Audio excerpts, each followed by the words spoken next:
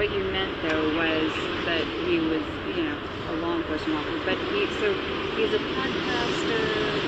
He used to work for Tiffany USA doing Blexit with Candace Owens. So I would say the closest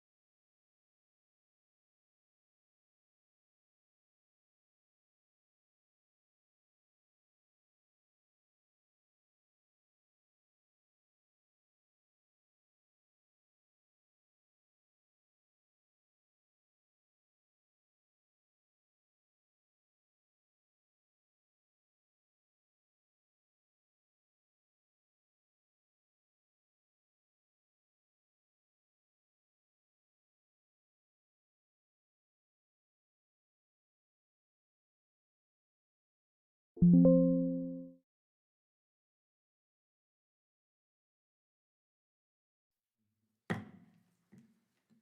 case number 251-403-576, State of Utah versus Tyler James Robinson. Counsel, please enter your appearances. Chad Grunander, Ryan McBride, David Sturgill, Lauren Hunt for the state, Jeff Gray, the county attorney, as well as Chris Miller are also present. Good morning. Good morning, Judge. Good morning, Your Honor. Good morning, Your Honor. Good morning, Your Honor. All right. Kathy Nestor, Michael Burt, Richard Novak, Stacy Visser here for Mr. Robinson, who's seated to my right. Good morning, counsel. Good morning, Mr. Robinson. And for the record, the court also recognizes the presence of victim representative, Ms. Erica Kirk. Good morning. First, with respect to courtroom protocol, to maintain security and decorum, any individual who exits the courtroom during proceedings will not be permitted to re-enter until recess. All counsel are expected to take reasonable measures to safeguard confidential communication. Such measures may include the use of screen protections on electronic devices. All right, is it the audio working? All right, let's just take a brief moment.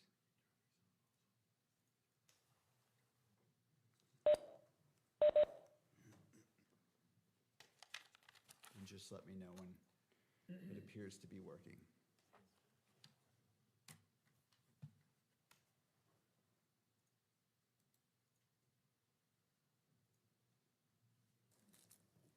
While we're waiting, if you have any water bottles or such, feel free to drink them. It is a little bit warm in here today, so I will be drinking from my water, so don't hesitate to use that if you need to.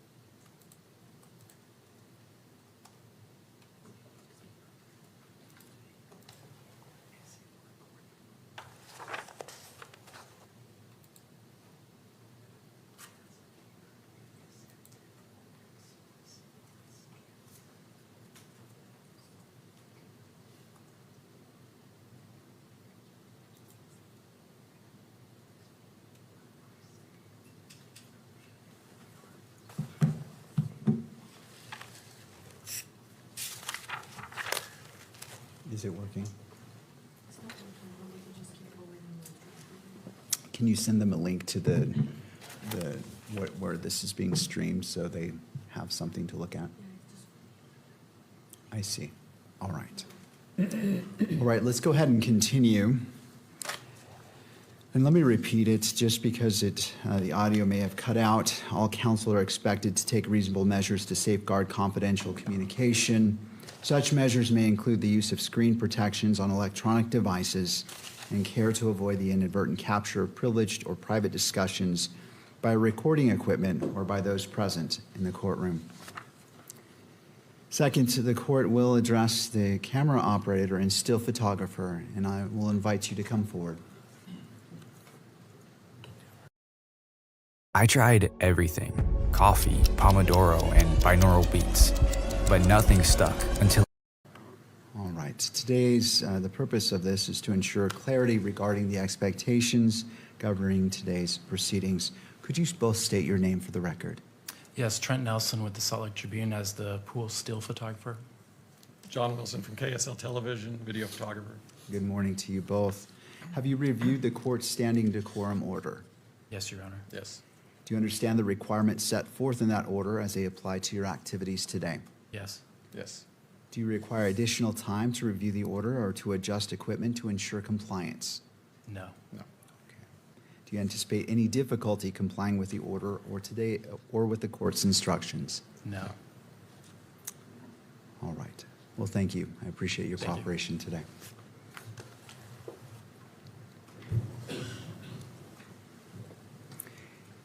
As we begin this morning, the court wishes to acknowledge the importance of the safety, dignity, and well-being of all those who are present or who may be present during these proceedings, including the parties, counsel, witnesses, court staff, and members of the public.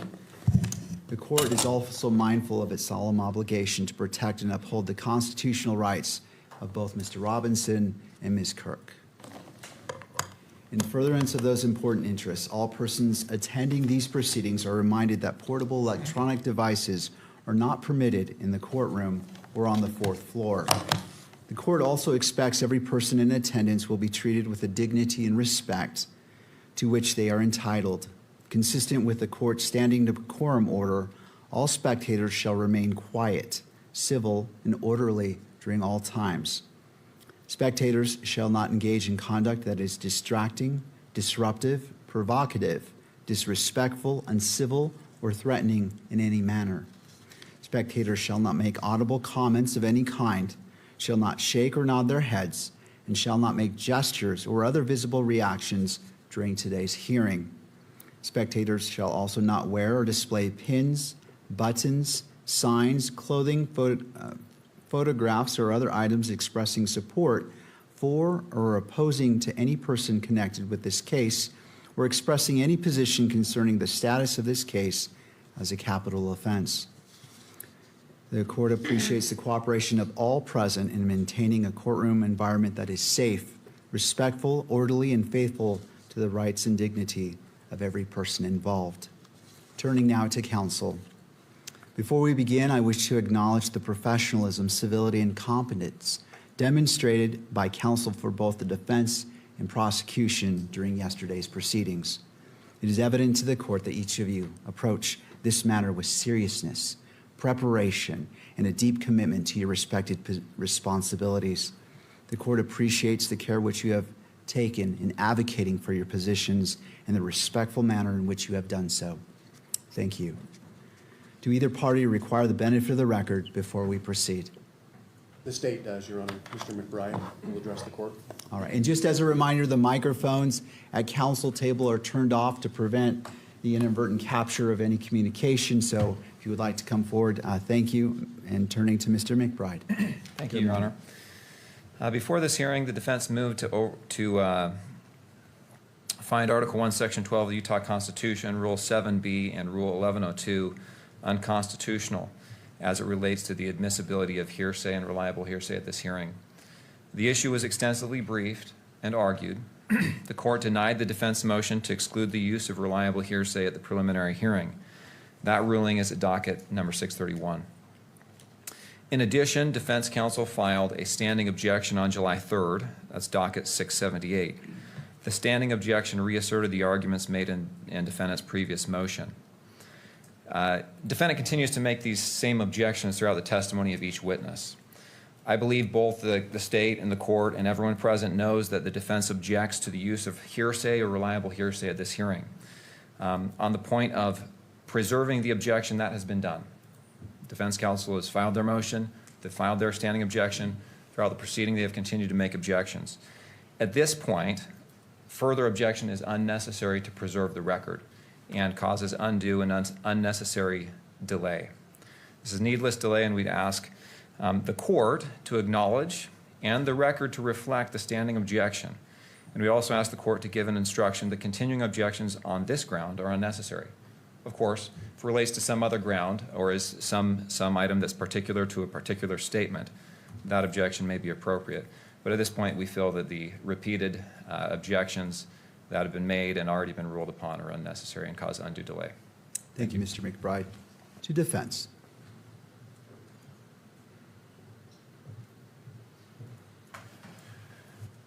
Good morning, Your Honor. Michael Burt for Good Mr. morning. Robinson.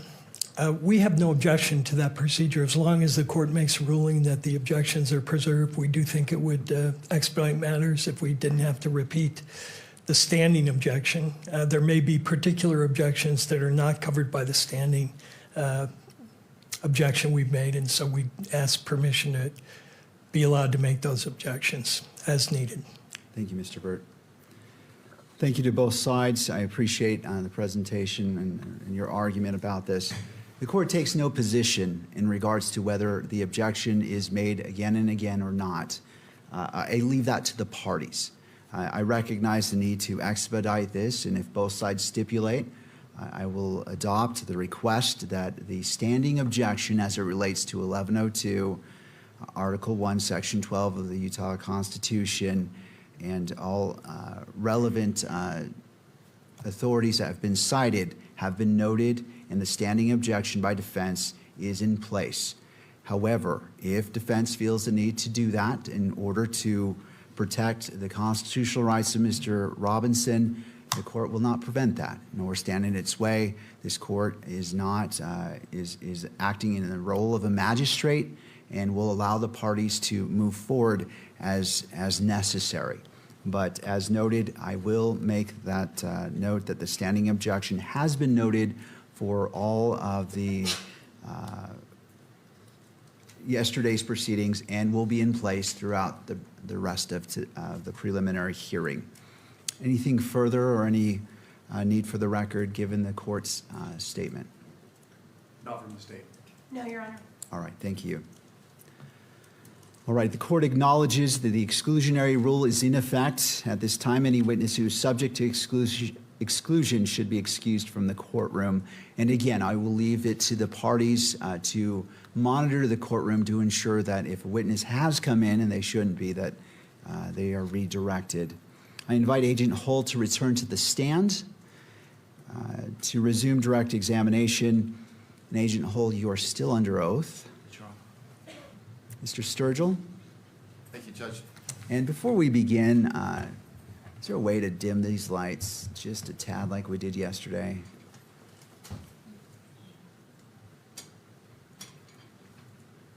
Perfect, thank you. All right, as of yesterday, there is also a water bottle to your left.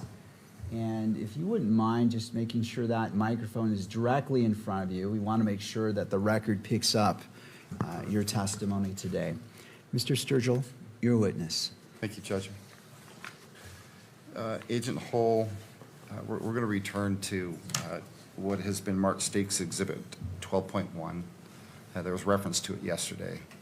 And I'd like to ask you again, have you reviewed that exhibit? Yes. And if you wouldn't mind, just briefly remind us what that exhibit consists of. The exhibit is a compilation or a running of a summary of videos from UVU campus security footage that was obtained. Okay? Your Honor, excuse me, we can't hear the witness. That's what I hear. So let's go ahead and Yeah. stop. I'm not hearing it, so I'm going to have you repeat. Let's test it. Go ahead.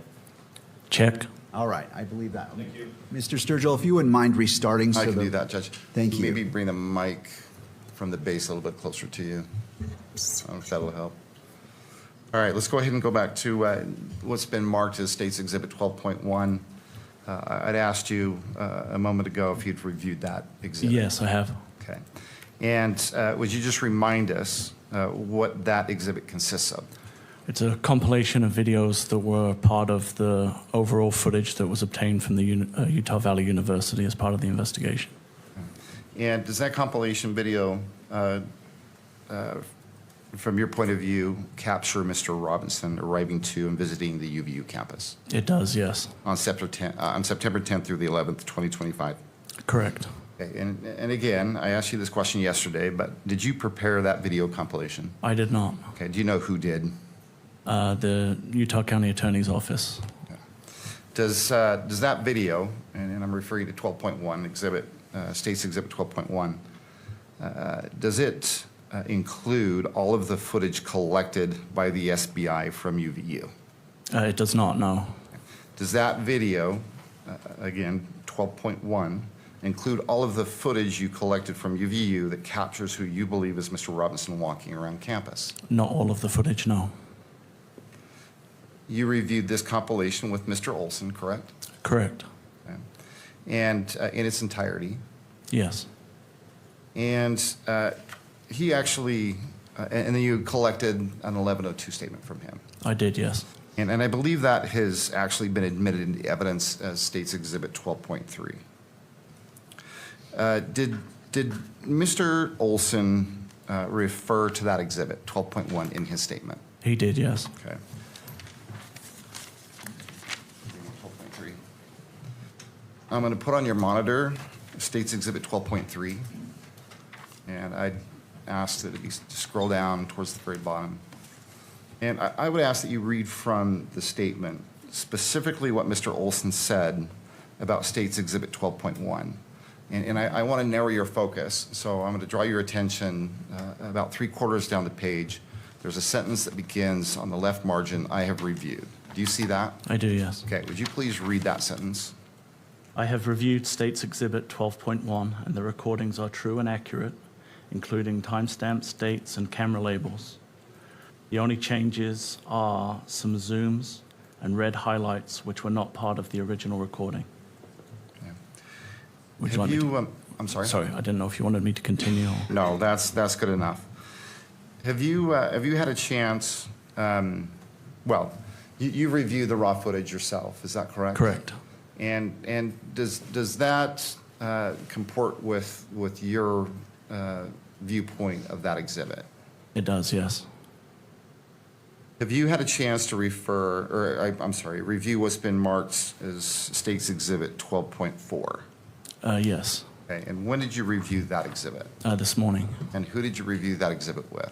with Kimberly Durfler. Okay, was there any conversation about that exhibit? No, I was just shown the video. Okay. Nobody asked you questions or suggested anything to you? They did not know.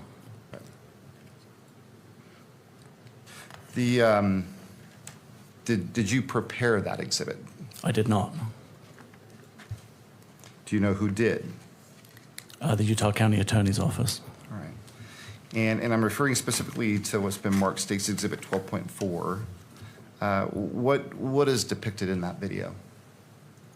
That video is, again, a compilation of videos from the overall footage that was obtained from Utah Valley University for September 11th and September 12th.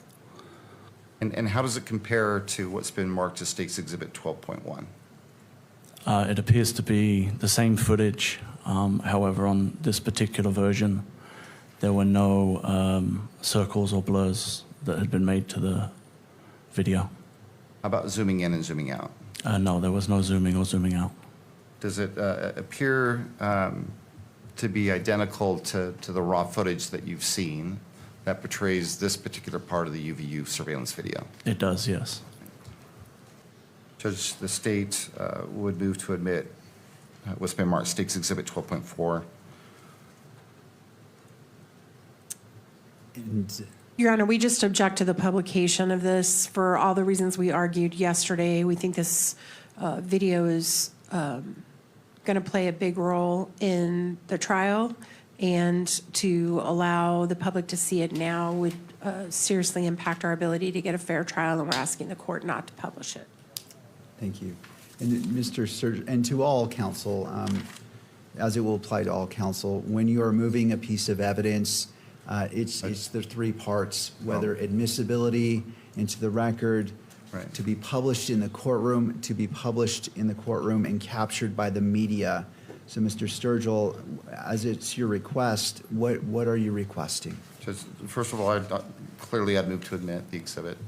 I'd ask, and Judge, the presumption is that this is a public record and should be published. And so the state's position is that it should be published here in the courtroom, and it should be published in such a way that the media can capture it on video. All right. Your Honor, Can I be heard on that very briefly?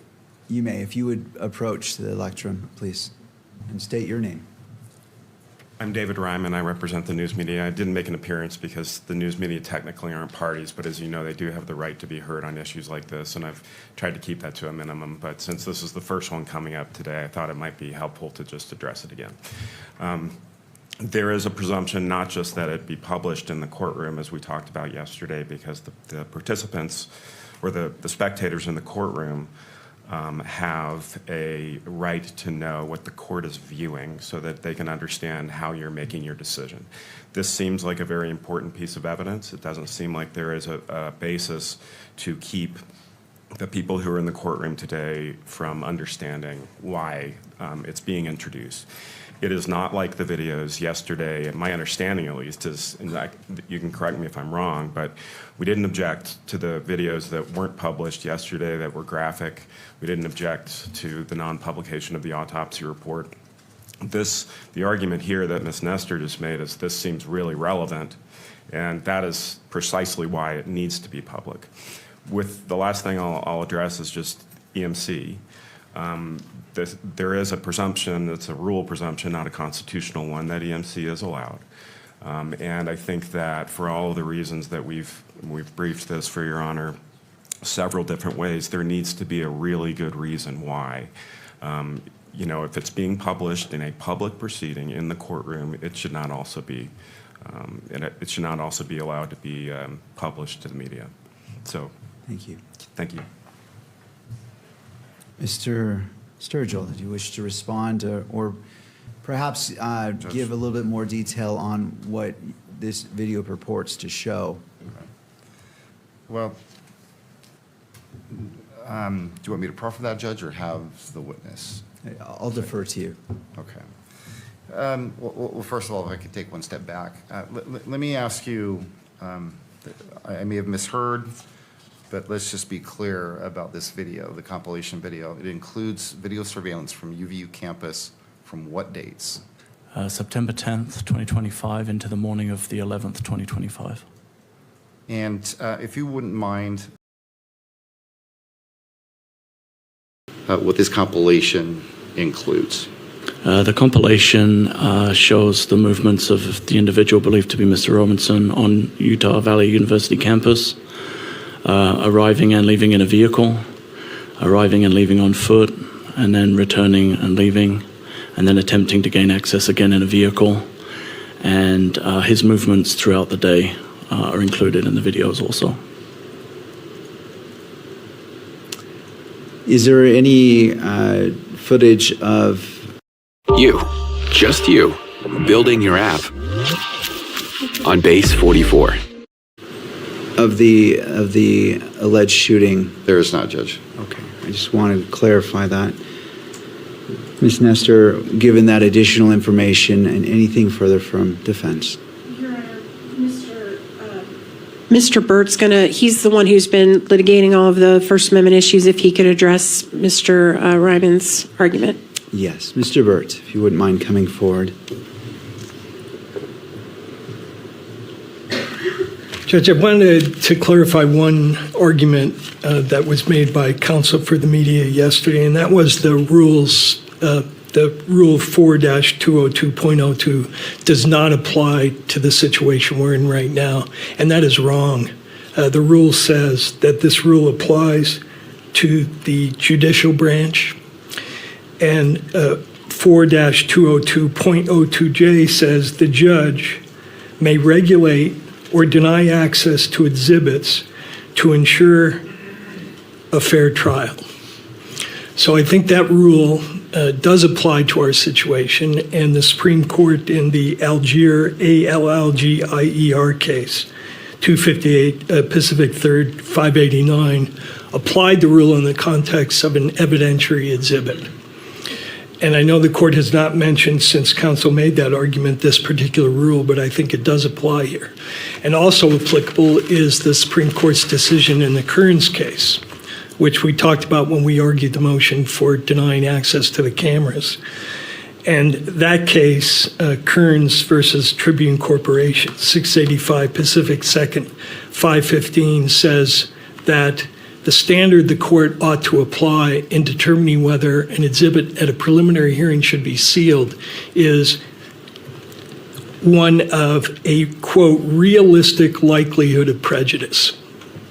And we rely on the evidentiary showing we've made in connection with our motion to exclude cameras, that there is a realistic likelihood of prejudice in this way. The court knows and has access to the media coverage up to the time when we litigated the motion concerning closing this hearing to the cameras. And the court knows that one feature of the media coverage has been a very pro-prosecution bias of every story that has been published on this account. The court also knows from that coverage that information is being widely disseminated, and you have found in connection with the shackling issue that the publicity in this case is likely to reach jurors who will be part of our jury pool. And we've also submitted to the court a public opinion survey, which shows that the prejudicial publicity that the media has already generated in this case has affected the jury pool. And so those are all factors the court can point to and rely on and conclude that publication of this particular exhibit should not be allowed because there is a realistic likelihood of prejudice to Mr. Robinson's right to a fair trial. So under that standard and under the rule, the court ought to deny publication. Thank you, Mr. Burt. Thank you. Any final argument from the parties before the court issues its ruling? Your Honor, can I be heard on that briefly? Yes, you may. Thank you, Your Honor. David Ryman. I just wanted to clarify. I don't know that Mr. Burt and I necessarily disagree about what he said about the rule. What we were talking about yesterday was something different. That is the portion of the rule that classifies records that are in the court file. You know, it's not the same as what happens in a public hearing. And Mr. Burt referenced the portion of the rule that essentially just tracks the constitutional standard, which of course, you know, controls here as to whether in this public proceeding it can be closed in any way, and non-publication of exhibits as a form of closure. So I don't necessarily disagree. I would just underscore a lot of what Mr. Burt just said has been briefed ad nauseum at this point. Their position that publicity is incompatible with a fair trial. The Allgaier case he mentioned, you know, I know that case. I litigated that case. It involved a confession that the court found public because you have so many other tools to seat a fair and impartial jury. And we have cited that case repeatedly, and so has Your Honor, I think, recognized it in your ruling, saying pretrial publicity can coexist with the defendant's right to a fair trial. So the last thing I'll say is just that the constitutional standard that I think we're all agreeing applies here is weighty and difficult to overcome. And it is never satisfied, as we've explained, by just generalized assertions that there's a lot of publicity out there. It's got to be something really specific, and they just haven't made that showing. And I certainly don't think that a video that apparently just shows the defendant walking around the UVU campus qualifies. Thank you. Anything further?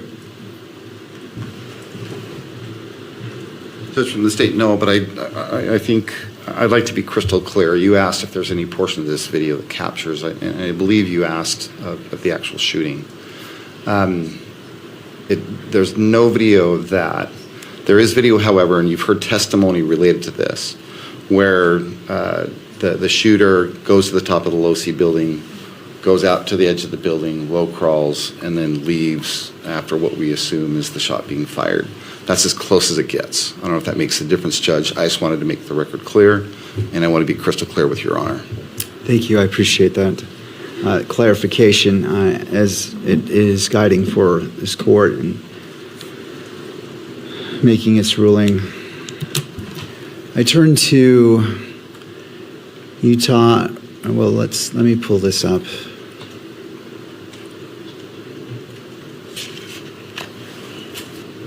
So Rule 4-202.02. I go down to, well, first it says statement of the rule. 1, presumption of public court records. Court records are public unless otherwise classified by this rule. 2, public court records. Public court records include but are not limited to, and I'm going to go down to 2J, exhibits.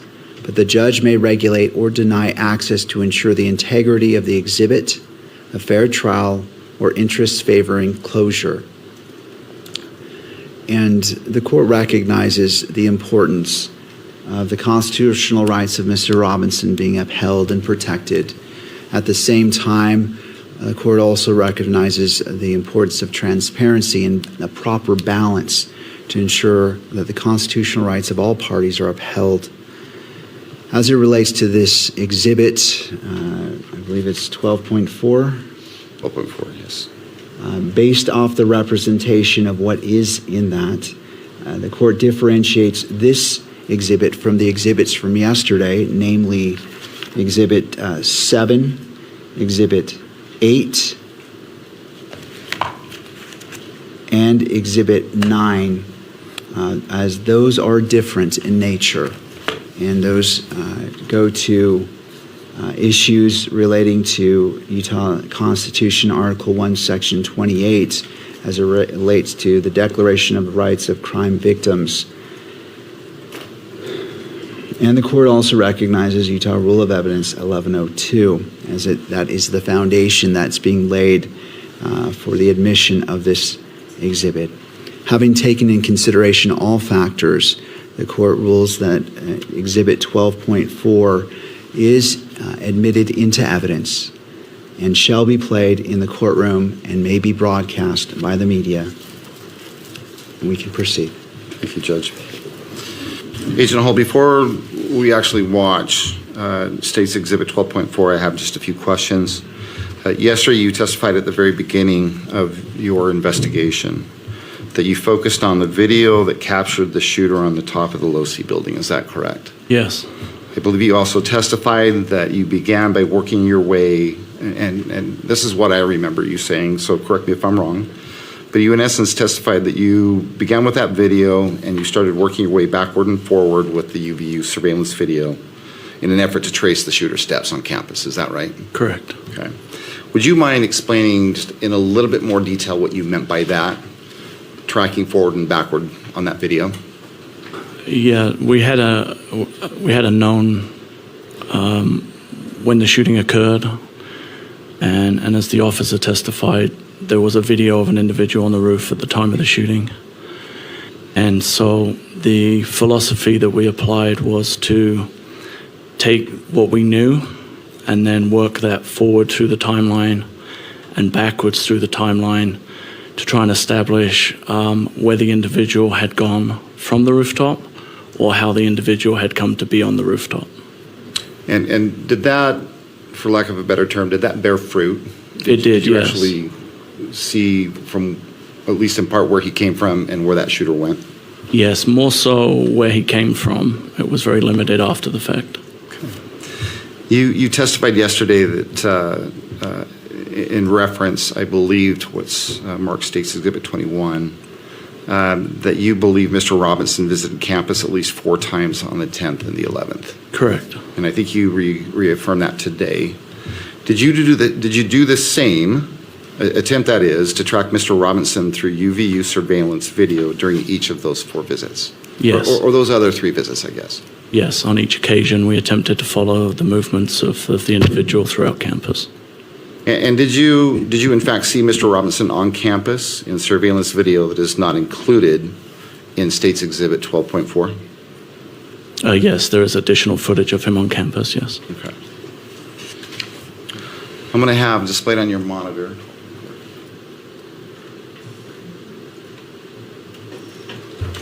What you're going to see is a paused or a still image.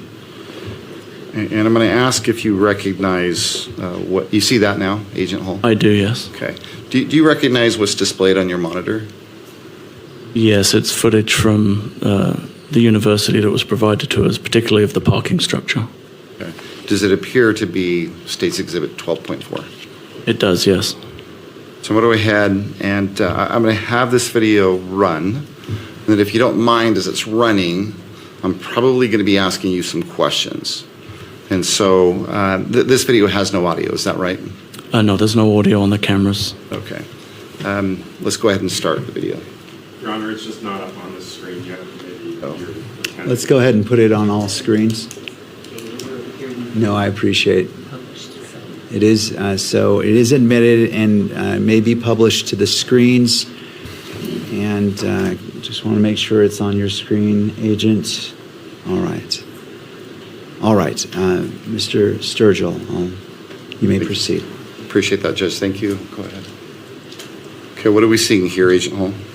That's the vehicle that is believed to belong to Mr. Robinson arriving in the parking garage on campus. At what time in the morning? What time of the day? It's approximately 8:30 in the morning on September 10th, 2025. And what leads you to believe that this particular vehicle belongs to Mr. Robinson? Information that was provided regards to driver's license and Department of Motor Vehicle records. The vehicle fits the description of a vehicle owned by Mr. Robinson. Is there anything unique about that vehicle that stands out to you? The shape of the vehicle is very distinct, but predominantly the wheels were very distinctive on this version of the vehicle. Now what do we see? The driver of the vehicle exits the vehicle and then walks on foot to exit the parking garage. It's the individual in the red T-shirt and the shorts and the shoes. And do you believe you recognize who that person is? Yes. Who is that? I believe that's Tyler Robinson. All right, and where does he go from there?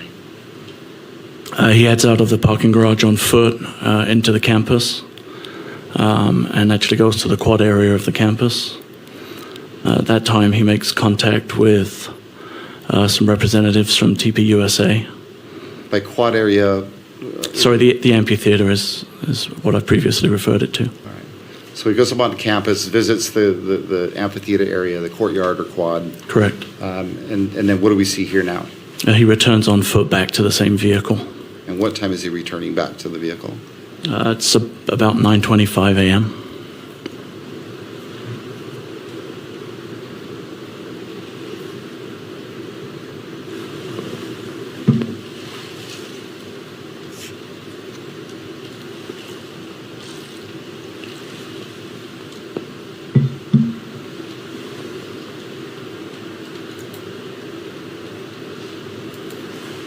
And where is this parking structure located on campus? It's just off of Campus Drive. It's a short walk from the amphitheater. What do we see now? That's the vehicle exiting with Mr. Robinson driving the vehicle.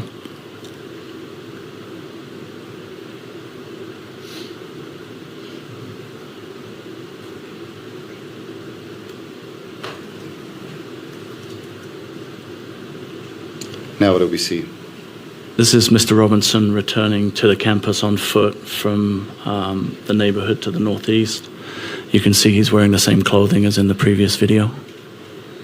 And he's carrying a blue backpack. Describe the clothing. It's a maroon colored t-shirt with gray or olive colored shorts and then Converse shoes. And what time did he return to campus? Just after 10 a.m. And does he leave the parking structure eventually? He does, yes. Okay.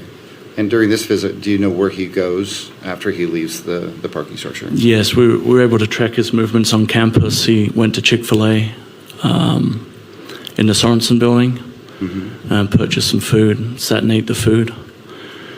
Then, I'm sorry. Where did he purchase the food from? Chick-fil-A in the Sorensen Center. And where is that in relation to the amphitheater or the courtyard?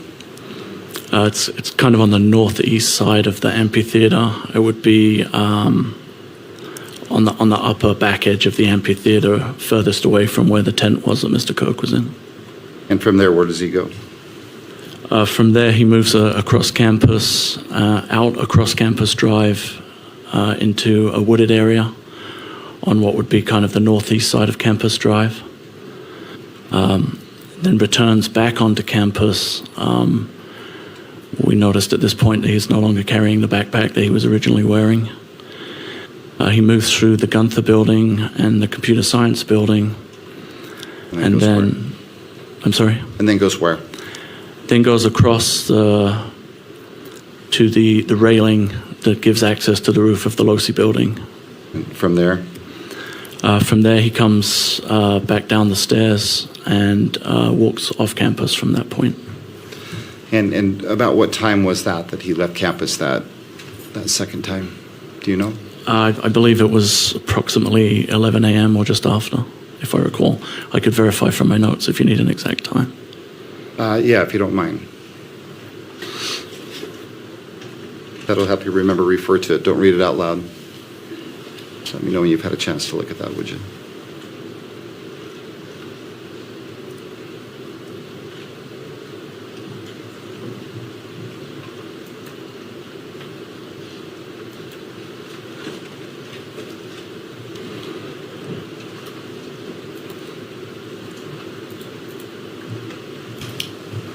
Were you able to refresh your memory?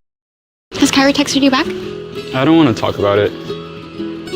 How was the math test? He left initially.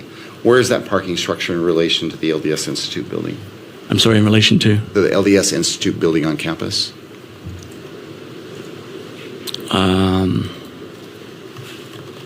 I think it would be just to the north of the LDS Institute building, if I recall. Do you recall whether it was adjacent to the LDS Institute? Yes, it is. Okay. All right. What do we see displayed here now? Go ahead. This is a video of Mr. Robinson returning back to campus the same way that he did previously on foot.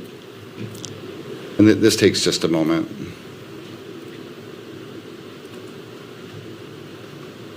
And why, well, let me ask you this. You believe this is Mr. Robinson returning to campus? I do, yes. Okay. And why do you believe it's Mr. Robinson? The shoes are the same, and the images that we have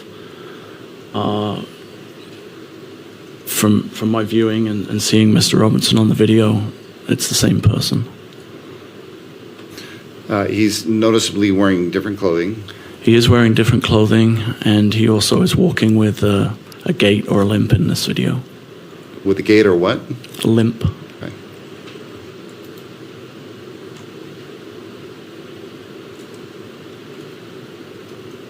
Now what do we see?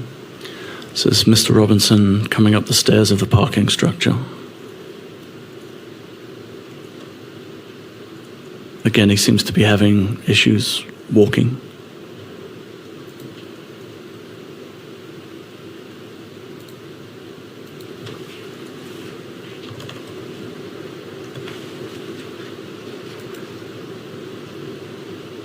And again, were you able to track Mr. Robinson when he leaves this parking structure? Yes, we were able to. Okay. So when he leaves the parking structure, where does he go? He comes up around Campus Drive, as you can see on the video here. There is a cut through there north of the Losi building, and that's Mr. Robinson coming up the sidewalk. He has the noticeable gait or limp in his walk. And then he moves south across the front of the Losi building. On the sidewalk? Yes, correct. Okay. He would be the rear of the two individuals in this particular video.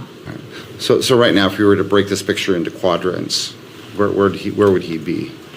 He would be in the top left quadrant, walking to the left of the image. Now what do we see? This is an image looking across the parking lot to the Losi building, and Mr. Robinson is appearing on the exterior staircase, which gives access to the Losi building roof and the area where the railing was. And again, let's break that image into quadrants. Where would he be located if you broke it into quadrants? It's in the top right, and the individual can be seen moving under the notations that are on the video. Okay.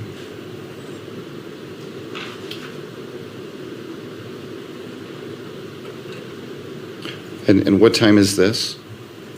It's just after noon, about 12:15. On what day? On September 10th, 2025. Okay. What just happened, or what did we just see happen? The individual actually kind of rolls over the railing onto the roof of the Losi building. All right. Go ahead, sir. And again, in the top left corner, the individual is now seen running across the rooftop of the Losi building to what would be the southwest corner of the building, crouching down and then crawling to the corner of the building. And this is at what time? Around 12:23. I think the timestamp on the video is 12:22. On the 10th. On September 10th, yes, So we're 2025. clear, this is the roof of the Losi building. Correct. Can you still see that individual? Yes, you can, laying prone.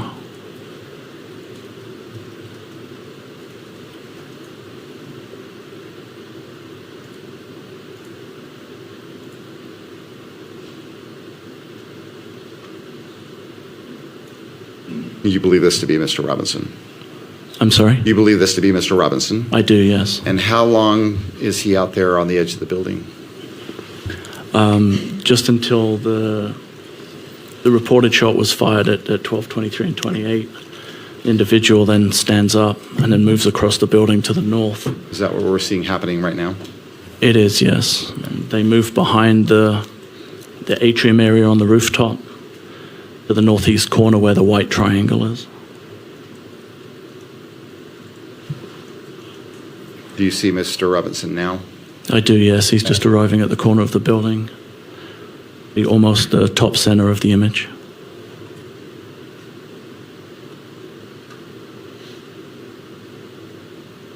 What are we seeing now? And Mr. Robinson lowering and jumping off of the roof of the Losi building onto the grass area, and then moving away towards Campus Drive. And he appears to be carrying some kind of an object in his hand at this time.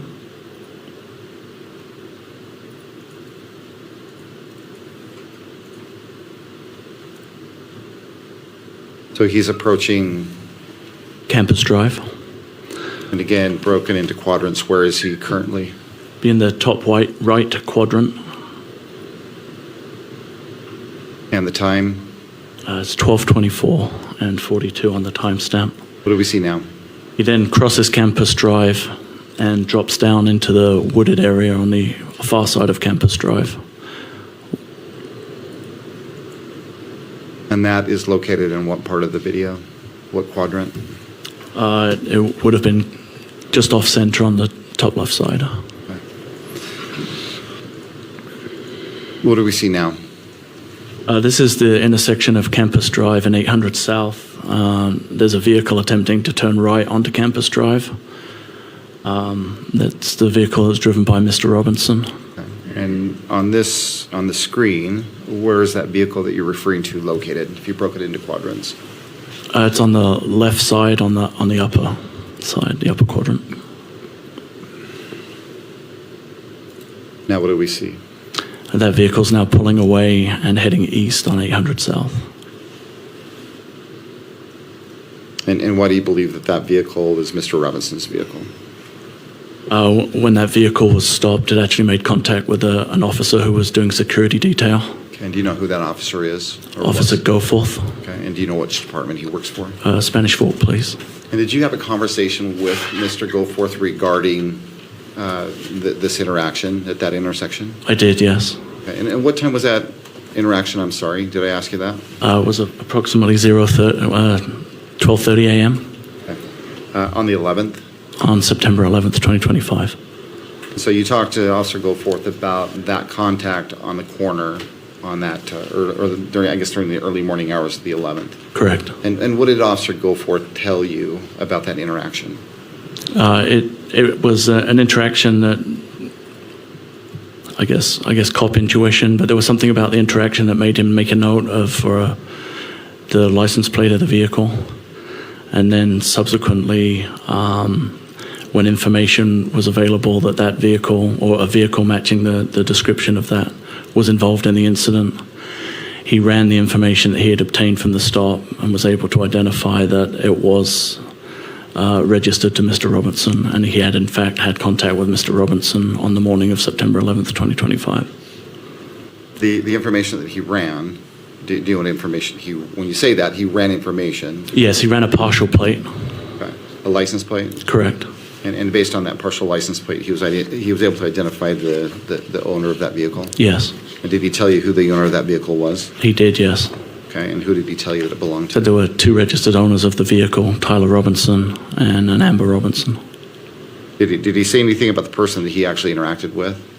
Yes, it was a male that he believed to be Tyler Robinson.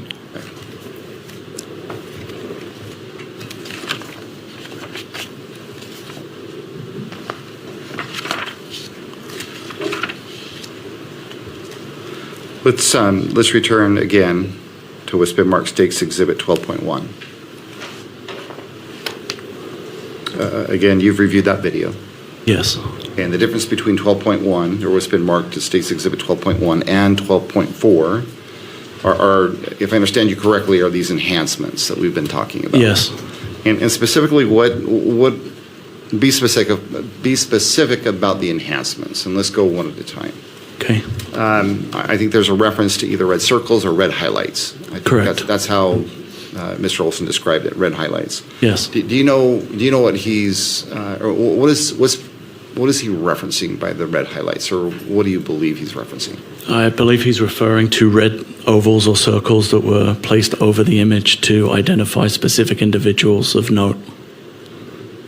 And these red circles, are they permanent red circles? Are they temporary? I'm different. I would assume they are temporary. I'm not very technological, but I believe they would be overlaid over the image. And this is a bad question. What I mean by that is do they appear and disappear quickly, or do they linger or last for a period of time? They're there for a notable period, but I believe they come off the video. All right. And other than, well, and you said that the circles, what do the circles do? They identify an area or a person of interest within the video. And other than do that, do the circles or the highlights, do they do anything with regards to the video itself as far as its accuracy? Not to my knowledge, no. Okay. I think the next enhancement that has been mentioned that we've talked about is there's some blurring. Yes. Do you know what that? Tell us what that is. What blurring do you see in what's been marked as State's Exhibit 12.1 that you now don't see in 12.4? If I recall, there were some individuals in the parking garage footage, and their faces were blurred. Excuse me. Is anything other than faces being blurred? Not that I recall, no. And how often do you see the blurring throughout the video? I believe it's just in the original sequence in the parking garage. The other than the blurring, does the blurring, other than obviously blur out part of the image, does it change or impact the accuracy in your mind of that part of the compilation video? Not to my knowledge, no. And then the last thing is, I believe, is there's some zooming in and zooming out that's in 12.1 that has been removed yes. from 12.4. What can you tell us about the zooming in and the zooming out? Predominantly, it's in the area that was referred to as viewing the Losi building rooftop. Mm-hmm. I believe it focuses on the area where Mr. Robinson comes up the stairs and onto the rooftop. Those portions of that particular footage were zoomed in for clarity. Other than zooming in and zooming out, does at least that enhancement to the video, does it change the content of the video? No. The accuracy of the video in your mind? No. Okay.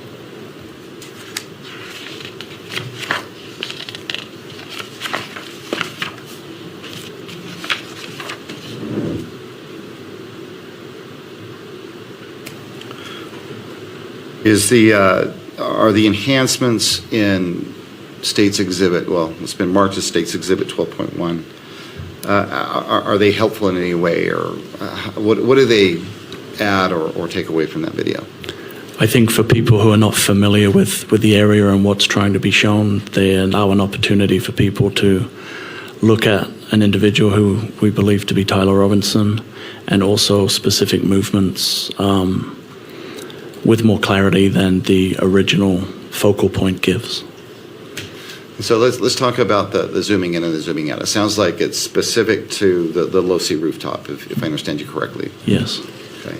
And I think we've all watched that exhibit. Correct. 4.4. And although you can see Mr. Robinson and his movements, is it fair to say that it's difficult to really see what's going on? That would be fair, yes. Okay. And the version that's in 12.1, does it facilitate at least that part of the video, seeing Mr. Robinson and tracking, I guess, his steps? I believe so, yes. Okay. Judge, at this point, I think in combination with yesterday, the foundation that was laid yesterday, including the written statement from Mr. Olson, which has been admitted into evidence and is, well, it's already been admitted into evidence. We believe there's enough foundation that at this point we'd also ask the court to admit what's been marked State's Exhibit 12.1. We think it would be well, beneficial for Your Honor to view it. Ms. Nestor. Thank you, Your Honor. We renew our authenticity objection, and we also object to for admission purposes. And then we also object to the publication for the same reasons, the fair trial issues that we raised with the unaltered version that was just submitted. And Judge, sorry, I neglected to mention the other two. Again, Judge, we believe that the presumption is that this is a public record, that it should be not only admitted, but it should be published here in the courtroom, and it should be published in such a way that the media can have access to it. All right. I do have a question in just directing your attention to the Utah Rule of Evidence 403, to the last phrase, the last 4 words in that. Do you wish to address that? Judge, I'm going to have to look at 403 specifically for those last 4 words, unless you want to share that with me. I can read that. Or Okay, needlessly that. presenting cumulative evidence. So the court may, let me just read the whole rule for completeness. The court may exclude relevant evidence if its probative value is substantially outweighed by a danger of one or more of the following: unfair prejudice, confusing the issue, misleading the jury, undue delay, wasting time, or needlessly presenting cumulative evidence. I'm not looking at anything else other than that last portion. I recognize there is no jury. I am the magistrate. I am the fact finder, but just addressing that last point of Rule 403. Right.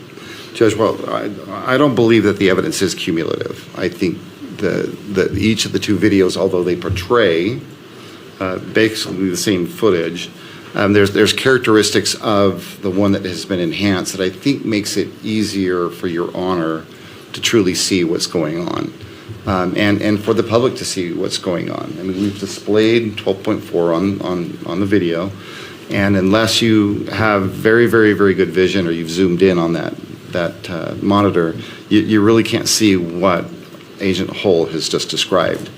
The character of 12.1 is it simply it enhances that at least important parts of that exhibit, and it just makes it easier to see, not only by Your Honor but also by the public, and specifically as it relates to the zooming in and the zooming out.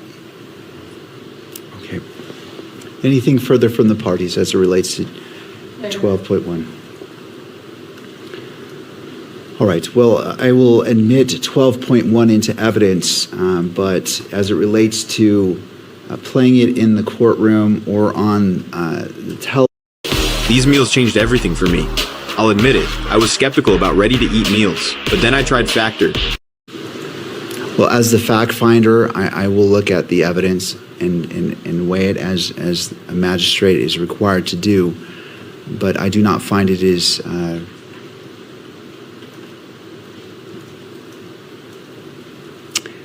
I don't find it's necessary to replay this video, given the representation that's the exact same video, the difference being enhancements made If it was different in any way, or if it added to or subtracted from, that would be one factor. But because it's simply the same video, simply zooming in with circles or notations, the court does not find that the interest of justice requires it being played again.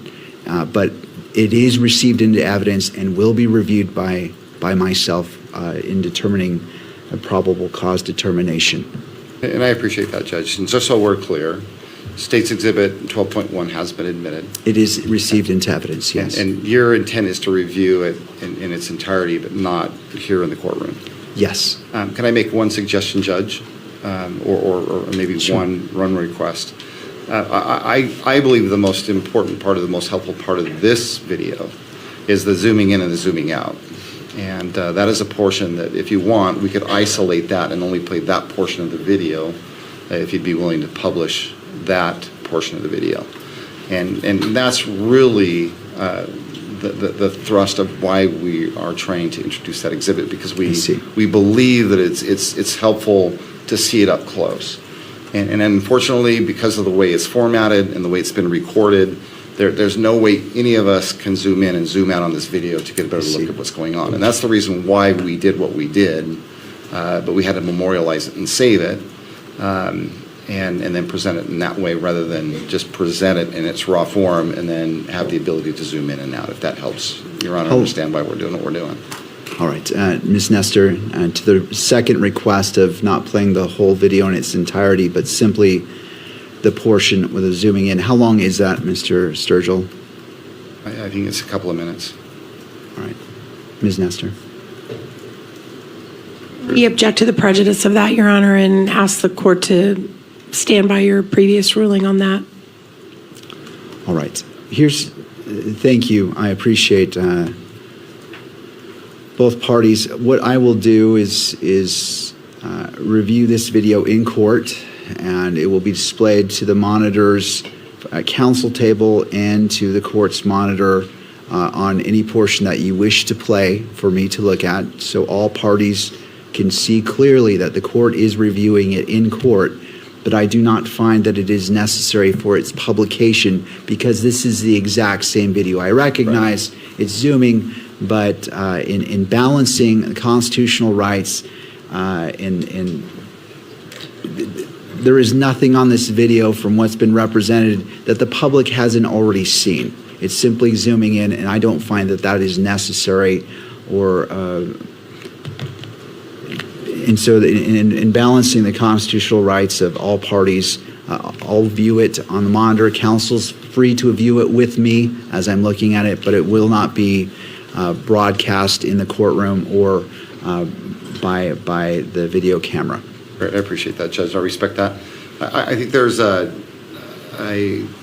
natural break where we can start. And what I'm going to ask is just we simply play the most.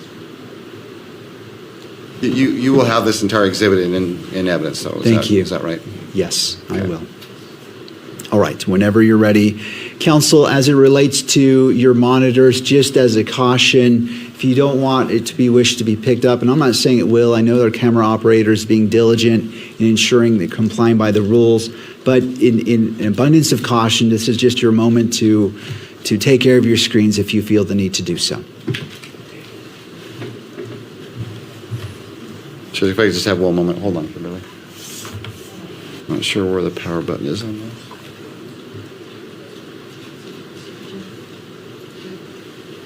There we go. All right, counsel for defense, are we prepared? And for the state? Yes, Judge. All right, thank you. Having heard from both counsel, I'll go ahead and review it on my screens. It is not being displayed in the monitor in the courtroom. And you may present 12.1, the portion you wish for me to view.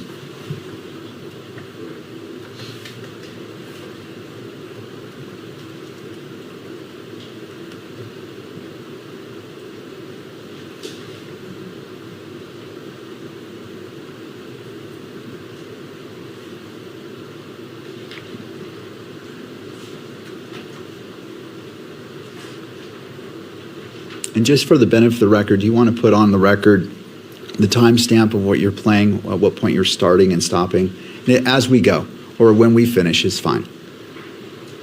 I just want the record to be complete.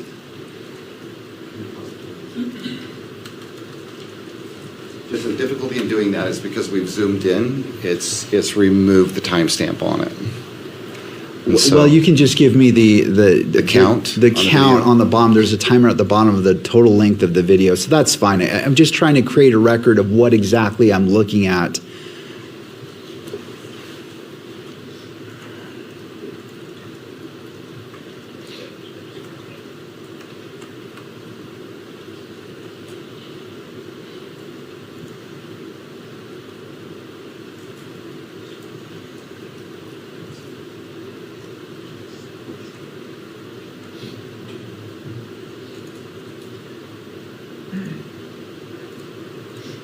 Whenever we pause on the court system, Oh, I see. No, it's limitations of technology sometimes. Thank you for letting me know.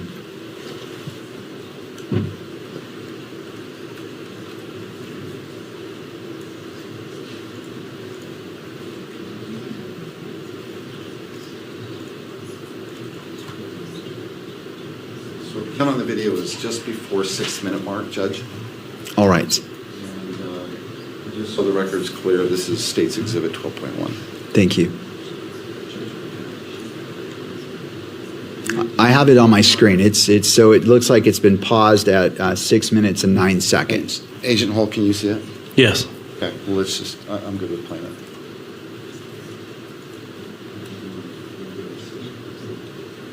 And we'll play it. Go ahead, Kimberly. It's playing.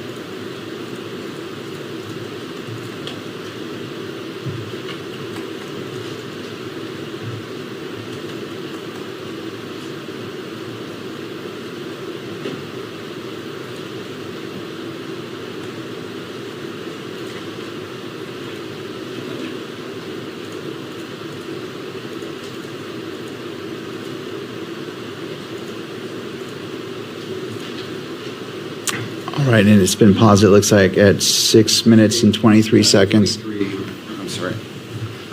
Judge, at 8:23, we stopped the video. Oh, at 8:23. Okay. 8:23. That's the count on the video itself. Thank you. Okay. All right. Thank you, Mr. Sturgill. Agent Holt, you were able to watch that zoomed-in version, is that Yes, sir. right? Okay, and was there anything that stood out watching that zoomed version? For me, on the zoomed version, it's apparent that Mr. Robinson, the individual jumping off the roof, is carrying an item. Okay. And you can see clear the clothing that he's wearing? Object to leading. Strike that. Mr. Sturgill, do you want to respond to the objection? Judge, it is leading. I'll go ahead and sustain the objection, and that you may move forward. Is it easier to see? Well, strike that, Judge. I'll let the video speak for itself. Judge, I have nothing further with Agent Hall. All right. Ms. Nestor. Just one moment, Your Honor, if Of I may have course. the court's indulgence.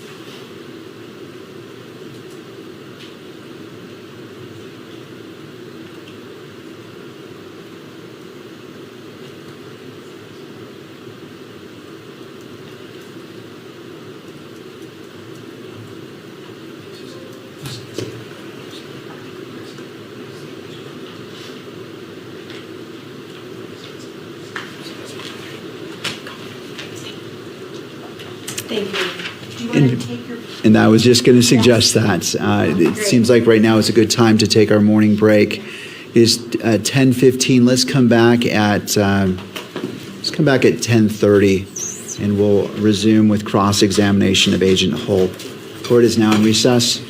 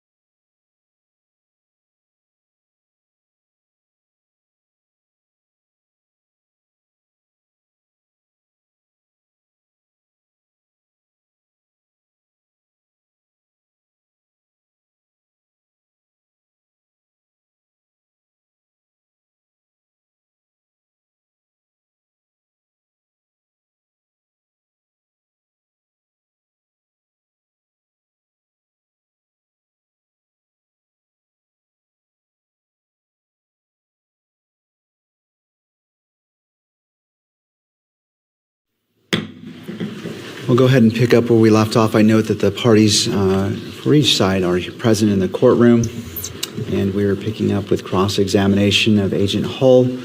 Ms. Nestor, your witness. May it please the court, thank you. Good afternoon, Agent Hall. Good You and morning. I have met before, but just to remind you, my name's Kathy Nestor. I'm one of the attorneys representing Mr. Robinson. So, when did you leave the SBI? The State Bureau of Investigation? Yes, March of this year. March of this year? Yes. So you were involved in this investigation from September to March, basically. Yes. And your new position at Post, what is your new position? I'm an investigative sergeant. So you investigate potential wrongdoing of police officers? Correct. Okay.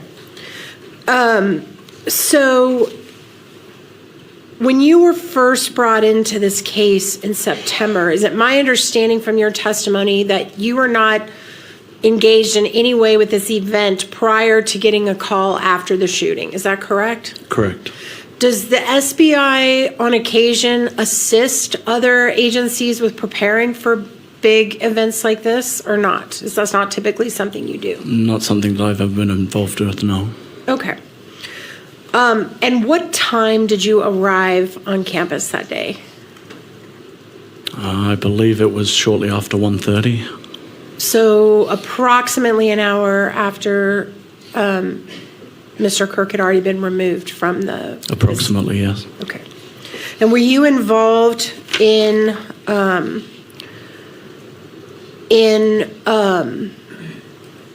putting up any drones into the air? Were you part of that, or were you not It's involved in not, that? no.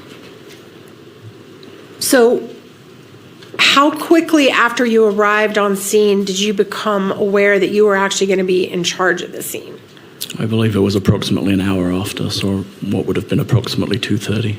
So for the first 2 hours, you were not in charge?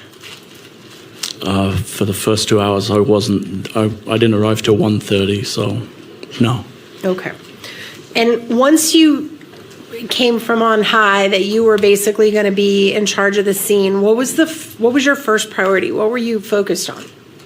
We were focused on, through our major crimes team and our lieutenant, putting together an investigative team and developing initial assignments and a plan as to what we were going to do moving forward. And part of that is protecting any potential forensic evidence that may be found on the scene. That's clearly important, right? Correct. Preserving the scene, right? Correct. But it sounds like that's not really your area. That was more maybe Agent Falmina's area. Agent Falmina was assigned to process and document the crime scenes. It was my understanding that the known scenes at that time, amid the chaos, had been contained and had been secured by the on-campus officers who were already on scene. And what's your understanding of what the known scenes were? In other words, the area where there might potentially be evidence that you needed to process. I know that the amphitheater area was cordoned off and managed as best it could with the number of people that were there. I was also made aware that there was a rooftop area that had been secured and also an area off of the side of that building that had been secured by an officer. And that building was the Losi building. Correct. Wasn't there also a bullet found on another building? I believe an unfired bullet had been found on another building at some point during my time there on September 10th, yes. Which building was that, sir? I don't recall. Was that considered a scene that was worth preserving? It was not. My recollection is that that was accounted for as an ejected cartridge from an officer who had cycled his rifle. Okay, I thought you said it was an unfired bullet, and now you're saying it was a That's correct. cartridge? When a weapon is cleared, an officer would make his rifle ready, which would chamber around. Oh, I got you. My understanding was that that's how that was accounted for. So an officer claimed that bullet belonged to him or her? That's my recollection, is that was how it was accounted for. And when was that accounted for? I don't know specifically. Do you remember what type of bullet that was? I don't. Was it a 30-06? Do you remember? I don't. Okay. Do you know where that bullet is now? I don't. Okay. So you had the amphitheater area that had to be preserved. And how far out did that stretch? The entire amphitheater or just the area around the tent or what? My understanding was the entire amphitheater area was cordoned off, and there were attempts to secure the campus itself with a perimeter of officers who were monitoring or preventing people coming and going. When you arrived on the scene, were you aware that an individual had been taken into custody? I had heard that, yes. Did you ever have any interaction with that individual? I did not. And were you advised at any point that that person was no longer a person of interest? Information was passed down that the individual was not considered to be a suspect in the shooting. And when was that, time-wise? I don't recall specifically, but I know I was on campus when I had heard. So whoever arrested him as a potential suspect got that wrong. He wasn't the actual suspect, right? Sorry, got what wrong? That he was the shooter. The person I believe to be the shooter was not the individual who was taken into custody, correct? And then was there anybody else taken into custody as a person of interest? There were several people who were detained for questioning and who were interviewed throughout the investigation. And none of those people were they were all ultimately cleared by you or somebody connected with you? Correct. And were there any other guns confiscated on the scene that day? There were other firearms that were located on the scene, yes. How many guns were confiscated that day? I don't know specifically confiscated, but I know that there was a firearm found in a backpack that was accounted for during the day. What type of firearm was that? It was a handgun. Any other guns that were found on the scene? Not that I recall.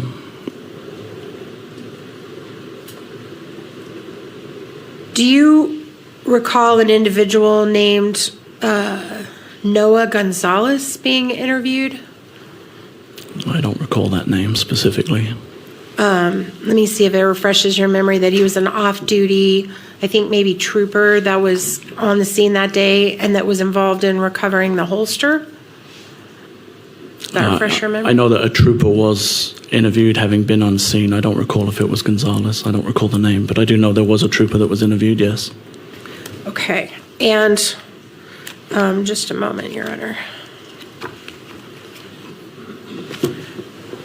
And do you recall the trooper that was interviewed saying that there was actually a gun found in that holster?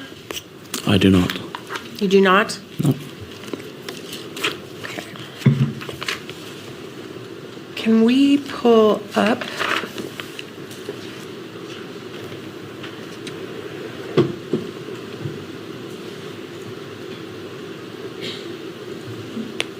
Exhibit Hole 13. Imagine being able to build anything just by thinking about it. Meet Base 44, a complete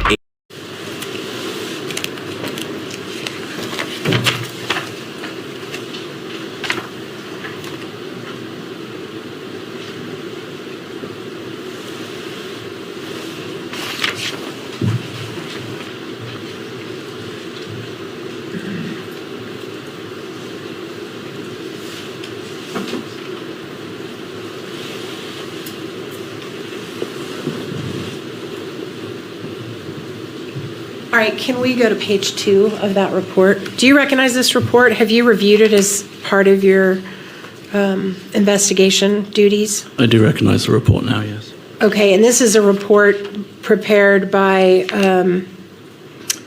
actually Mr. Davis, who's going to testify later in this matter. Is that right? Correct. Okay, and on page 2, this is the interview of Noah Gonzalez. Is that right? That's what it stated on page 1, yes. And he's an off-duty trooper who happened to be there that day? Correct. And do you see on the second paragraph, does that refresh your memory about whether Trooper Gonzalez believed there was a gun found in a holster in that area of the amphitheater? Trooper Gonzalez included in his report that there was a gun, yes. Okay. Thank you.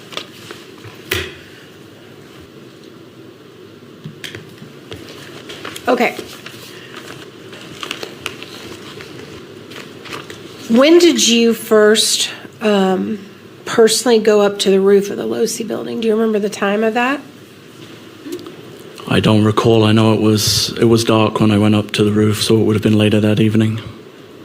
And at the time you went up there was already crime scene tape that had been placed around it? There was an officer standing security. Right. And to your knowledge, as the head of the investigation, did they ever find any bullets or casings anywhere on the low-C roof? Not to my knowledge, no. Did they ever find any bullets or casings anywhere around the low-C building? When you say around the low-C building, you mean how close? Like immediately around the low-C building? Correct. Not to my knowledge, no. Okay. And then you've been talking a lot about a timeline here that seemed, you talked about it when you were watching the video, but you also talked about the fact that you developed a timeline, is that right? Correct. And can you pull up hole 1, please? I'm pulling up on your screen your report that you prepared. Do you recognize that? I do, yes. And what's the date that you drafted that report? That looks like September 14th. It says date created. And that's the place where, if you could go to page 2, please. Do you see down at the bottom where you summarize Sergeant Bricker's report listing the timeline? Yes. Okay, and so it was actually Sergeant Bricker that prepared the timeline, is that right? He prepared a timeline. And you incorporated that into your report? No, I created a timeline. You created your own timeline? Yes. Separate from the one that's in this report? Yes, using information obtained in the investigation. And when did you create that timeline?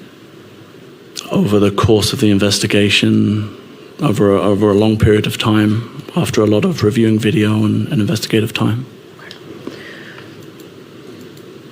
So, as of September 14th, Tyler Robinson had already turned himself in to the authorities, is that right?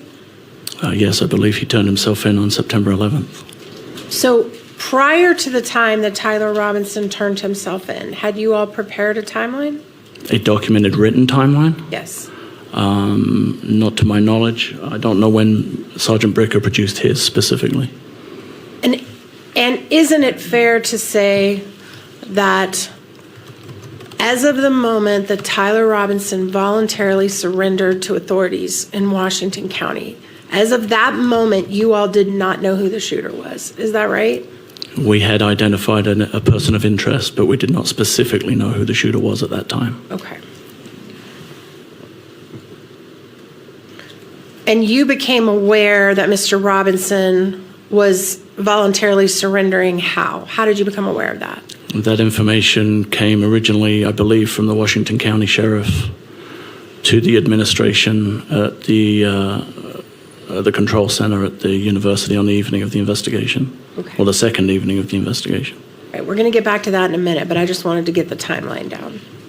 All right, now I want to go back to the videos that we've seen and the question that I just asked before, which is it fair to say that nothing about the video of the individual on the roof revealed to you, you couldn't see facial features, you couldn't see what they were wearing, correct? Of the individual on the roof? Correct.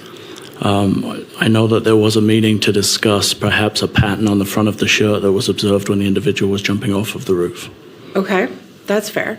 But at that time, as of the 11th, before Mr. Robinson turned himself in, you all had not been able to determine that. Is that right? Excuse me. Determine who he was or determine distinguishing features? Determine distinguishing features of the video of the person on the roof. Yes, we had a person of interest and those images were released to the press. You're talking about the ones in the stairwell from the... Correct. From the parking garage. Correct. But the video on the roof was not distinguishable, fair? That video as a standalone? Yes. Was not, no. Okay. And in fact, the video on the roof, well, strike that.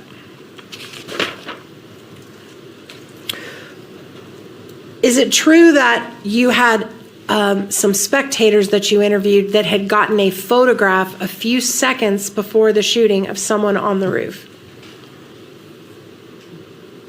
Sorry, I'm not sure I understand the question. Did you, at some point in your investigation, collect from 2 young men who were present at the event a video that they had taken of someone on the roof about 10 seconds before the shooting? Yes, a video, yes, not photographs. A video was collected from an individual who had a video. And ultimately, some screenshots were taken out of that video, is that right? By you? Not by me, no. Okay. That's fine. It could have been someone else. Okay. But did you see the video that those young men took? If you're referring to the video that is looking north and shows an individual dressed in dark clothing on the corner of the roof, Yes. if that is the video, I have seen that video, yes. Did you review the interview of those young men? I did not. Do you know how they described the person on the roof? I don't know if I read it or if I heard it, but my understanding was they believed it was Overwatch or some kind of a police Overwatch for the event, Okay. if that's my recollection. And do you remember anything specific about the person's build that they discussed when they described the person on the roof? I do not know. Okay.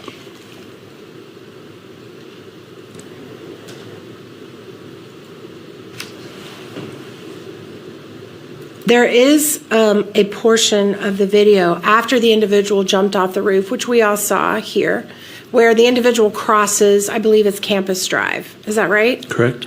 And there's a moment where the individual waits and there's 2 cars that pass in front of him, right in front of him. Correct?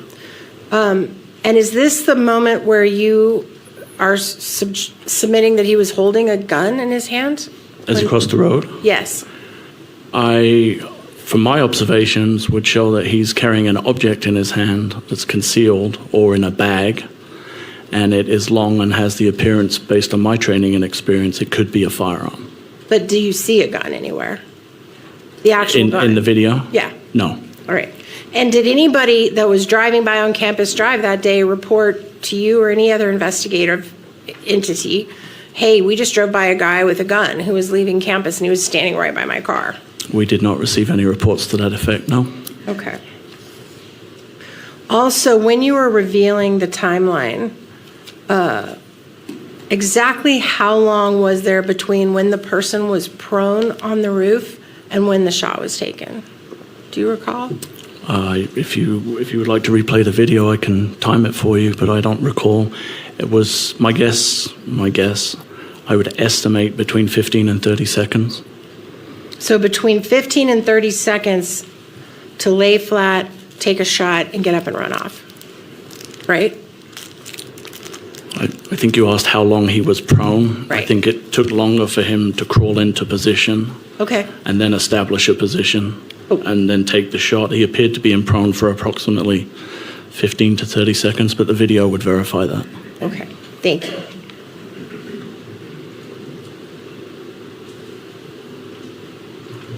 All right.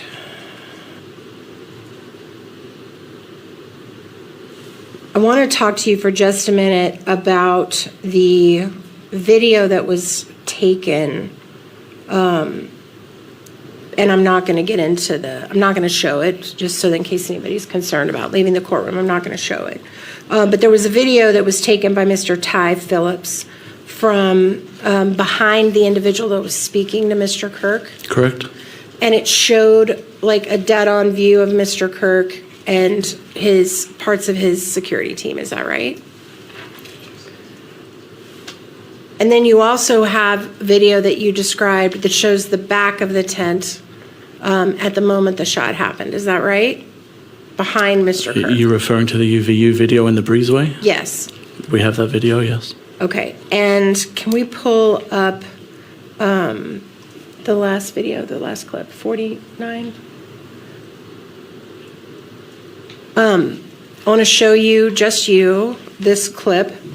That is a little clip from that video under the breezeway that's behind the tent, right? Correct. And just to be clear, this area behind the tent would not have been visible to anybody that was on the Losi building. Is that fair? I can't answer that question. Yeah, sure.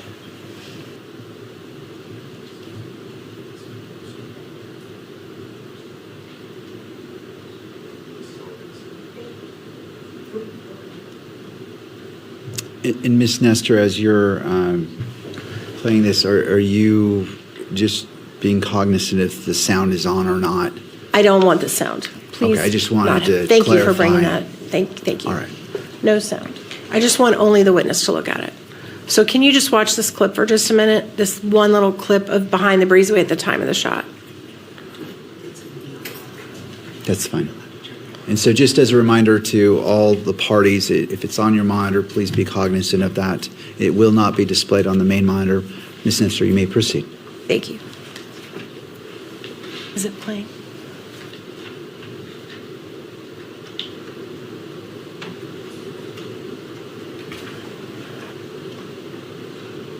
Okay. Do you remember that? Does that refresh your memory of what's in that clip? Yes. And having reviewed that, at the time the shot was fired, there was no one standing directly behind the tent. Is that correct? You'd have to show me it again. I wasn't specifically looking for that. Okay. But I can answer that question if I can view the video again. Okay.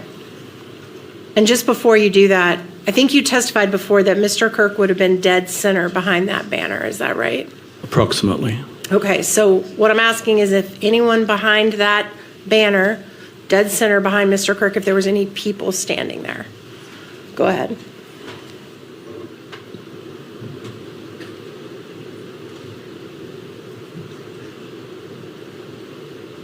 So there's a videographer on the right side of the tent, and then I can only see as far as the video allows me to, so I can't speak to whether there's anybody out of frame who could have been behind the tent. But what you can see, is there anyone directly behind the middle of the tent? Yes, there's a videographer stood behind the tent. To the right? Yes, behind the tent. Correct. But directly in the middle of the tent, is there anyone standing? There's no one stood in the middle behind the tent, no. Thank you. All right, I want to talk now about the TP. You can take it down off of the screen. Thank you. I want to talk now about the TPUSA video that you got. That was the angle that was taken from behind Mr. Kirk while he was talking, looking out at the audience when the shot was fired. Do you remember that video? The visual impulse videos? Yes. Yes. All right. Is it true that Visual Impulse provided 4 videos? Yeah, I believe there were 4 total videos that encompassed everything that they provided to us, yes. But the one that you showed, that's only one of the 4 that they provided to you? That one that was shown had a Bates number. It was an item that was provided by Utah County Attorney's Office. Okay, but were there more that you haven't seen in this courtroom, in this prelim, that you got from? There's the original footage. Okay. But were there other angles that are not shown here in this prelim? Yes. Okay, that's what I was trying to get to. Thank you.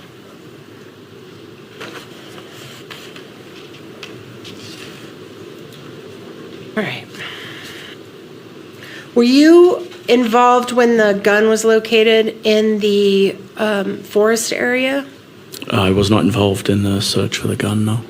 Did you get notice when it was located?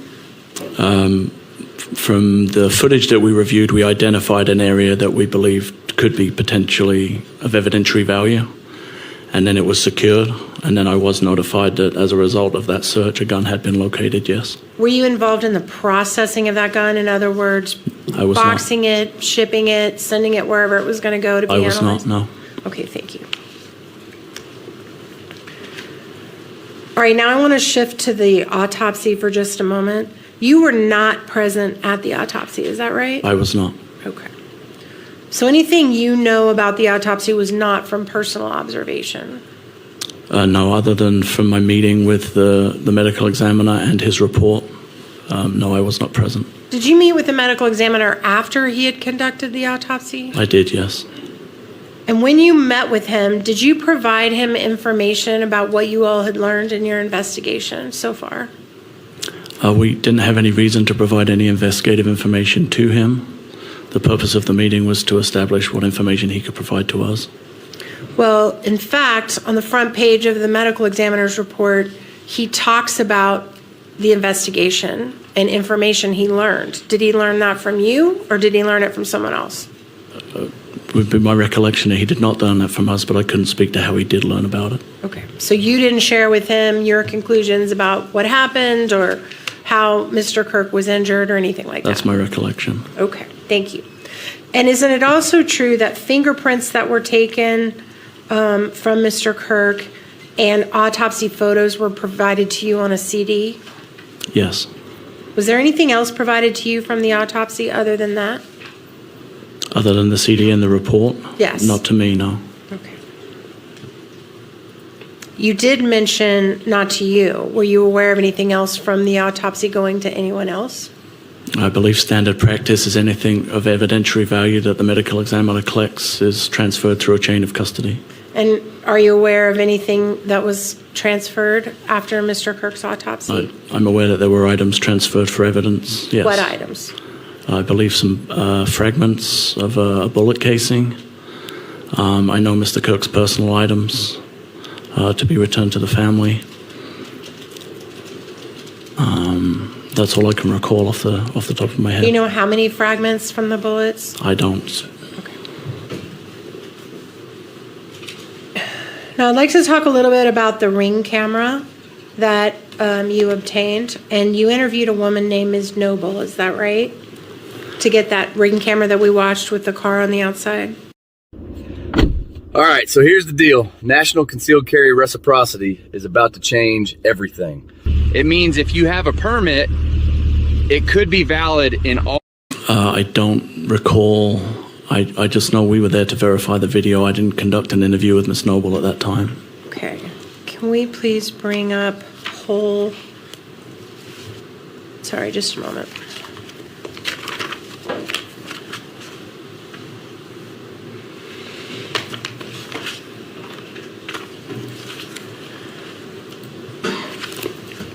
Let's see.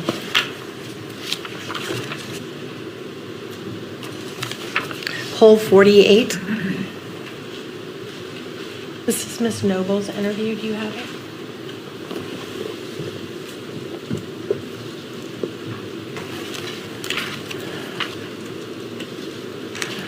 All right. Do you remember that? Looking at that interview, does that refresh your recollection? I remember reading the report at some point, yes. And do you remember that the Nobles told you that the driver of the vehicle was bald? I do remember that being in the report, yes. And you didn't mention that today when you were talking about that Ring camera, did you? I did not. And did they also tell you there were 3 other people in the car? Yes, I believe they thought that was the case. Okay.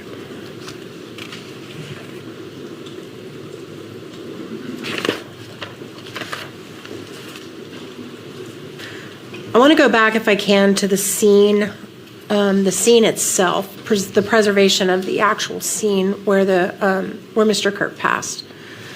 Did you all have canine dogs at any point that sniffed that area? I don't know specifically that area, but I do know that canines were present, or a canine was present on the day. But you don't know what task the canine was given? My understanding was that it may have been used in an effort to track an individual that had jumped off the roof, but I don't know for certain. And obviously that didn't produce any results, or we would have heard about that, right? Yeah, not that I was made aware of. Okay.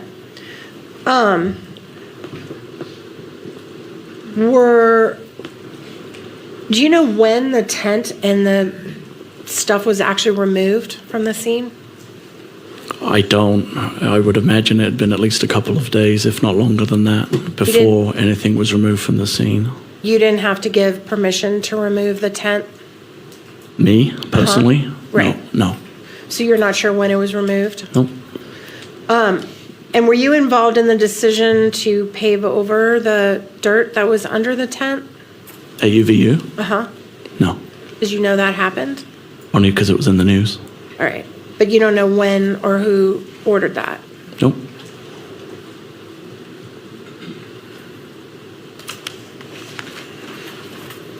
And it's true that during the time before Mr. Robinson turned himself in, you all received lots and lots of tips from the public. Is that fair? Correct. You received tips of death threats that Mr. Kirk had received before, the day before the shooting. Is that right? I'm sorry, did we receive threats that Mr. Kirk had received before the event, or? Let me clarify. That Thank was you. a confusing question. As you were going through tips that the public was giving you, did you receive tips about online death threats that had been made against Mr. Kirk prior to his death? There was a huge variety of tips and information and suggestions that were being provided by the public. Okay, and a lot of those, some of those filtered through you, right? Some of them filtered their way down to us, but predominantly that was being handled by our State Information and Analysis Center that had been set up. And you also got multiple tips about potential suspects, people who thought they recognized people in the picture, right? Yes, there were different calls and information provided by the public. And you had quite a few of those. Correct. And then Mr. Robinson turned himself in, right? Yes. And is it your understanding that the individual they used to facilitate Mr. Robinson turning himself in was someone known to Mr. Robinson personally that had been connected to law enforcement? I know he was known to the family. I don't know his connection specifically with Mr. Robinson, but I am aware that someone was used to facilitate Mr. Robinson turning himself in. And were you aware that he was one of his Boy Scout leaders? Did you know that? I think I had heard that at some point. There was a connection. I didn't recall specifically what it was. And Mr. Robinson, in fact, no police went to go arrest him. He drove himself, or he was driven with his parents to the Washington County Sheriff's Department, correct? That's my understanding, yes. And he voluntarily walked in. That's also my understanding, yes. And that was the first moment you ever knew his name connected with this case. Yeah, aside from the image that we had, that was the first time that we had a name of an individual who had taken responsibility, yes. And did you personally ever meet with Mr. Robinson? I did not.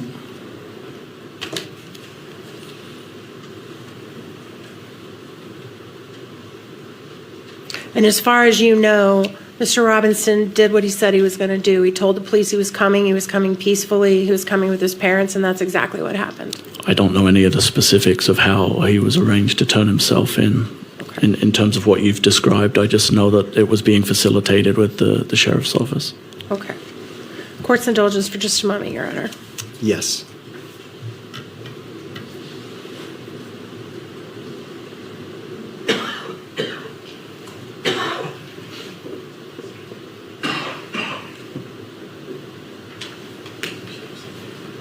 Thank you, Agent Hall. I tender the witness, Your Honor. Thank you.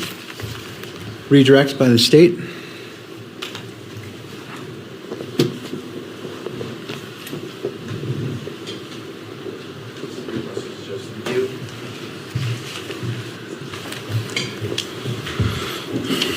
Just going to go back to a few things that Ms. Nestor asked you about. First of all, the unfired bullet that you referred to.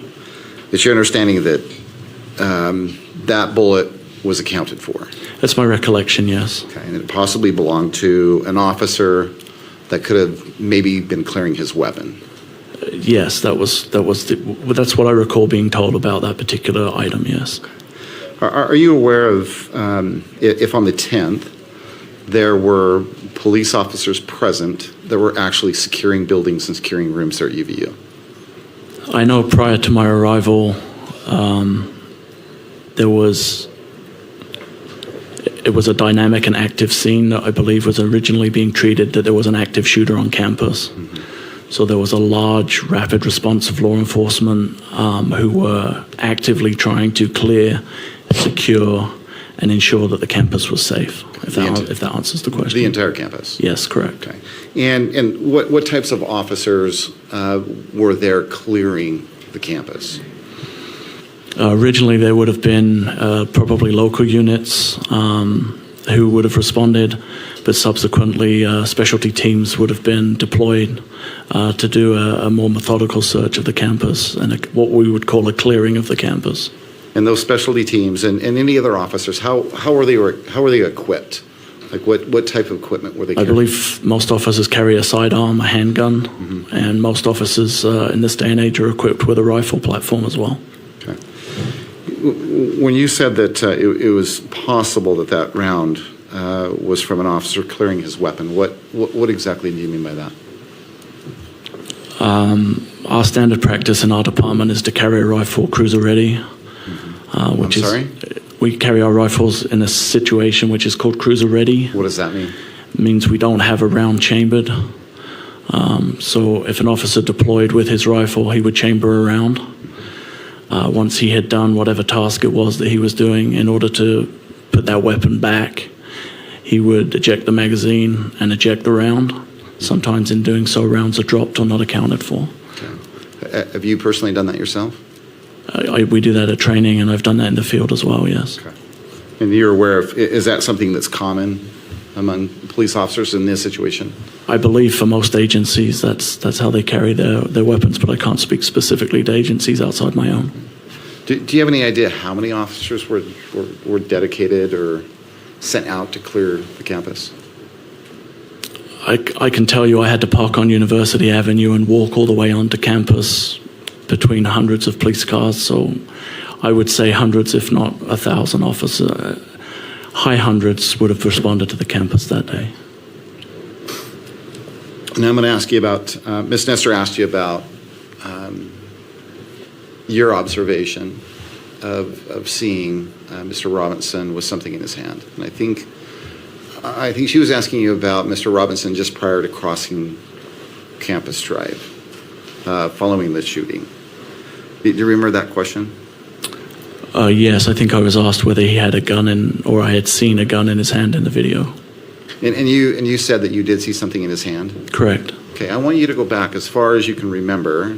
At what point after Mr. Robinson stood up on top of the Losi building and ran across, I believe to the northeast corner, when did you first notice in that video something in his hand? The first time you can clearly notice he has something in his hand, without a doubt, is when he's on the white triangular portion on the northeast corner of the Losi building preparing to jump. It is very apparent he has an item in his hand. Okay, and that's based on your observation of the videos? Correct. Okay. And is it easier to see in that enhanced video? The zoomed version of the video makes it a lot clearer to see, yes. Okay. And then after he drops down off of the roof of the Losi building, is there any time between that point in time and making his way to Campus Drive that you believe you see, again, something in his hand? As Mr. Robinson lands on the grass, it's almost like he either drops it or goes into a crouched position, and then when he returns up from that, it is again clear that there is some kind of an item in his hand, yes. Okay. Can you be more specific or describe in more detail It what appears that item might be? it appears to be black, and it appears to be longer. Okay, anything else about that item? No. Okay.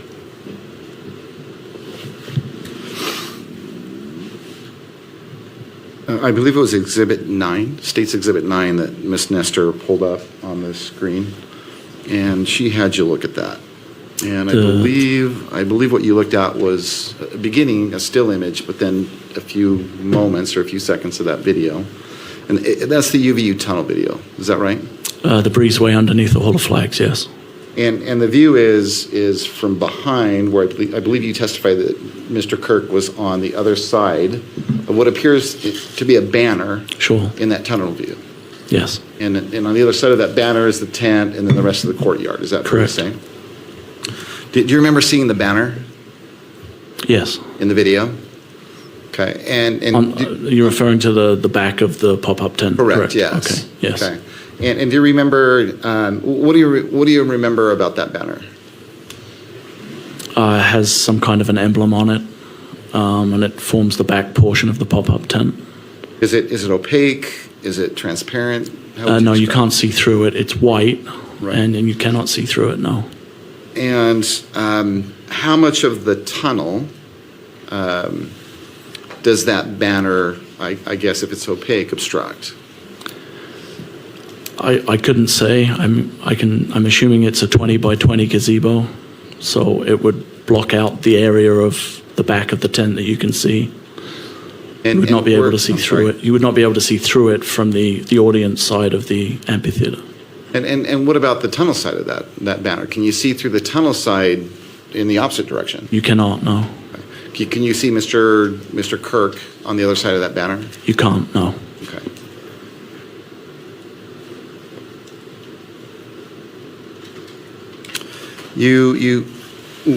Well, we exhibited, or Ms. Nestor had you watch just, I believe, just a brief few seconds of that video. That exhibit is actually much longer than what we just looked at, or what Ms. Nestor had you look at. Is that right? Correct. Okay. And leading up, and again, I'm referring to that view, that tunnel view of that surveillance camera, leading up to the shot, what's going on behind that banner? There are representatives, I believe, of TPUSA, but there are representatives of TPUSA. There are law enforcement representatives. I don't know if there's any student body, but essentially people are moving to and fro behind that area. A couple of individuals are retrieving items from a vehicle, but there's consistent movement behind and in that area. Okay. Directly behind the banner? Correct. Ms. Nestor asked you about the wooded area that Mr. Robinson entered. Well, Ms. Nestor brought that up, and I believe your testimony has been, between today and yesterday, that you witnessed Mr. Robinson enter a wooded area on at least 2 occasions. Is that fair to say? Yes, on his second visit to the campus and on the visit where the incident took place. At least on those 2 occasions, did the wooded area that he entered, were they different parts of the wooded area, or was it the same parts of the? They appeared to be the same. You're aware that a rifle was eventually discovered? Yes. And was it your understanding that that rifle was discovered in a wooded area? It was in the wooded area where we believe Mr. Robinson entered the wooded area, yes. Okay. And that rifle was discovered on the 10th? Yes. Ms. Nestor asked you about a variety of tips including threats to Mr. Kirk, I think before the event? Yes. And did you follow up on those tips? After tips have been put through a process and been analyzed and screened, anything that appeared to have relevance to either the investigation or a credible threat was managed by the various entities involved, yes. Okay. So managed by law enforcement, so. Correct. Did you personally follow up on any of the tips? I don't think I personally did, but I worked closely with people who did. The point is, I guess, is that those tips were followed up on. Is that fair to say? To the best of our ability, yes. Okay. And then Ms. Nestor also asked you about tips, I believe, of people reporting to police that they felt like they knew who the shooter was. Yes. Okay. So identities of possible shooters. Correct. Did law enforcement follow up on those tips as well? They did.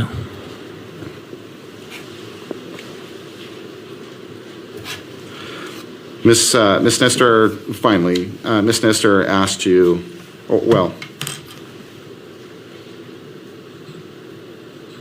she asked you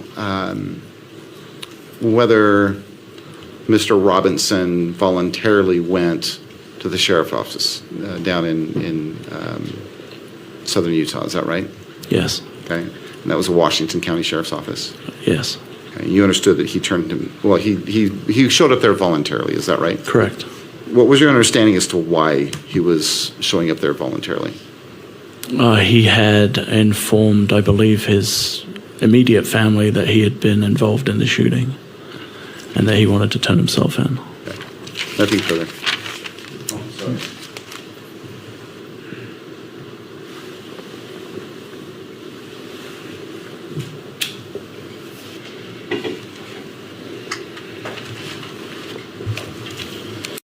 My work is easy because I use ClickUp. Here's how I keep track of all my tasks. I start by brain dumping everything I need to get done.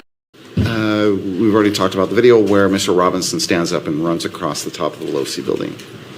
Do you notice whether at that point, after he stood up until you see him last, at least in that part of the video, do you notice whether he's walking or running with a limp?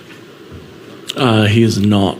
From the time he left after going over the railing, when we see him on the video move out to the position. Correct. And then leave the position, there is no longer a visible limp or gait. Thank you. Ms. Nestor. No follow-up, Your Honor. All right. May Agent Hull be excused? Yes, Your Honor. All right, Agent Hull, thank you. Thank you, Your Honor. We have just a minute to meet if All right, let's take a 5-minute break and allowing parties to confer. Court is in a brief recess.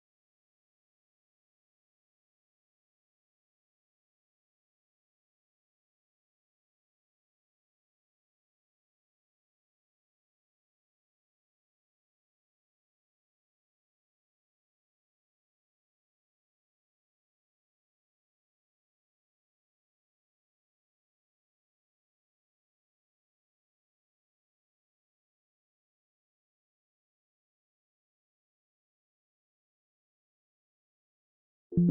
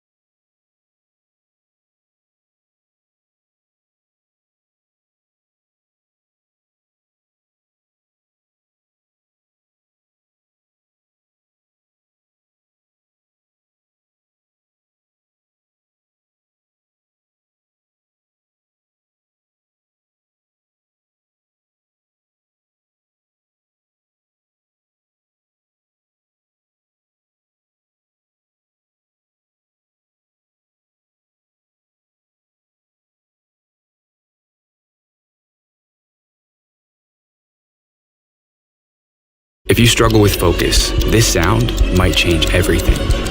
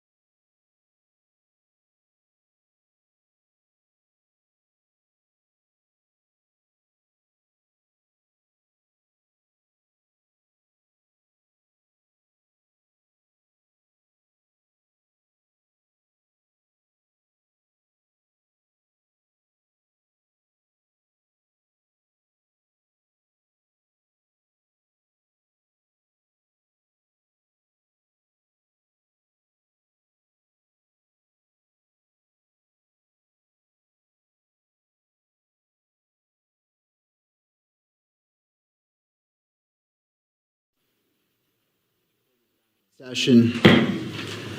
We left off with Agent Hall was excused and Agent Hall was proceeding. Excused. Mr. McBride. We are proceeding. Mr. McBride. Yes, Your Honor. We intend to call Jennifer Falmuina, but before I do that, I'd move the admission of State's Exhibit 5.1, if I can approach the bench. Yes. Thank you.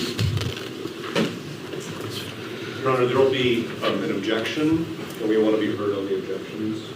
And I didn't know this was coming now. It could be a lengthy call. All right. Let me just. Do you wish to identify what State's Exhibit 5.1 is? Yes, Your Honor. Exhibit 5.1 is a self-authenticating 1102 statement issued by David Engelhardt from Turning Point USA. All right. And again, I say it's a self-authenticating document. As you can see there, it's got the admonition on page 1. The body of the 1102 statement is there on pages 1 and 2. I would say number 4 is kind of the foundational statement, paragraph 4, but the self-authentication portion is the notary acknowledgement on page 3. All right. Turning to Mr. Novak. Thank you, Your Honor. Thank you, Mr. McBride. So the court, obviously, because the court can decide how much of this we discuss in open court, how much we discuss at the bar, so to speak, sidebar. There's initially a fundamental relevance problem with this 1102. There are other issues, but I think that just to help the court parse the evidentiary issues, we should start with the relevance.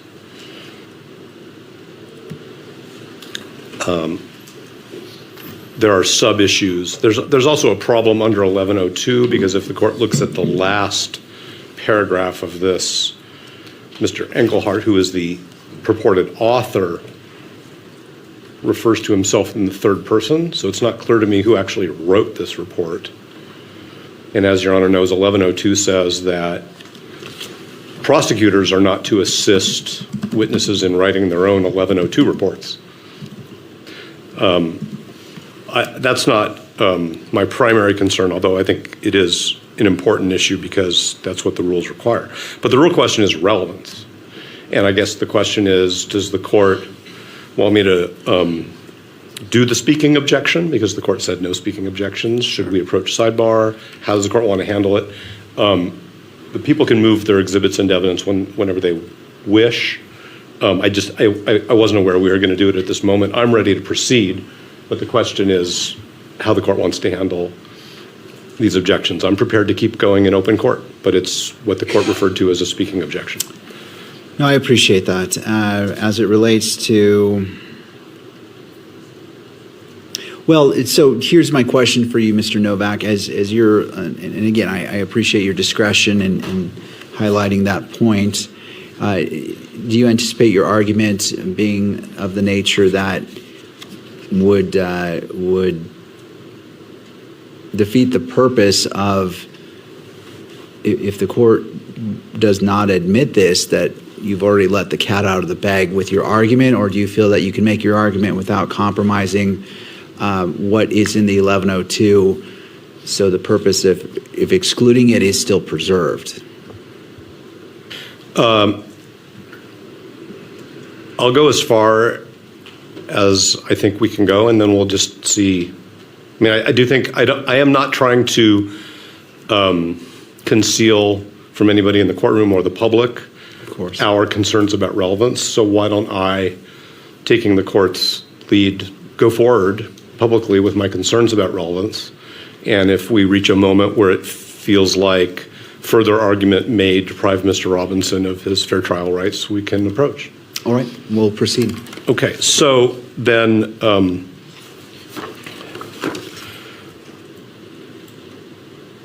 what I'm going to do is I'm going to point out that this proposed exhibit, which is the 1102 statement of Mr. Engelhardt, is basically 4 paragraphs.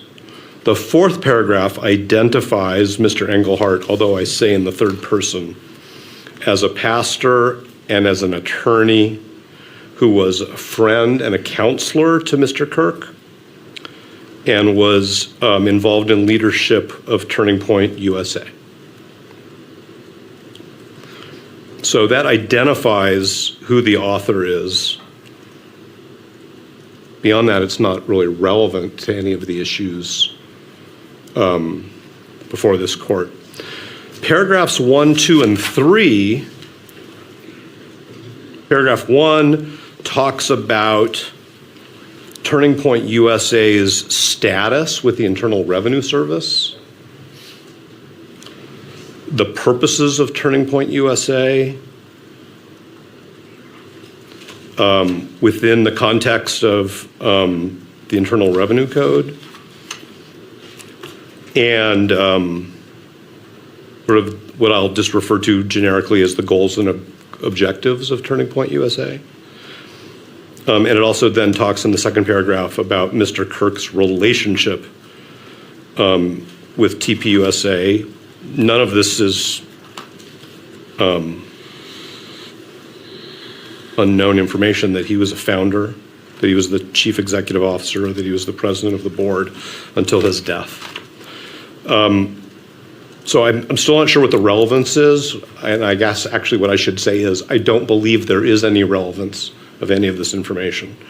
Paragraphs 2 and 3 are, and actually I'm going to preface this. My discussion of this is within the context of the rules of evidence, and there's nothing that I'm going to say here that is meant to derogate, criticize, question Mr. Engelhardt's beliefs, what he says were Mr. Kirk's beliefs, what Mr. Engelhardt says he believes are tenets of Christianity. That's not what we're talking about. What we're talking about is whether this document is admissible in this proceeding under the rules of evidence. Okay. So paragraphs 2 and 3 include not only Mr. Engelhardt's opinions, and now I'm going from relevance to opinion evidence.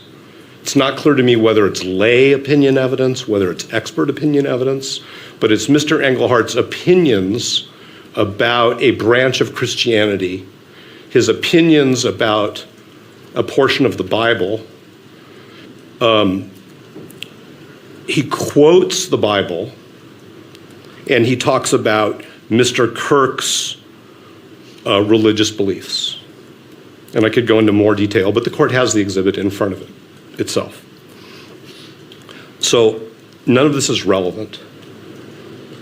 If the court looks at the information, that is the document which lays out the allegations against Mr. Robinson, when I use the word information, I'm talking about the court document.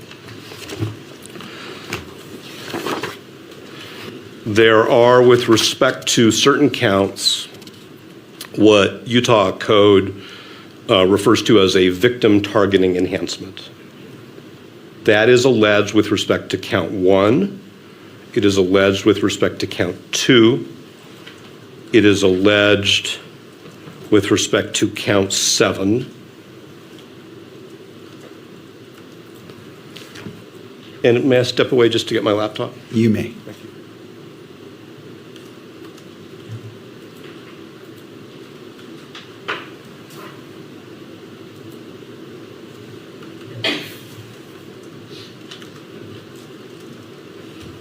And as the court knows,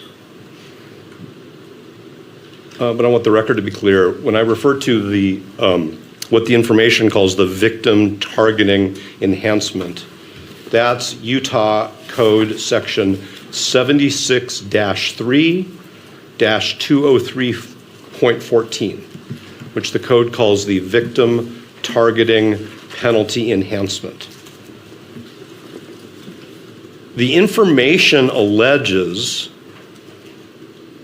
and this is, I'm emphasizing this, that Mr. Robinson intentionally selected Mr. Kirk because of Mr. Robinson's belief or perception regarding Mr. Kirk's political expression. And I'm going to focus, if I may, the court's attention on two things. One is, whose state of mind are we talking about? Or whose state of mind is the statute talking about? And what aspect of the victim targeting enhancement is being invoked here? The latter is the state invoking Mr. Kirk's political expression, and now I'm quoting the statute, as the personal attribute that the state alleges is the gateway to this penalty enhancement. And if the court will bear with me, because there's a reason why we have these hearings in public, there are various categories for alleging, I should say, there are various categories of personal attributes, that's the phrase the legislature uses, which authorize the pursuit of a penalty enhancement. And those personal attributes are listed in the statute A through R. I'm not going to read all of them because the court knows the law, but political expression is subsection K. That is separate and distinct from the personal attribute that the legislature calls religion, which is subsection M. So what we have is an allegation that the personal attribute,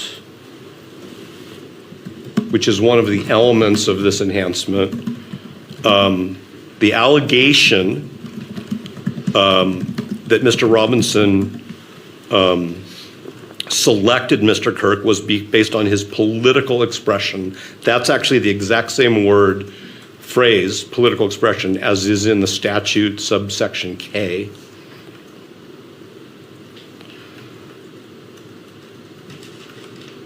The 1102 statement is predominantly about what Mr. Engelhardt describes as traditional Orthodox Christian values that he believes in, that he believes Mr. Kirk believed in. And I understand in today's world that there is a crossover between religion and politics. I think we can all acknowledge that. But the legislature and the information here are focused on political expression. So I'm concerned that the 1102 statement of Mr. Engelhardt goes far beyond the scope of what would be admissible if the state has it to prove that Mr. Robinson targeted Mr. Kirk because of Mr. Robinson's belief or perception concerning Mr. Kirk's political expression. The second element of this is that the victim targeting enhancement focuses on the allegation of what is in Mr. Robinson's state of mind, not what is in Mr. Kirk's views or deeply held beliefs, sincere religious beliefs. And so the evidence that the state needs to present is not what Mr. Kirk believed or said or what TPUSA stood for. It's what was in Mr. Robinson's head, if anything, about selecting Mr. Kirk because of Mr. Kirk's political expression, because that's the information. So why TPUSA exists, what its founding beliefs are, what its leaders' beliefs are, what Mr. Engelhardt believes Christianity is or is not relevant. And that's why we think it should not be received into evidence. There's a second level here, which is Mr. Englehart's statements about what is in the Bible, specifically Matthew chapter 9. And so I would just ask this court the hypothetical question. If the state asked the court to take judicial notice of a portion of the Bible in order to prove this enhancement, because I can't see where else it fits into this case, I think, if I may, the answer would be no, it's not relevant. So instead, what we have is the state trying to use the affidavit of Mr. Engelhardt pursuant to 1102 to get the court to essentially receive into evidence the same information.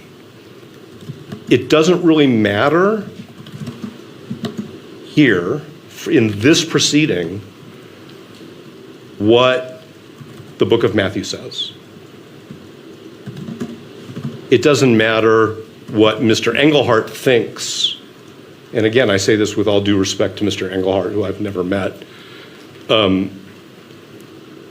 The book of Matthew means, or how one reconciles the book of Matthew as he sees it with other views on.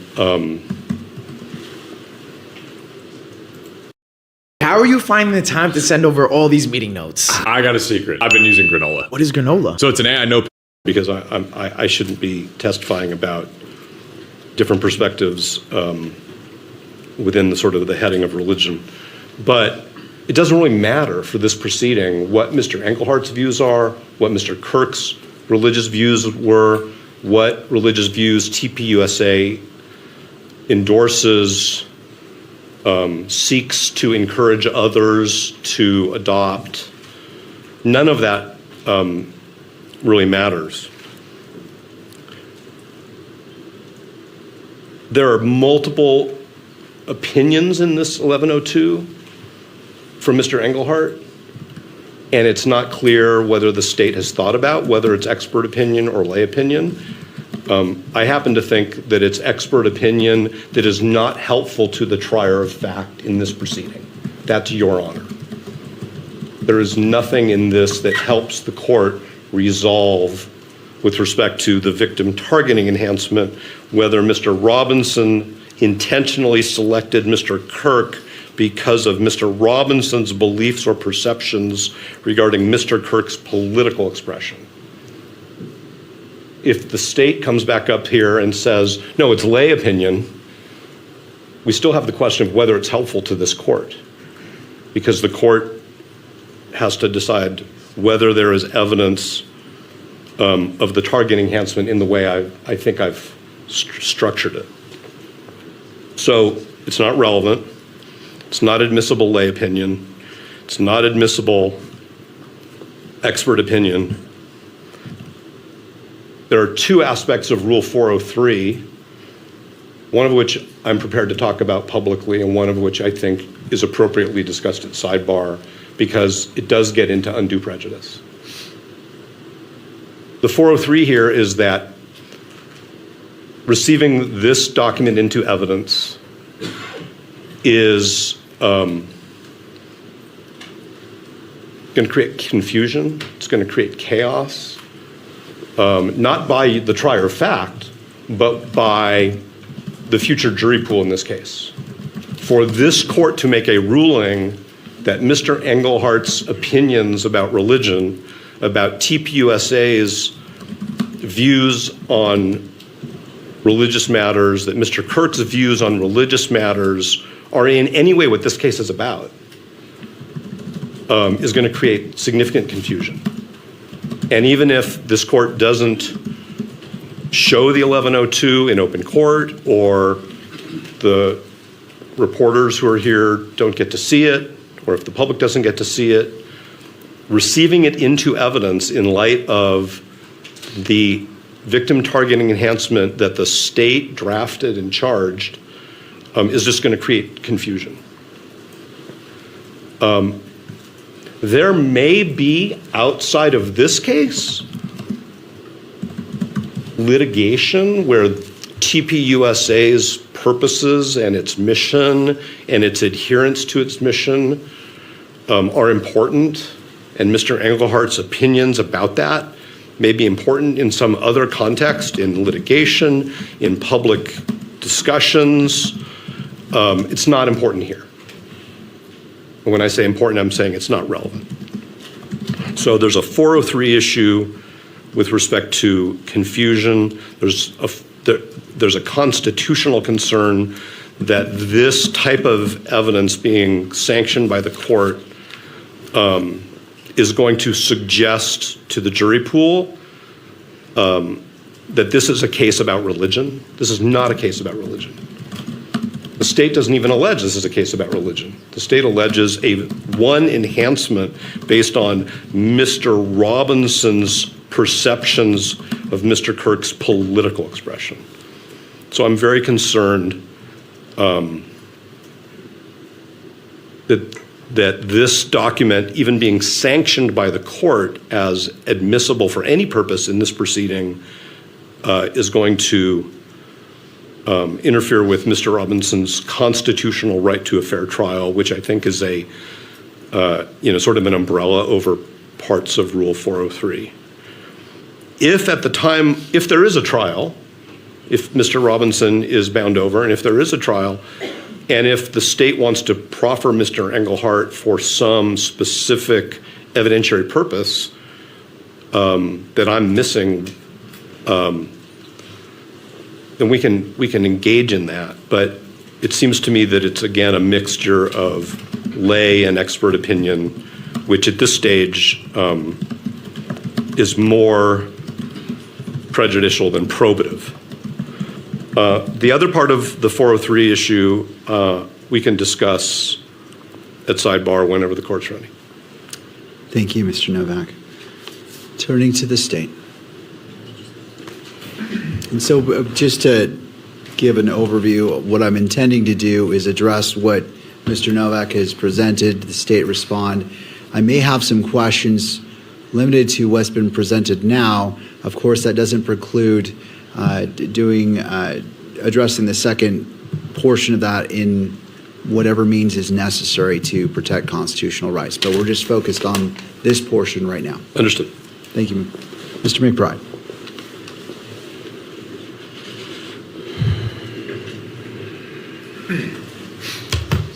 Your Honor, the evidence is relevant to 2 points.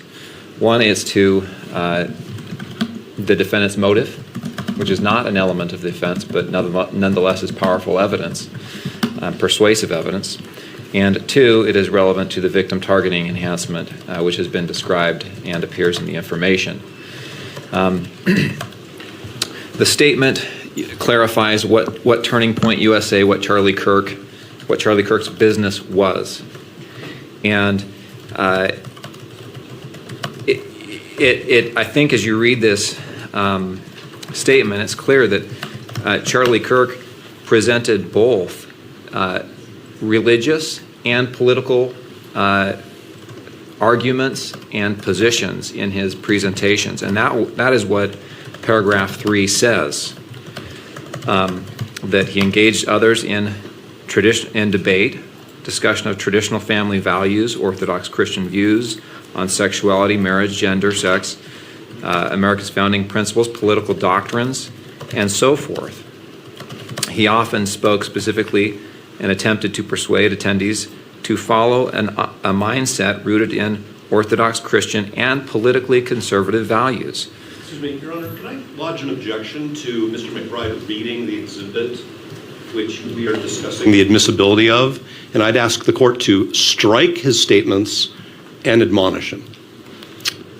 All right. So as it relates to reading from the actual 1102, because it's not admitted into evidence, I will, well, before I do that, let me turn to you about the objection to make sure that you are heard as well. Yes. Rule 104 requires the court to consider evidence before determining its admissibility. How can you determine whether an exhibit is admissible without knowing what is contained in that exhibit? That's what I'm putting in front of Your Honor, is explaining this is why the exhibit is admissible, because it contains this language that is relevant and probative. I don't know how I can make an argument that something's relevant and probative without saying this is what the exhibit says.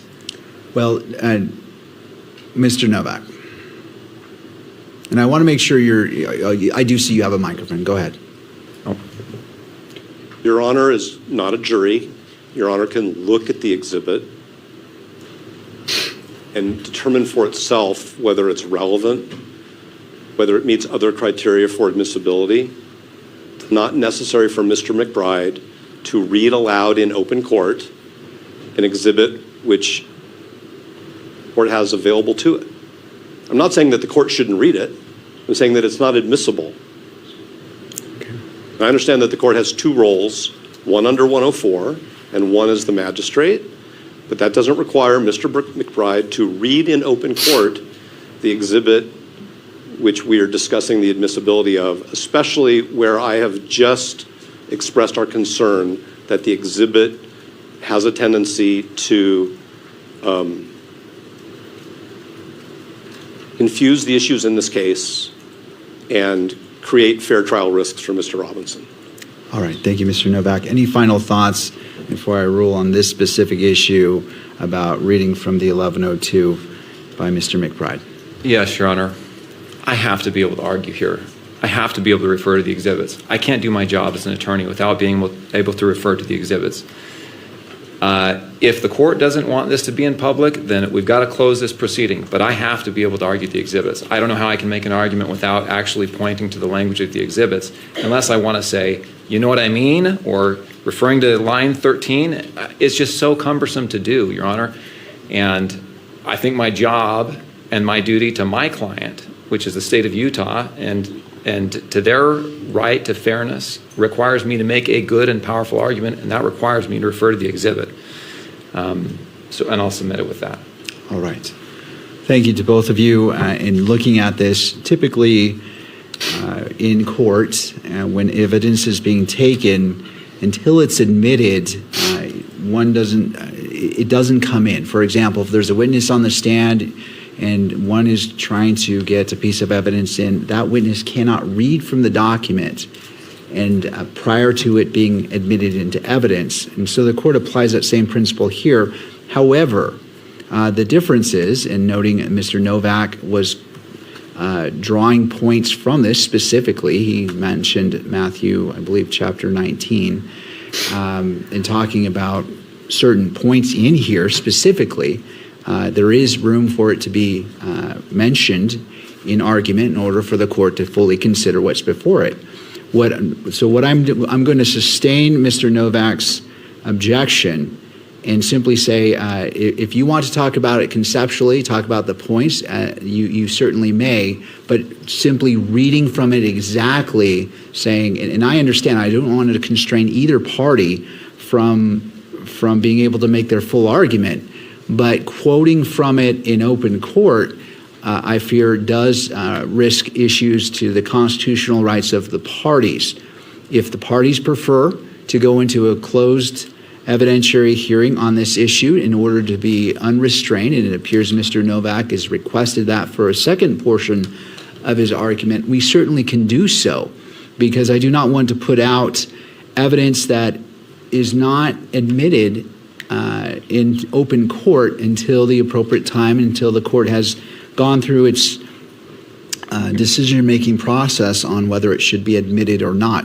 So to the parties, if you feel you can move forward on this first portion of it, I'm happy to entertain that argument. If the parties feel at this point, at this juncture, that a closed evidentiary hearing is needed in order to fully explore all the issues, I will leave it to the parties, because I don't know your arguments, and I don't want to constrain you from saying, well, I don't know what you're going to say, but I can't read your minds, and the court will stay in its lane to ensure that it's in the proper judicial role. So the objection has been sustained to Mr. McBride in regards to your response, the rebuttal to the argument by Mr. Novak. What is your request? Yes, Your Honor. I do not believe it's necessary to close this hearing. I would argue against closing the hearing on the admissibility of this exhibit. However, the court needs to rule on that issue before I launch into the fullness of my argument, because I do not want to be admonished for discussing an item that I'm asking to be admitted into evidence in public. So I would ask the court to make a ruling on the closure of the argument about the admissibility of this hearing so that I can make that argument unconstrained. And after that time, if the court rules on that, I will make my full argument. All right, well, what I'm trying to do is, you've heard the reasoning of the court. I don't want to constrain you. If you're saying, as you stated, that you want to best represent your client, and every attorney should be doing that, that is your duty. I don't want, if you feel that closing this hearing to the public is necessary in order for you to fulfill your duty, the court will entertain that. But I can't have it both ways. If you want me to close the hearing in order for you to be fully, be able to argue freely as you feel you need to, I will entertain that. But I don't want to say, well, I'm not going to close the hearing, and then suddenly the issue is, well, I wasn't able to make a full argument. And so do you need a closed hearing to make a full argument to best represent your client? I think defense counsel is asking to close the hearing so that the argument can be made without the public seeing it. I do not want to close the hearing. I do not believe it's necessary to close the hearing. That's not my motion. I do, however, want to make a full argument that requires me to rely on the evidence and quote the evidence as I have done. That's my position. If I am not permitted to quote the evidence in my argument, then we need to decide whether or not this hearing should be closed. I would oppose closing it, but I do think it's necessary for me to quote the evidence. All right. Are you able to make your full argument to the best of your ability to best represent your client by simply referring to the paragraphs and to the lines so it is clear to the court what you're talking about? There's no ambiguity without quoting it verbatim in open court.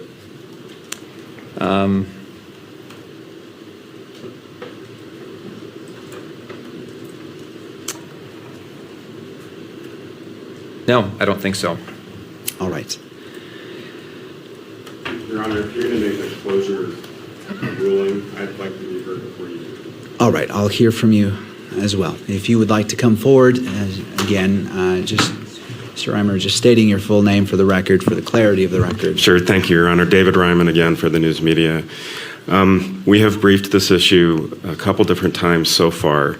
Sometimes there is a misconception that I think is running, particularly through what Mr. Novak argued, that suppression hearings, because the evidence may be suppressed or excluded, or in limine hearings, need to be closed unless the evidence is deemed admissible. That is the opposite of the law. That has been settled since the United States Supreme Court decided Waller versus Georgia. You can see it in Kearns Tribune, which dealt with a preliminary hearing and access to a preliminary hearing where, as you know, and as we've heard repeatedly today, all kinds of evidence is presented at the preliminary hearing that may not be admissible at trial. And so the universe of the public's right of access to proceedings is not limited just to what eventually gets admitted at trial, which, you know, if there even is a trial. And we've cited the court to, you know, numerous cases on this, and I don't have the brief in front of me, and the docket is huge, and I can find it for you if you'd like. But I just wanted to correct the misimpression that the public is not entitled to hear argument and to see evidence just because it may not be admissible. Otherwise, we would never have admissibility arguments in public. And I do want to I'll just make one other point. Kearns Tribune also speaks to this, and that is that if you do decide that there's and so let me just make two quick points. To the 403 point, just because evidence isn't admissible is not a basis to close the hearing. There may be a 403 argument. I haven't seen this document. I don't know what's in it. Maybe there is something incredibly prejudicial. You would have to make that decision. I'm at a loss. I haven't seen it. I'm happy to take a look at it and give you substantive argument, but it's this. With Base 44, a simple sentence becomes your website. Page after page, ready for business. Plug in what you need, Connect payments, sync calendars, and voila, watch notifications fly in. Sales, bookings, the good kind of noise. Edit? Well, everything. Drop-in motion libraries. Give your site more life. From header to footer. Every click tracked. Every action visible. Connect your domain so it's officially yours. And as you go bigger, your site does too. Build what's in your head. Base 44.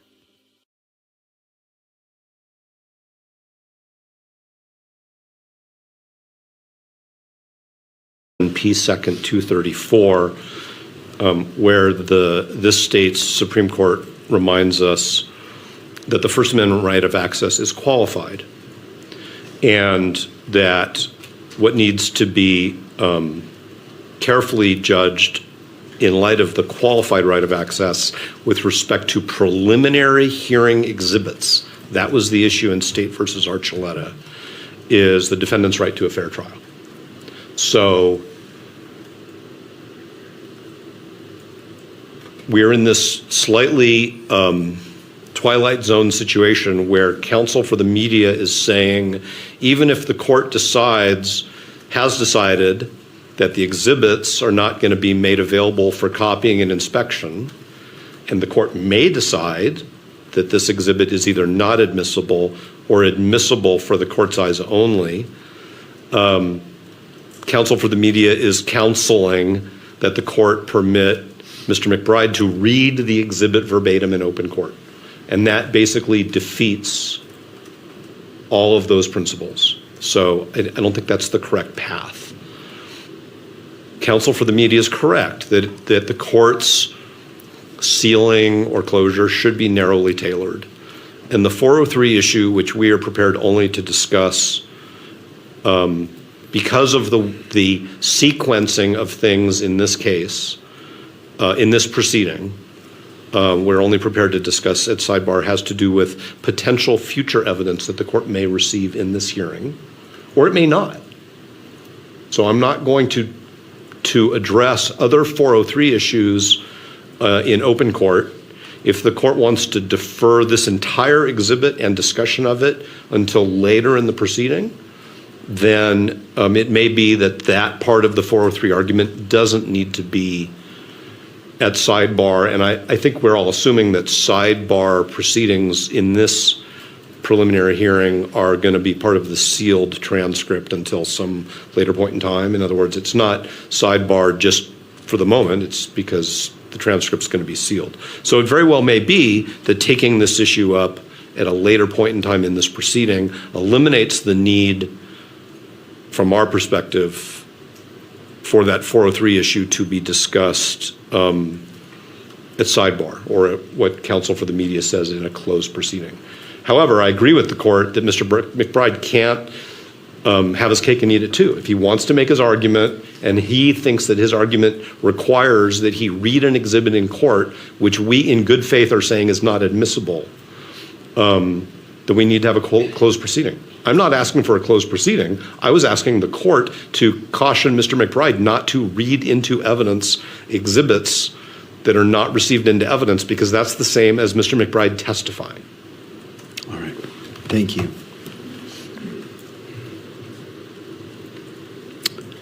Anything further, Mr. McBride?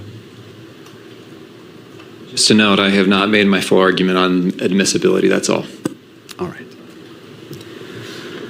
All right, I appreciate the arguments by the parties. This is clearly something that's very important to you all and is important for this case, as is every piece of potential evidence. I note that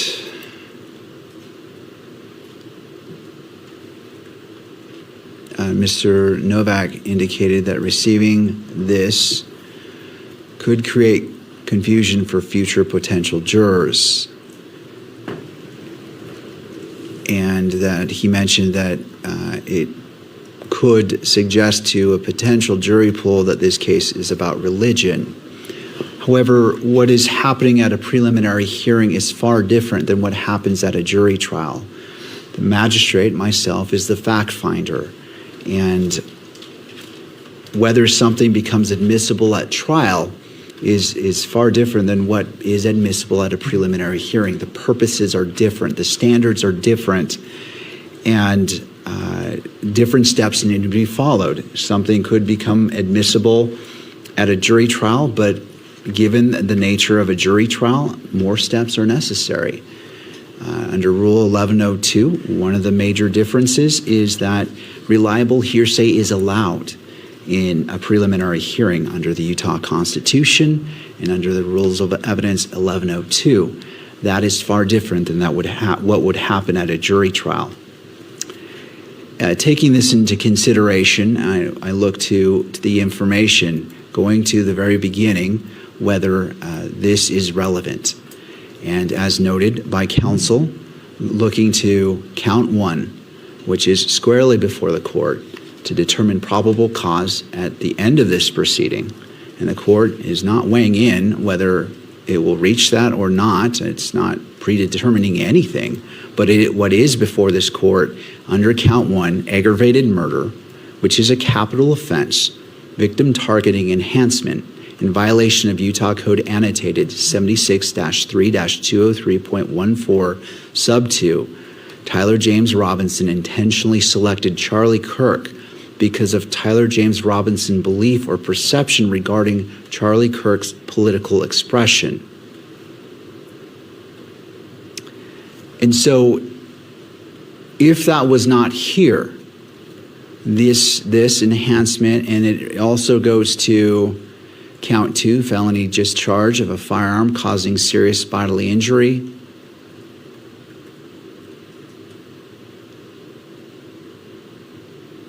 And I'm just reviewing. And then finally, count 7, violent offense committed in the presence of a child,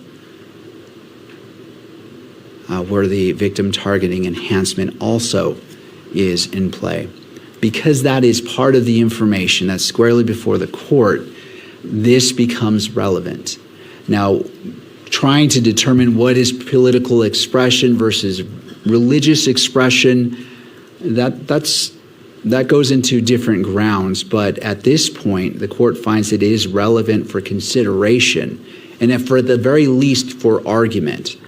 What the court is going to rule is that the need for a closed hearing is not been met at this point, because what needs to be shown is prejudice, or that the exhibit contains inflammatory information that would prejudice the jury pool. That begins the path where we can consider closing the hearing from the public. However, that's not what's before the court, nor has the court heard that. And so the ruling of the court is, previously I sustained Mr. Novak's objection, and the court will expound upon that Mr. McBride in his argument cannot read the entirety of State's Exhibit 5.1. Can he reference points of it and specifically quote certain points? The court rules that he can, just as Mr. Novak pulled from this, and it was broad, but he quoted Matthew chapter 19. He stated that this came from the Bible.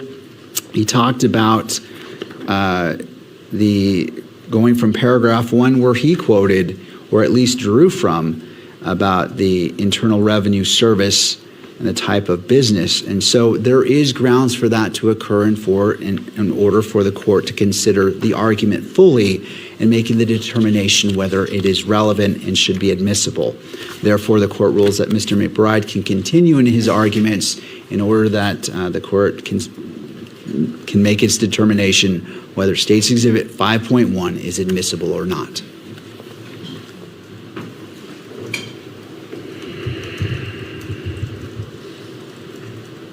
Thank you. 5.1 is a general explanation of what Turning Point USA, Charlie Kirk's organization, is and was on September 10th. The exhibit describes the events that Turning Point USA holds,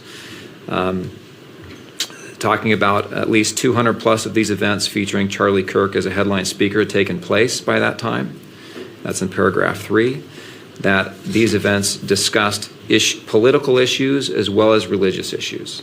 Those political issues in the portion I previously quoted talked about gender issues in particular, gender, sexuality issues, the difference, or the Christian and political view regarding marriage and families and gender identity. And that information is relevant to the motive that we are alleging in this case. And it's also relevant to the victim targeting enhancement, which is in part a motive type enhancement. And the evidence will be introduced through, or we will offer evidence through other witnesses that talks about some of the defendant's statements that indicate his gender persuasion, and that he falls into some of these political and gender views that Charlie Kirk argued against. That's the relevance of this statement, is it shows Charlie Kirk publicly in front of large gatherings of people debated and presented his views, his political views, which were tied to his religious views about gender identity, LGBTQ rights type issues. And the relevance to that is the defendant's motive is that he was on the other side of those views. And you'll see evidence that talks about that through other witnesses, that talks about that being the inference and the motive that he had, or the inference from that evidence supports that motive, which supports the victim targeting enhancement, and frankly, motive in general, which goes to identity. For that reason, Your Honor, this exhibit is relevant. I don't see the prejudicial effect, unfair prejudicial effect this would have on the fact finder. Whether or not it has, some capability of prejudicing the potential jury pool, I think that's a completely different question. I don't think it does. I think this case has already highlighted the political issues that we're talking about here, but my job here is to present this case to the court, to you, Your Honor, for you to make a decision. This evidence is admissible for that purpose. Whether or not it's public or published for the public to see is a different question, which I'll submit. The media is very capably represented, and I'll let them make the argument on that point. But I would ask the court to admit this exhibit. Mr. Novak.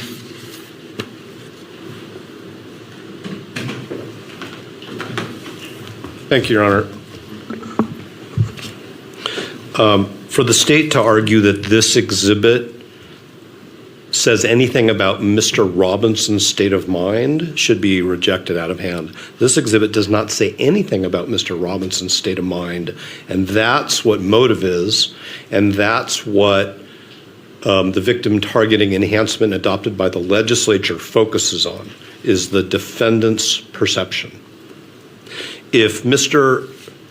McBride wants to propose significant redactions to this exhibit so that Your Honor, acting as a magistrate, can consider things that are narrowly tailored to what the information alleges, which is the allegation is that Mr. Robinson perceived that Mr. Kirk had certain political views, that's one thing.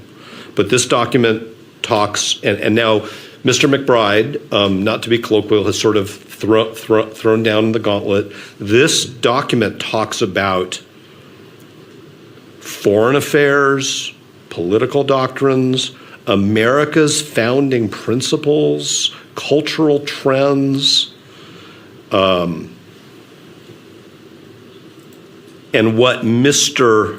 Engelhardt refers to as Orthodox Christian views on sexuality, marriage, and gender/sex. So this document goes way beyond what the state just flagged for the entire world is their view of Mr. Robinson's motive, which has something to do with gender identity, gender ideology, and sexuality. That's what Mr. McBride has just said this case is all about. This document goes way beyond that, and that's why it's not admissible. There may, as I said, be other evidence which Mr. McBride and the state want to rely upon, which they haven't presented yet, and Mr. McBride hinted at that. So I think that it's not admissible at this point in time. I don't think it's relevant in the sense of has a tendency to make a fact of consequence more or less true. That's the definition of relevance. So how does this court go from what the state has to establish, which is motive, or well, actually, the state doesn't have to establish motive. Motive is not an element of the offense. But at least with respect to the victim enhancement, according to the legislature, the question is, what is in Mr. Robinson's state of mind? The other thing I want to say is that Mr. McBride did not address the admissibility of these opinions. Now, the court talked about 1102, but 1102 doesn't resolve all of the other rules of evidence. It's just a gateway for an affidavit. So what we have in this document are what I think are purport to be untested expert opinions, or at least lay opinions. And the question is, under the rules of evidence, is whether this document is helpful to the court when it makes a determination about whether Mr. Robinson perceived that Mr. Kirk had certain political views. So where is the evidence that Mr. Robinson, in this document, that Mr. Robinson was aware of Mr. Kirk's political views? Where is the evidence in this document that Mr. Robinson had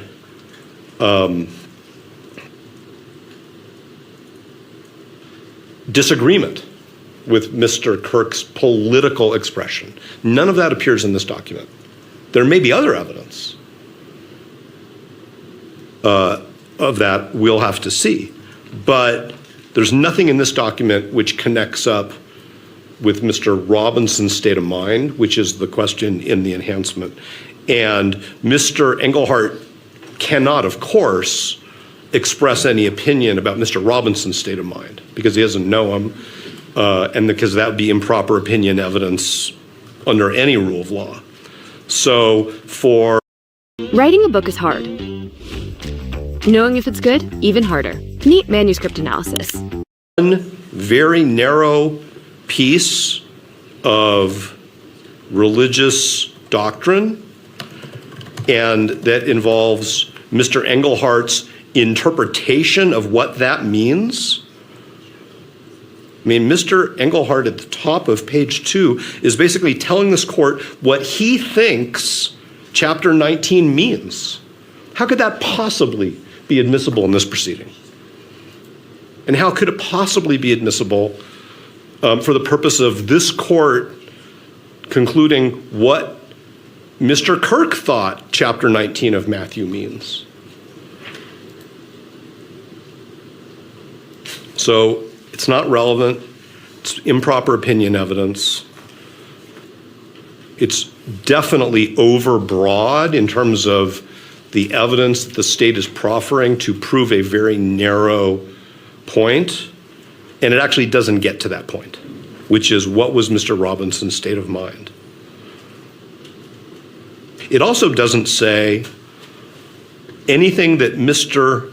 Kirk specifically said on September 10th that Mr. Robinson may or may not have heard, or anything that Mr. Kirk said before September 10th, specifically, that Mr. Robinson may or may not have heard. Nor has the state presented any evidence, and as an officer of the court, I would say I don't think the state can present any evidence that Mr. Robinson specifically heard Mr. Kirk say a specific thing at a specific time. There are some statements which I think that the state will say are admissions by Mr. Robinson, which reference Mr. Kirk, which we will get to later. But none of those reference specific statements by Mr. Robinson about specific statements by Mr. Kirk on any specific issue that would even make a piece of this relevant. So I'm pretty sure that I've reached that point where anything more I say, I'm going to be repeating myself, and so I'm just going to stop unless the court has questions. I don't. Thank you. Well, I do have a question as it relates to political expressions. Does religion or gender intersect with political expressions? I think that's a great question, but probably not a question to be answered by me in this proceeding. That's actually a really, really complicated question that the state wants the court to say is a simple yes. Okay.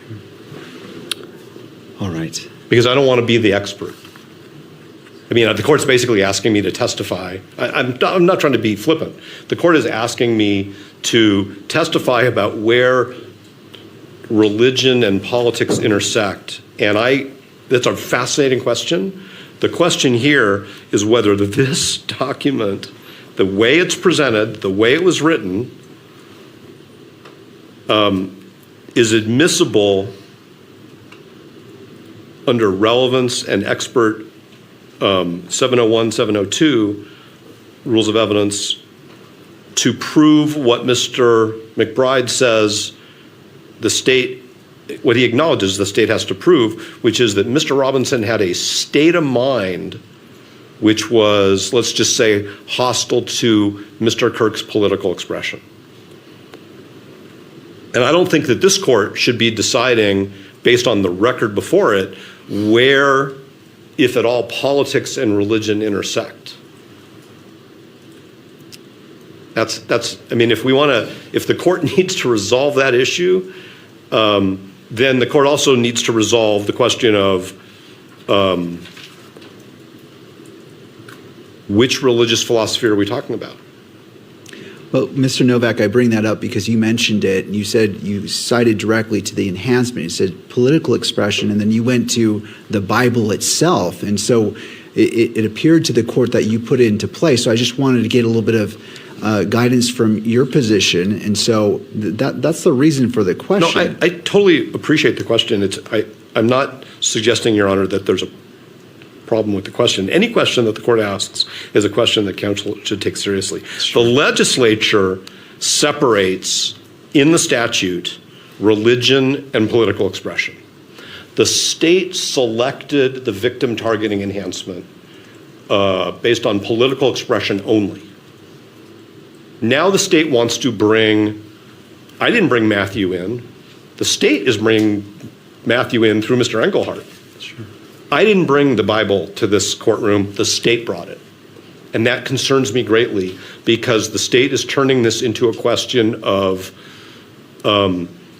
whether Mr. Robinson's views, identity, life are anti-Christian. And that's a huge problem. And the state has created that problem. And this hearing is being broadcast to the entire jury pool. And that's what Mr. McBride just did, is he turned this case into whether Mr. Robinson's life is inconsistent with what Mr. Engelhardt calls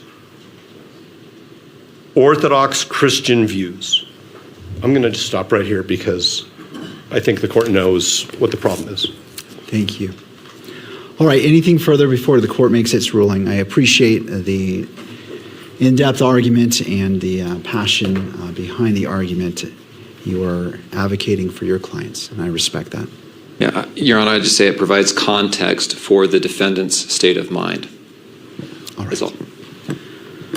All right, in making this determination whether it's admissible or not, I'm going to start at the beginning, which is this. This is a preliminary hearing. The purpose is to determine whether the state has established probable cause to believe a crime was committed and that Mr. Robinson committed it. As it relates to this case, as I turn to relevance, I turn to the information as previously stated, and is this relevant, what is before me? And without indicating my decision on probable cause, because I am not at that point, I'm withholding all decision-making until all evidence is properly before me. And so in this ruling, it is not indicating either direction that the court is heading. However, the court finds that it is relevant as it relates to the victim targeting enhancement, as it relates to Charlie Kirk's political expression, and the court recognizes the argument made by defense in regards to state of mind. And it is because of both arguments that the court finds that the court is ruling that it is provisionally admitted into evidence. And at such point, when it becomes relevant, based off what Mr. Novak has talked about Mr. Robinson's state of mind about Mr. Kirk's political beliefs, then at that point, whether it is admitted or not into evidence will be decided upon. So as of right now, it is provisionally admitted. Because of that stance, it will not be published to the courtroom or media, but both parties can weigh in on that when this is brought up again and the request for it to be fully admitted is made by either party. Then the court will re-examine whether it should be published at that time to those in the courtroom and to whether that is displayed or filmed by the camera. All right, let us proceed. Well, let us proceed to lunch because it is now 12:40. It seems like a natural place to stop. I believe everyone looks like they need a lunch break. So let's go ahead and break for lunch. Let's come back at 1:15. Well, I need to give you a full lunch here. I need to do my lawyer math and see what that would bring us to. So it's 12:40. Let's come back at 1:45 for lunch. All right. Any party need the benefit of the record before we break for lunch? Not from the state, Judge. No, Your Honor. All right. Court is in recess until 1:45. All right.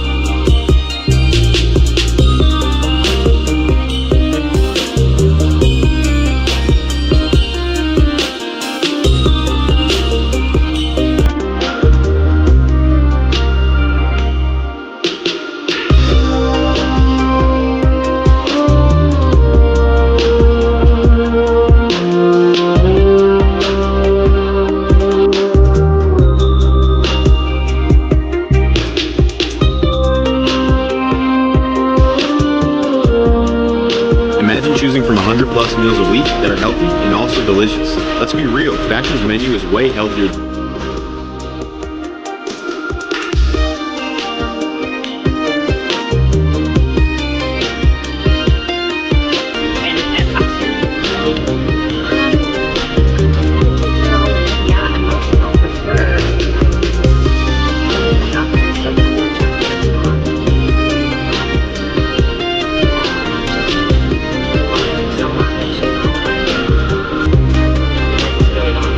What about Harley Quinn doing nothing to do with bravery? So great, just creative disorder.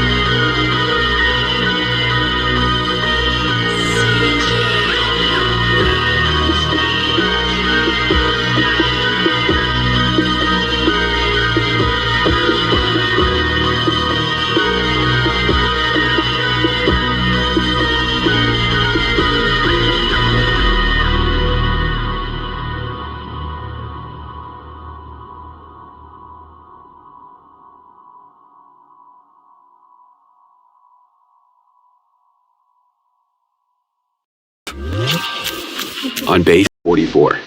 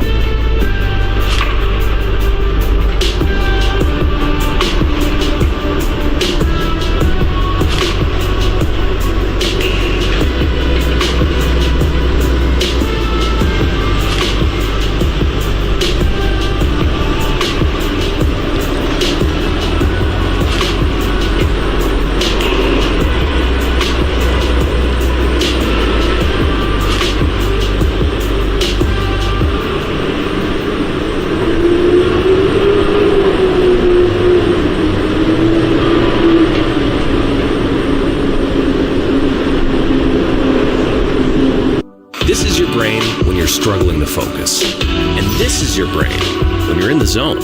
But getting in the zone and staying there, that feels more like luck than something you can control. So that's why we made Brain FM. It's like a do not disturb setting for your mind.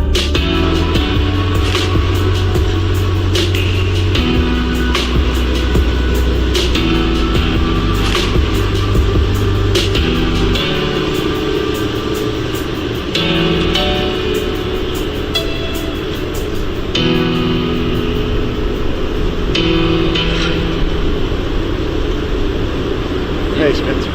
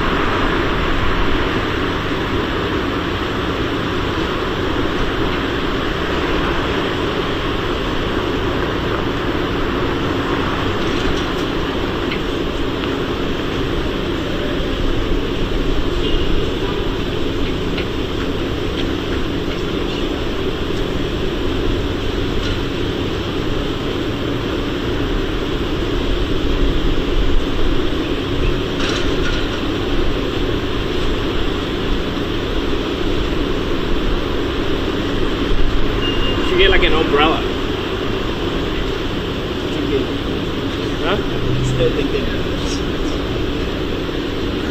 Did you mess up your dimmer? No. The heat? That's why these new burners are like half the size they are. It's just okay. And this isn't that bad. I've done it. You also feel the fire. I know where its limits are. Well, fires are always nice and cool. Oh, they oh, because of the wing. Well, and you're under the smoke. So it's like 20, 30 degrees. It's like one of the weird things about doing fires in the summer. It's like, oh, it's a break from the heat. Unless it's really hot in one very specific spot sometimes. You know the burger? Yeah. Yeah. It's fun to work with, but it's weird because there's so many fires. It does fire. Yeah, that's our like both of us are probably favorite cover it.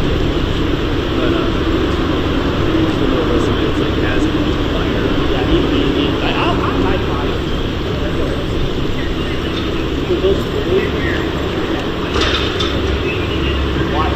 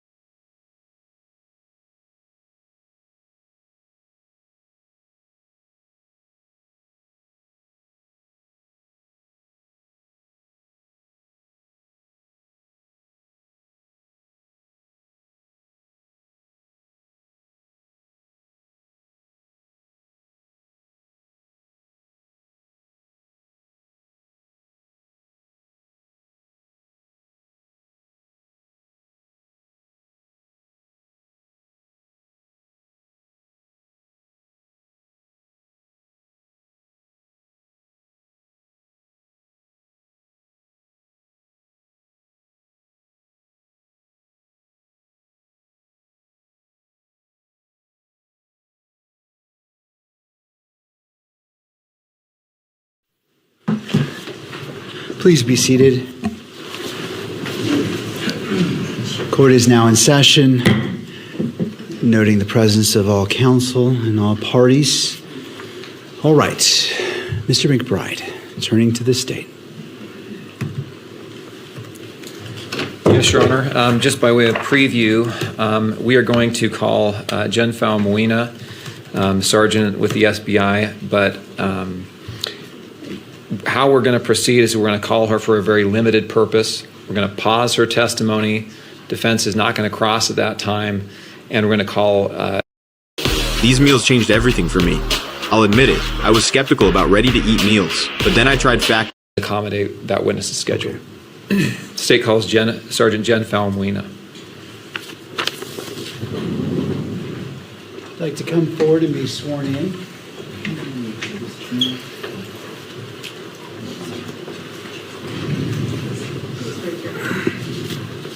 Do you solemnly swear that the testimony you are about to give now before the court will be the truth and whole truth and nothing but the truth, so help you God? Yes.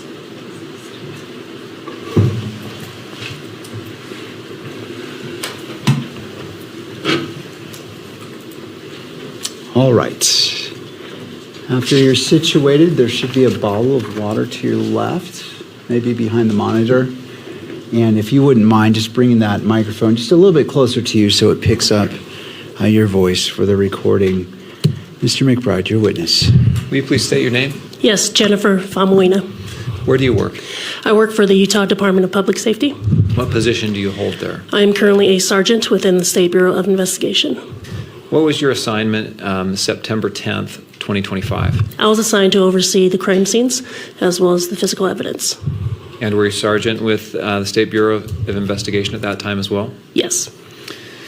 And do you have any kind of specialty in your assignment there? Yes, I do. I am currently overseeing, or I am the lead over our evidence response team within our division. That includes not only conducting training, but also attending training and whatnot. Okay. So if we hear ERT, it means Evidence Response Team? Yes.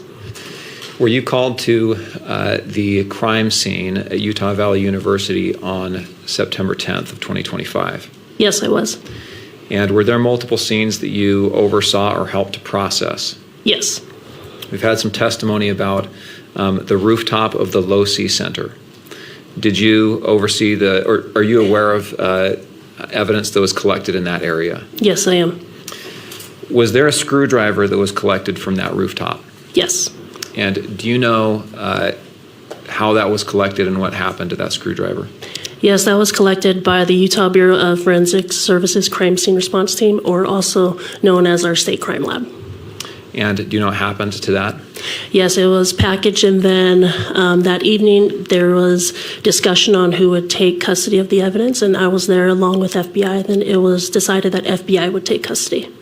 And did that evidence actually go to the FBI? Yes, it did. And was it sent for testing? Yes, it was. Where was it sent, do you know? It was sent back to their equivalent of our crime lab. Okay. Are there other areas there at Utah Valley University that were also processed for the presence of evidence? Yes, there was. Is there a wooded area that's northeast of campus? Yes. What was found in that wooded area? What was found there was a long gun that was wrapped in a dark colored towel. And you say a long gun. What does that mean, a long gun? Sorry, that would be a rifle. So for to be more specific, it was a Mauser 98 rifle. Do you know what caliber that was? It was retrofitted to a 30-06 barrel. And do you know what kind of action that had? Was that a semi-automatic, automatic, bolt action? It was a bolt action. What is a bolt action rifle? I'm not too familiar with guns, but I just know there's a bolt and you have to pull it back. Okay. And what was done with that weapon and that towel?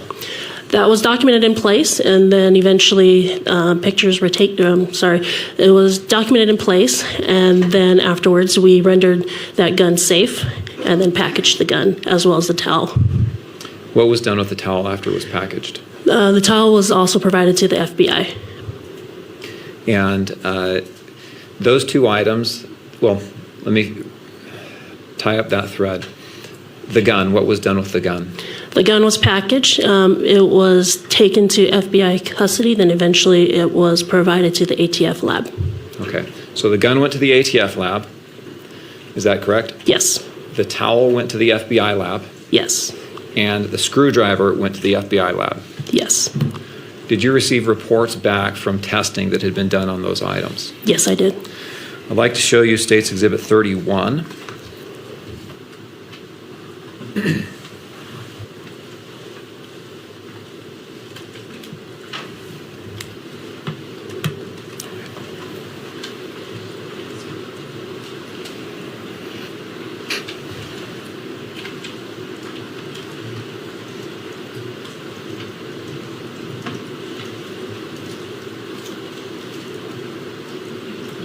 Trina, I think that's connected to the defense computer right now. Is there any way to switch it?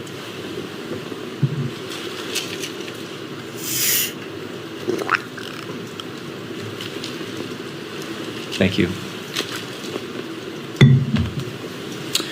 Okay, I'm showing you here on the screen State's Exhibit 31. Do you recognize that? Yes, I do. What is that?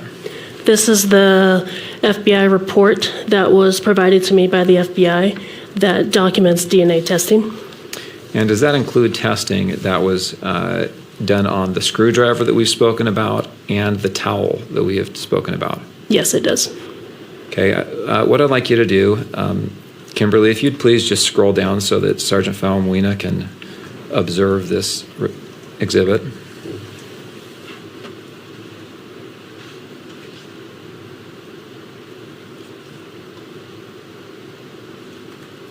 If I can have just a moment.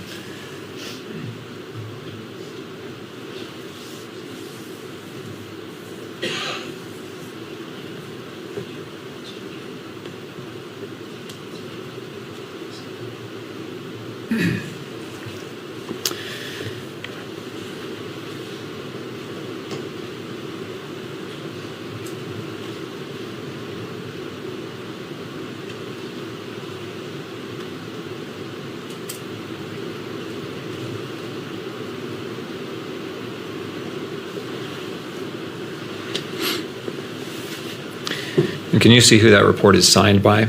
Yes. Who's that? Amanda Baker, I'm assuming is how you pronounce your last name. Is that, in fact, the report that you received documenting the testing results on these items and some other items from the Yes. FBI? Sorry, yes. And does it appear to be in an accurate condition as to how you received it? Yes. I'd move the admission of State's Exhibit 31. Defense? No additional objections. All right, so I'll note the standing objection, and as it relates to admission, what is your request as to publication? I'd move this admission and its publication both to the court and to the public. All right. Anything further, Mr. Burt? No. All right. The court will admit State's Exhibit 31 into evidence and allow publication of this exhibit to the gallery and to the monitor on screen in the courtroom and for the camera to broadcast. Okay, if you'll go to, Kimberly, if you'll scroll down to, still on page 1, where the screen will show items 7 and 8. Sergeant Falmuina, do you see the lines there that say item 7, that line? Yes. And will you read that portion of the report that describes what item 7 is? Item 7, towel from around Mauser rifle, serial number 8863. And there's also some other identification numbers. Is that the towel that you found with the rifle that day? Yes, it is. On September 10th? Yes. Item 8, will you read what that says is a description of item 8? Item 8, screwdriver from perch. And is that the screwdriver that you described that was collected from the rooftop? Yes. Okay. If we can go to page 3 of 6, please. Will you, item 7, sub 1, will you please read the result there from the title, item 7, until the word contributors? Yeah, objection. It's cumulative. We have the analysts here who can describe what the report is. Not sure it assists the court to be having her read from a report that's already in evidence. And would you mind repeating that, but with the microphone? I want to make sure that the record picks up your objection.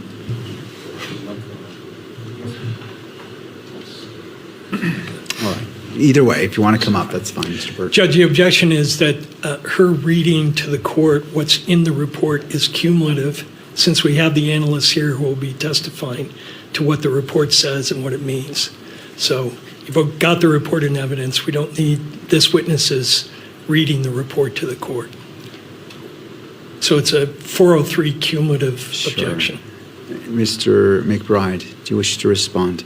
My point is only to draw your attention, Your Honor, to the relevant results that will be discussed by the other expert, as well as the results of the items we've discussed, the towel and the screwdriver. That's all. All right. The court will overrule the objection and allow a brief overview of it, not going line by line, page by page. So if it is brief, I'll allow that. Thank you. So if you'll read item 7.1 to the word contributors at the top of that page, if you will. Yes. Male DNA was obtained from item 7 sub 1. Item 7 sub 1 was interpreted as originating from two individuals, one of whom is Twiggs. The DNA results from item 7 sub 1 and are 1.7 octillion times more likely if Twiggs and T. Robinson are contributors than if Twiggs and an unknown, unrelated person are contributors. Thank you. Let's skip down to item 8.1. Do you see that bolded and underlined line there? Yes. And this is relating to swabs of the handle area of the screwdriver. Is that right? Yes. Will you read those same two paragraphs there? Male DNA ending with contributors. Male DNA was obtained from item 8 sub 1. Item 8 sub 1 was interpreted as originating from two individuals, one of whom is Twiggs.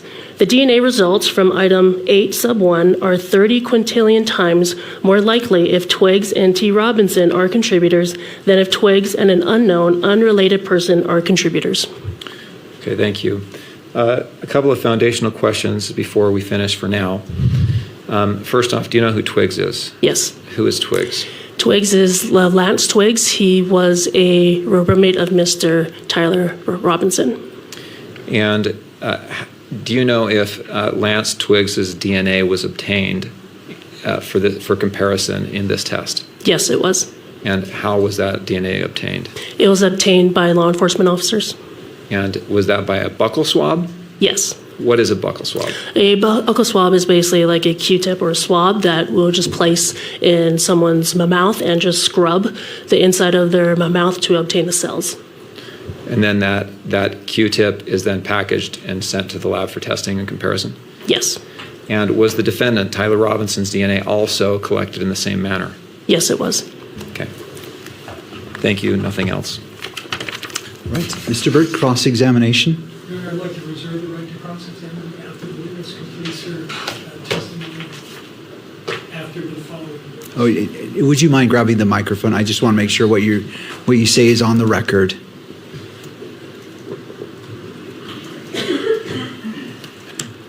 With the court's permission, I'd like to reserve the right to cross-examine on the area she testified about until she's completed her testimony. Okay, okay, I see what you're saying. Any input, Mr. McBride?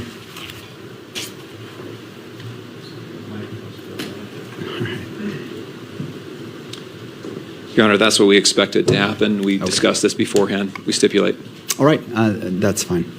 And so should I have the sergeant step down or? Yes. Okay. Sergeant, if you'd like to step down, you're still under oath, and so please don't discuss your testimony with anyone. And is she being asked to exit the courtroom, or what's the request of the parties? Yes, to exit the courtroom at this time. All right, Agent, if you wouldn't mind exiting the courtroom, and then we'll come get you when we're ready for you. All right? Thank you. All right, Mr. Burt, turning to you. Your Honor, out of order, the defense would be calling Amanda Baker. All right. Ms. Baker?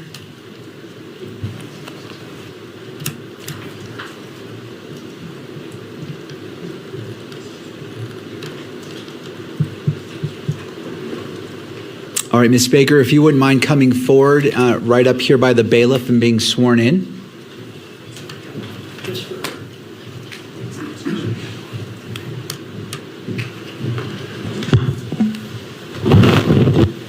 You do solemnly swear that the testimony you shall give in the case now pending before the court will be the truth, the whole truth, and nothing but the truth, so help you God. Yes, I do.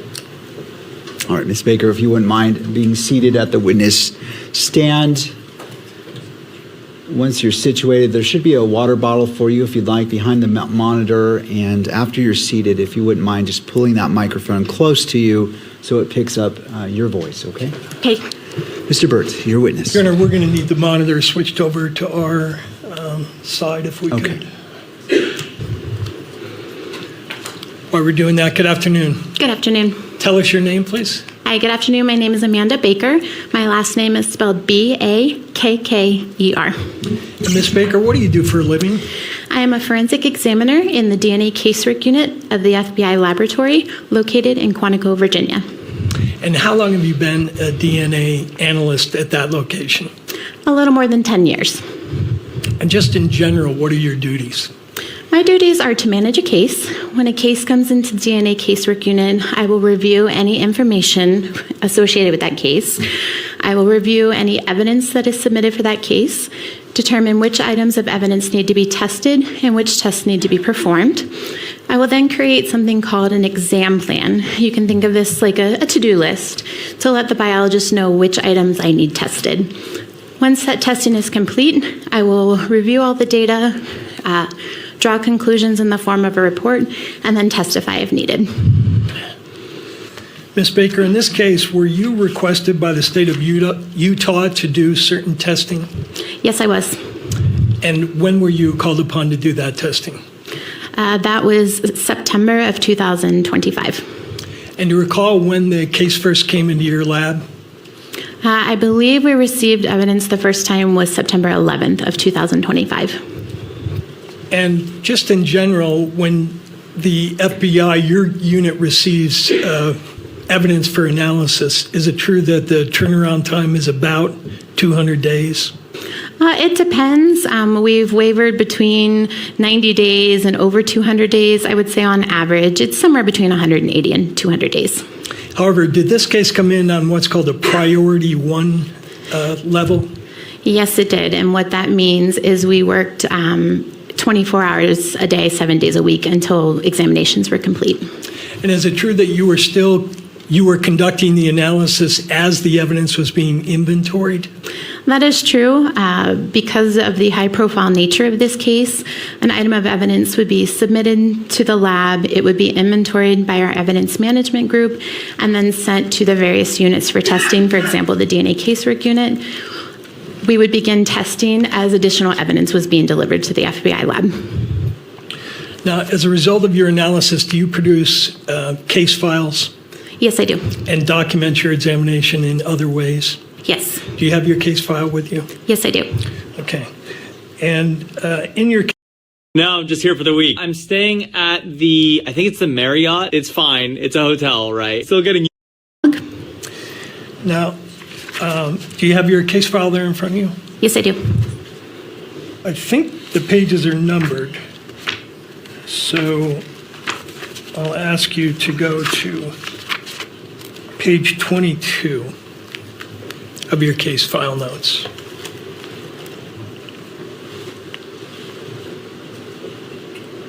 Okay. And if I could direct your attention to the bottom of that page, there is a communication log entry dated September 13th. Do you see what I'm referring to? Yes, I do. And would you read to the court what your entry is for that date? Yes. This is my communication communication entry on September 13th, 2025. All. Spoke with FBI Special Agent Folger and Utah SBI SA Dave Hull. gave technically reviewed results that Robinson was included as a possible contributor to the DNA from the towel and the screwdriver. We discussed the additional examinations conducted by DCU, and they both agreed that no additional immediate comparisons are needed at this time. All remaining comparisons will be in the laboratory report. Is that an accurate reflection of what you told the agents at that time? Yes, it is. And you told them that, quote, Robinson was included as a possible contributor to the DNA from the towel and the screwdriver, correct? Yes. Was the language that you used in conformity with requirements that you have for reporting out test results? Yes. All right. I'd now like to direct your attention, if I could, to exhibit number, State's Exhibit 31, which is in evidence, and I think it's our tab 2. And that's in evidence, so if you could display that on the screen. And Mr. Burt, are you requesting it to be displayed to just your screens or to all screens? No, since it's in evidence, Your Honor, I'd like it displayed to the public. Okay, let's go ahead and put it on the main monitor as well.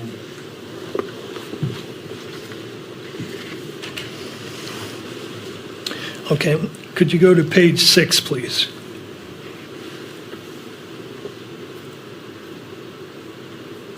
And highlight the third paragraph.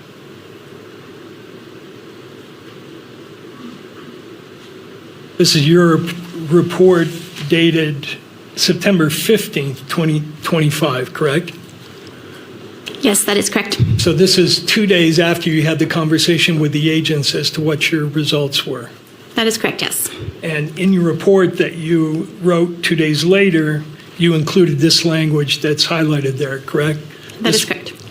This report conforms to the Department of Justice uniform language for testimony and reports for forensic DNA examinations. Correct? Yes. Okay. Now, I'd like you, if you could, to take a look at that standard that you referenced. And then I believe is that, and this will be just to the witness, not to the public. Okay. Calling up tab 7. Do you see that on your screen? Yes, I do. Do you recognize this document? Yes, I do. And tell the court what this is.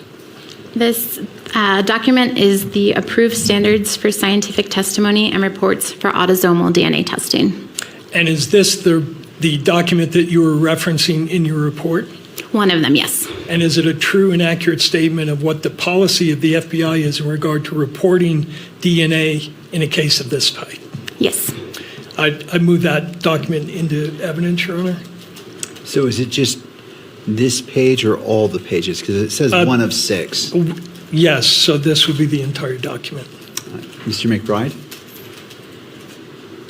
Your Honor, I don't see the relevance of this document. I object on relevance grounds. Mr. Burt? Your Honor, the document is referenced in her report, and it defines the parameters of what her opinion means. So I think it's very important for the court to understand the limitations of the opinions being expressed. And just for my understanding, when you say in her report, are you referring to State's Exhibit 31? That's correct. All right, Mr. McBride, any further thoughts? No, I'll submit it. All right, so State's Exhibit, well, I'm sorry, how am I labeling this exhibit for the defense? Your Honor, we have our exhibits organized by witness, and we would be submitting to the court electronic copies of these under named witnesses. So this would be Baker 7. All right, Defense Exhibit Baker 7 is admitted into evidence, and as it relates to publication, what is your request, Mr. Burt? Your Honor, I would ask that this be published since the report is published, and this is important to understanding the limitations of the report. And so published in the courtroom and on the monitor for the media? Yes, okay. Correct. Any thoughts, Mr. McBride? No objection. All right, it will be admitted and published both in the courtroom and on the monitor for the video camera.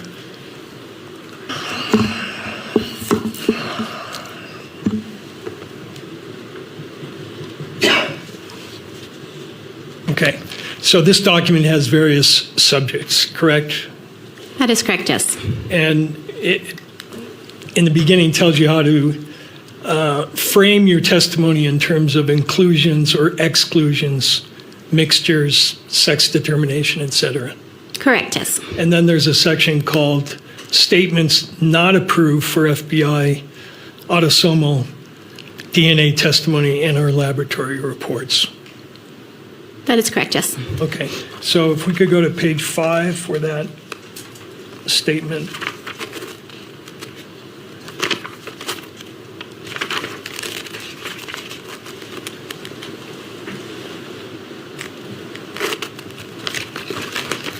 Okay.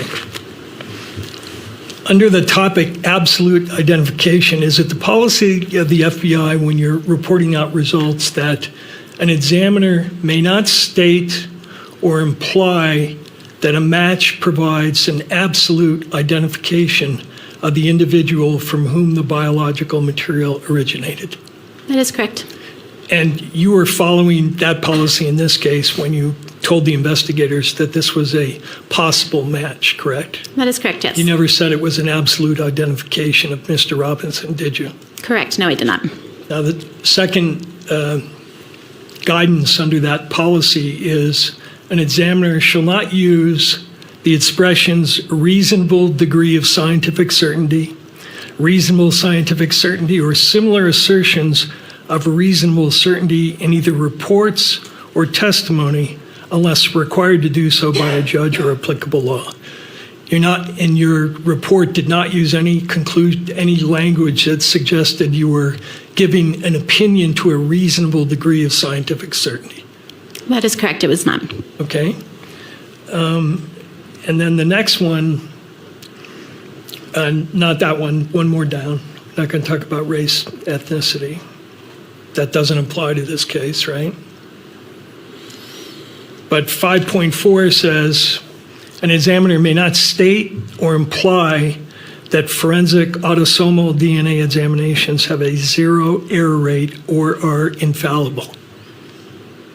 That is correct. And you followed that policy in this case, correct? Yes, I did. You're not in your report stating to the court that your testing has a zero error rate, correct? Correct. You're not saying that the test is infallible. I am not, no. What is the source of error rates in DNA testing? I'm You can sorry. take that down. Can you clarify your question? Yeah. When it refers to don't state that there is a zero error rate, what in general are the sources of error in DNA, in the kind of DNA testing that you do? Human error could be an error. Mm-hmm. Anything else? Not that I can think of off the top of my head. One of the big things is potential human error. I guess you could also associate the DNA testing itself and how items are collected or how those items are tested. Now, to your knowledge, that policy statement that we just read in Exhibit 7, Baker 7, was based on a more general Department of Justice policy, correct? Correct, yes.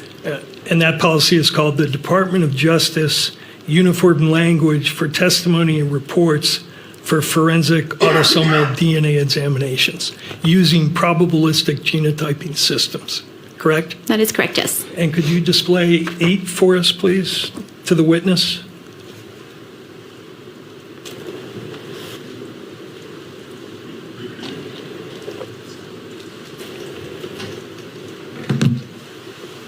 Let me know when it's on.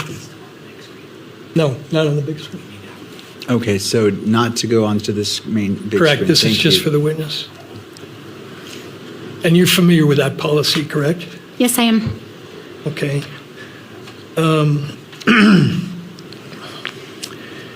And does it contain a statement that support for inclusion is an examiner's conclusion that there is evidentiary support for the inclusion of a known individual as a possible contributor to the DNA typing results obtained from an evidentiary sample? I believe it does, yes. And did you follow that procedure in this case? Yes, I did. all right? Does this same policy state at page 4,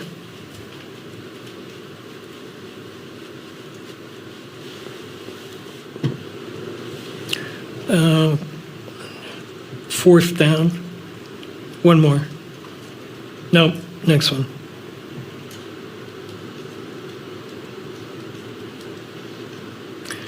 An examiner, does a policy state, an examiner shall not assert that a likelihood ratio of any magnitude provides an absolute identification or source attribution of an individual to an evidentiary sample?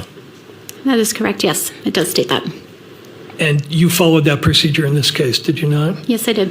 You're not implying that those numbers that a previous witness quoted and are stated in your report provides an absolute identification of Mr. Robinson or Mr. Twiggs? No, I'm not. Okay. Thank you. You can take that down.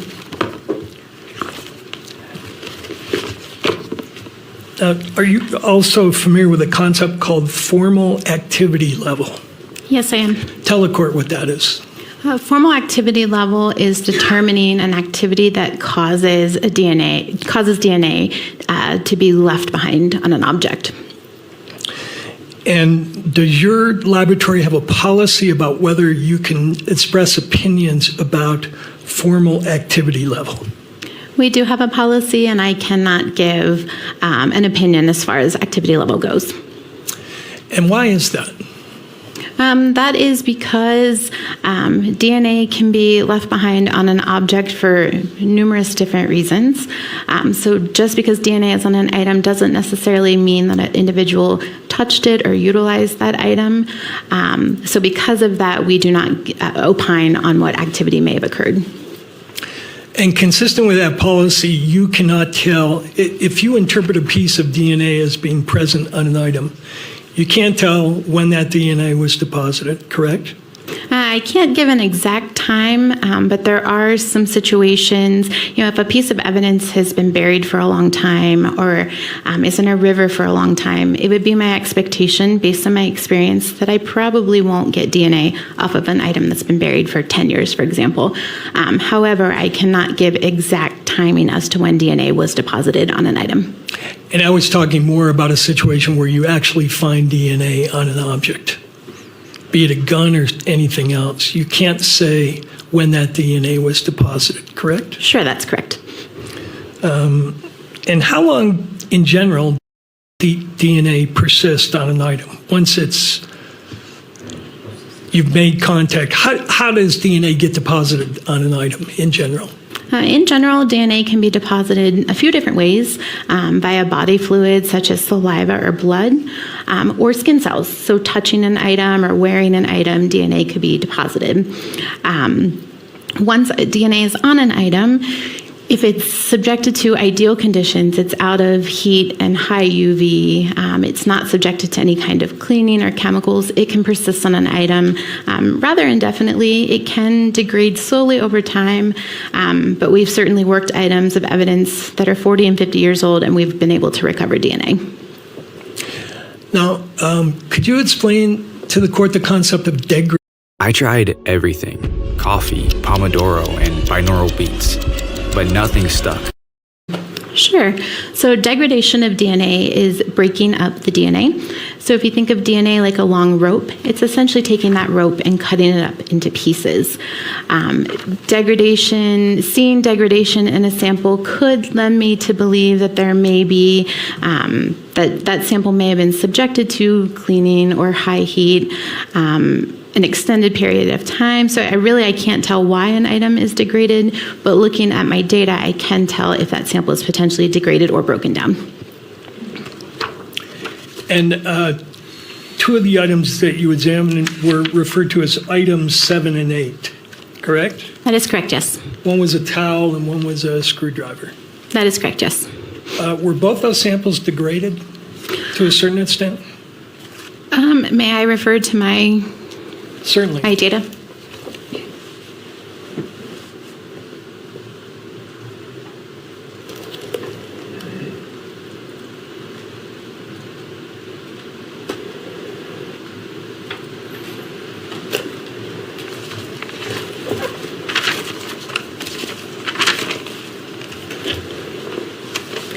So item 8 was the screwdriver from the perch. I would say that there was some degradation. As I look at the DNA peaks or the DNA data, in an ideal world, if there's no degradation, I would expect all the peaks to be at the same height. Here I see a ski slope type effect, meaning that the data on the left is a little bit taller than the data on the right. As far as item 7,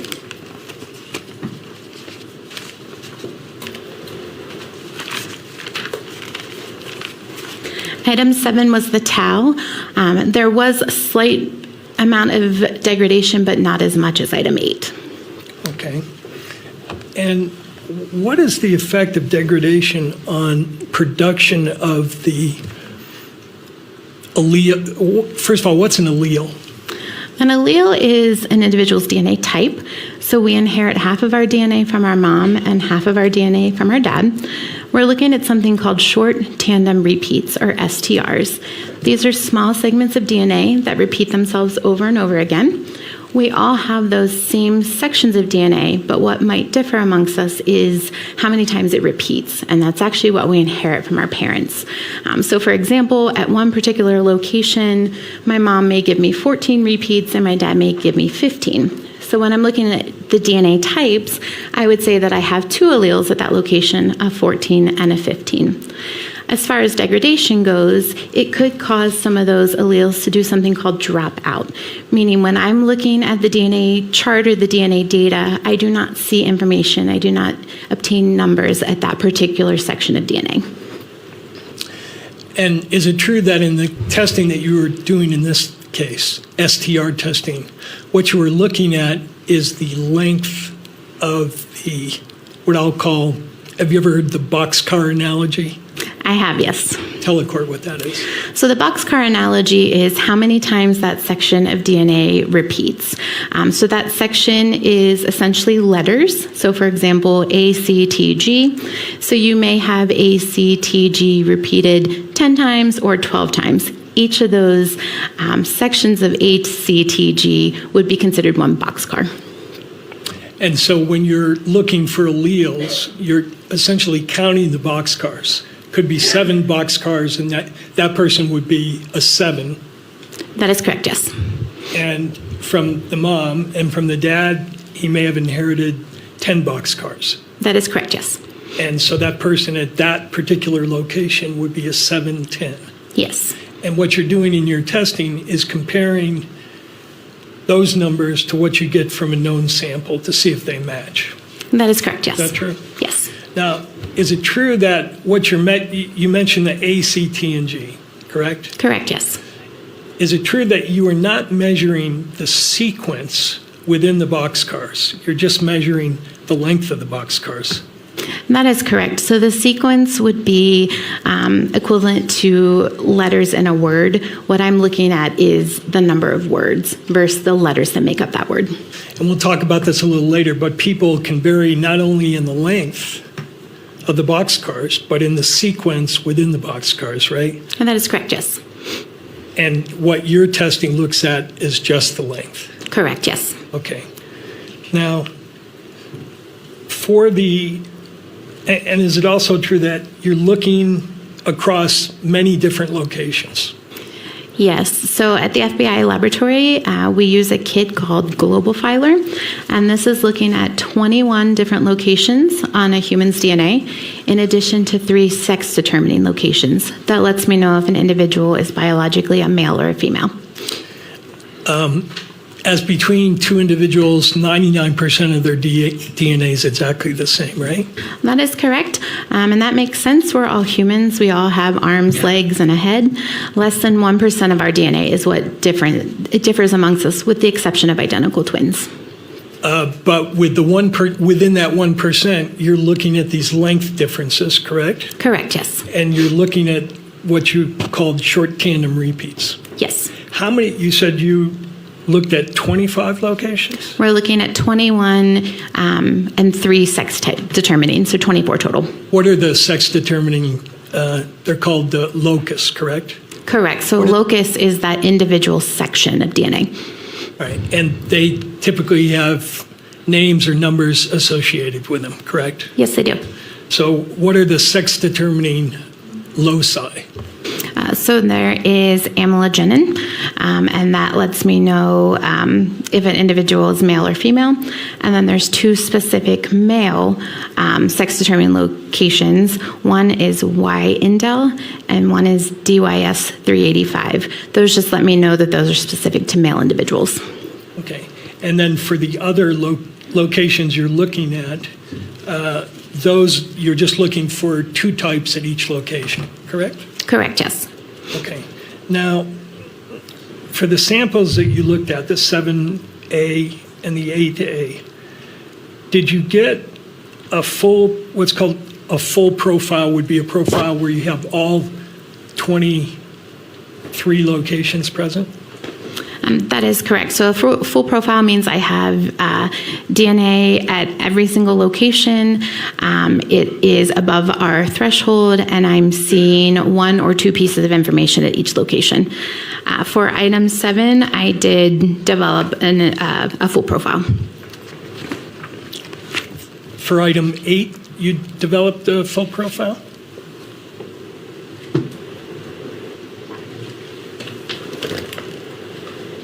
Item 8 was a partial profile, so I did not develop DNA at every single location. Okay, so what that means in your comparisons is you have certain information in the question sample that for whatever reason doesn't appear, correct? Correct, yes. So you can't make a comparison at those locations? That is correct. All right. What makes it not appear at certain locations? So it could be that there's degradation. So those larger locations could be broken up so that it wasn't detected during the DNA process. It could be a low-level amount of cellular material to begin with. So if I only have a few cells, I may not have enough to detect at every single location. Okay. And for the 8-1 sample, did you measure Mr. Robinson and Mr. Twiggs's DNA at the 23 locations? For item 8, I did not have a full profile, so I did not have data at all 23 locations to compare to either Mr. Robinson or Mr. Twiggs. Right, but you had full profiles for Mr. Twiggs and for Mr. Robinson, right? For their known sample? Yes. Yes. So for their known sample, that was a sample that was taken directly from those individuals, and I did develop a full DNA profile. Okay.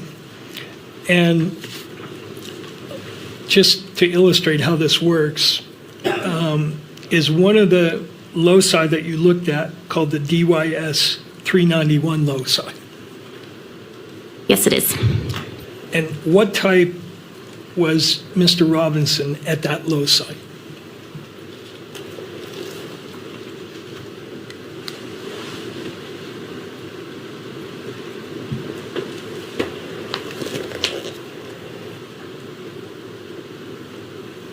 At that location, Mr. Robinson was an 11. And I think you said you inherit one from your mother, one from your father. But when you say he's an 11, technically he's what's called an 11-11, correct? So for this, DYS 391 is actually that male location, so he would not have, or anybody would not have inherited anything from their mother. So at this location, I would only expect to see one piece of information, and I did see an 11 here. Okay. And for the D3S loci, what was his type? His type was a 17. Now for that loci, you'd expect two types, correct? That is correct. And when you say he's a 17, do you mean he's actually a 17-17? That is correct. He inherited 17 repeats of that location from mom and 17 from dad.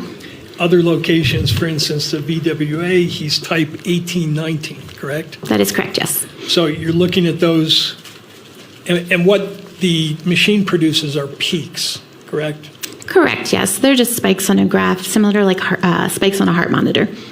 And you said for 8A you had certain locations where the test sample didn't have any results. That is correct.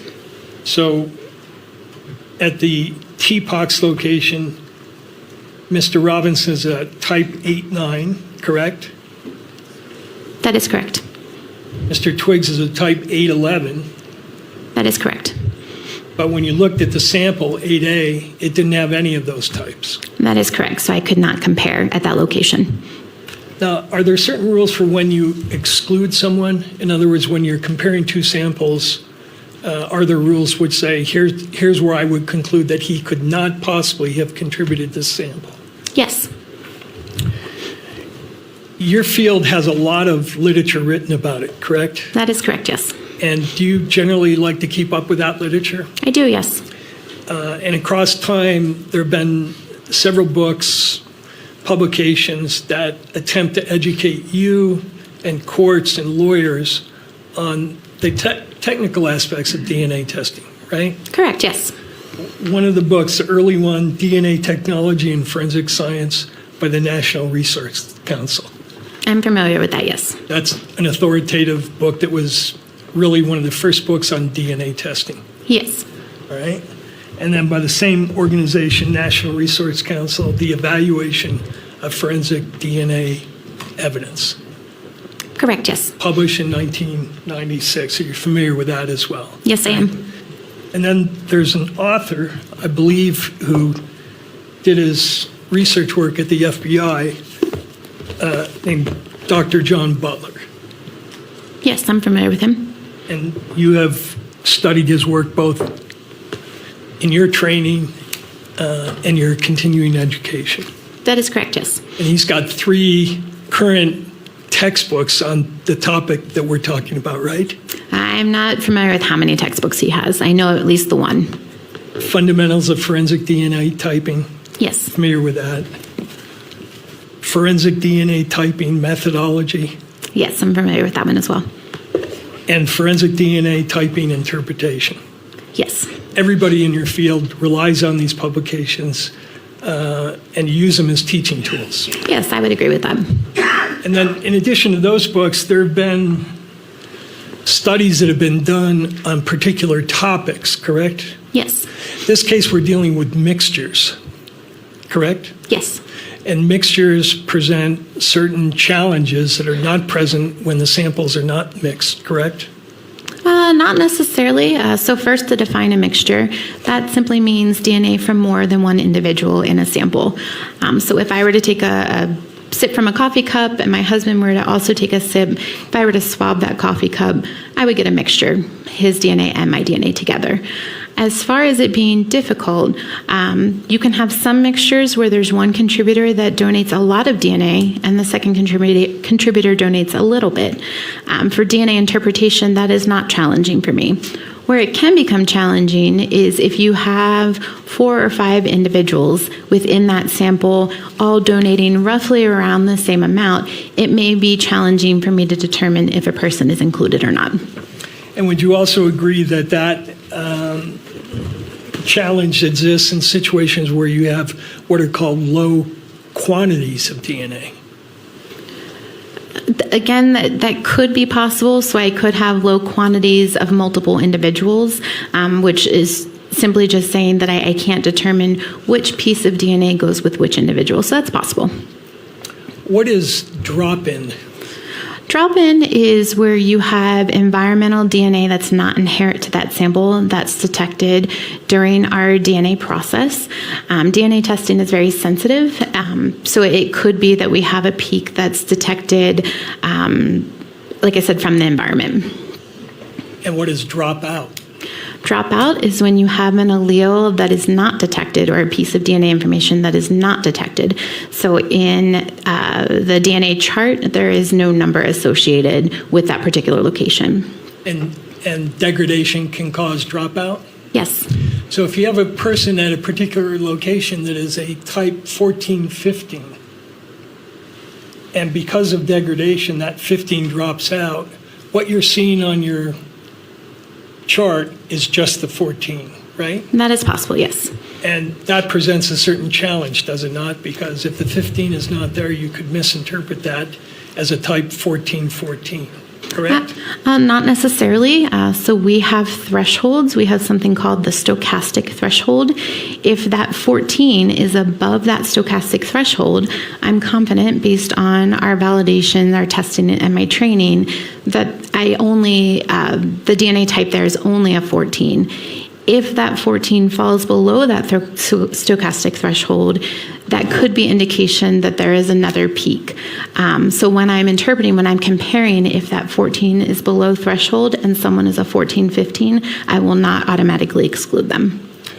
What is stochastic effects? Stochastic effects. I'm going to object at this point. I think we've gone beyond the scope of preliminary hearing. I think this is getting into 702 material that's not necessary for the probable cause determination. I think Mr. Burt? I think it goes directly to the reliability of the testing results that the state introduced. I think the court has to understand the limitations and the potential sources of error in order to assess whether these results are reliable. And in regards to this line of questioning, how far are you going to go on this line of questioning? I have this one question and I'm moving on. All right, Mr. McBride. I'll hold them to that. All right, well, Mr. Burt, so the objection is overruled. You may proceed with that question. You can answer. Could you repeat your question, please? Tell the court about stochastic effects. Stochastic effects, when you have low-level samples during the DNA copying process, based on how the DNA is copied, you could have alleles that are copied better than other alleles. Okay. Now, how are you finding the time to send over all these meeting notes? I got a secret. I've been using Granola. What is Granola? So it's an AI notepad. If you want to take familiar with is called the PCAST report. Are you familiar with that report? Yes, I am. And tell the court what that is. PCAST report is, PCAST stands for the President's Council of Advisors on Science and Technology. And this was a committee that was found, I believe, under the Obama administration that gave guidance on different areas of forensics. Including how to deal with mixed samples and how to deal with samples that have low quantity of DNA. I don't know that I would agree that it's how to deal with them. They gave some of their concerns on low-level samples and mixtures. Right. And they also did a follow-up report to assess whether using the kind of software that you used in this case had been established as reliable, correct? That is correct. And what was the software that you used in this case to reach your statistical results? The software is called StarMix, STRMIX. And the PCAST report specifically addresses whether reliability has been established with respect to StarMix, correct? I don't believe reliability came into question. I think PCAST thought that there needed to be additional testing as far as mixtures and low-level samples go. Mixtures and low-level samples that had certain characteristics, right? That is correct, yes. Including mixtures where what's called the minor contributor was in the sample below 20%. That is correct. So the minor contributor would be an individual that donated less DNA to that sample. So PCAST called into question mixtures of 3 or more individuals with that minor or that low-level contributor making up 20% or less. 7 and 8 samples in this case were both mixtures, correct? Yes, that is correct. And did you determine what the proportion of mixture was between what I'll call the major contributor and the minor contributor? So I did not calculate that personally. Part of the StarMix software, it does a couple different things. One, it takes a mixture and it uses math and biological modeling to try to break that mixture into its individual contributors. And then it also calculates the likelihood ratio, which is the statistic that I report. During that process, it does give an estimate of the breakdown of those potential contributors. And what was, first of all, for the 7 sample, was the minor in there at less than 20%, according to StarMix?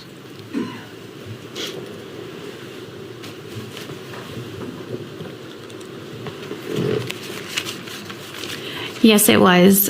For one of the runs, when I compared to Mr. Robinson conditioning on Mr. Twiggs, it was a 5% to 95%. And how about for the other sample?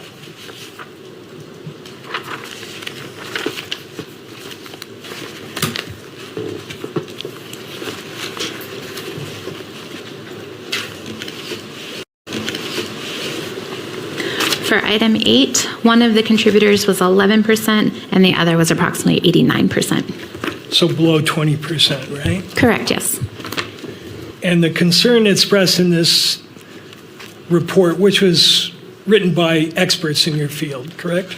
No, that is not correct. The PCAST report was written by individuals that were not practitioners or any type of laboratory personnel.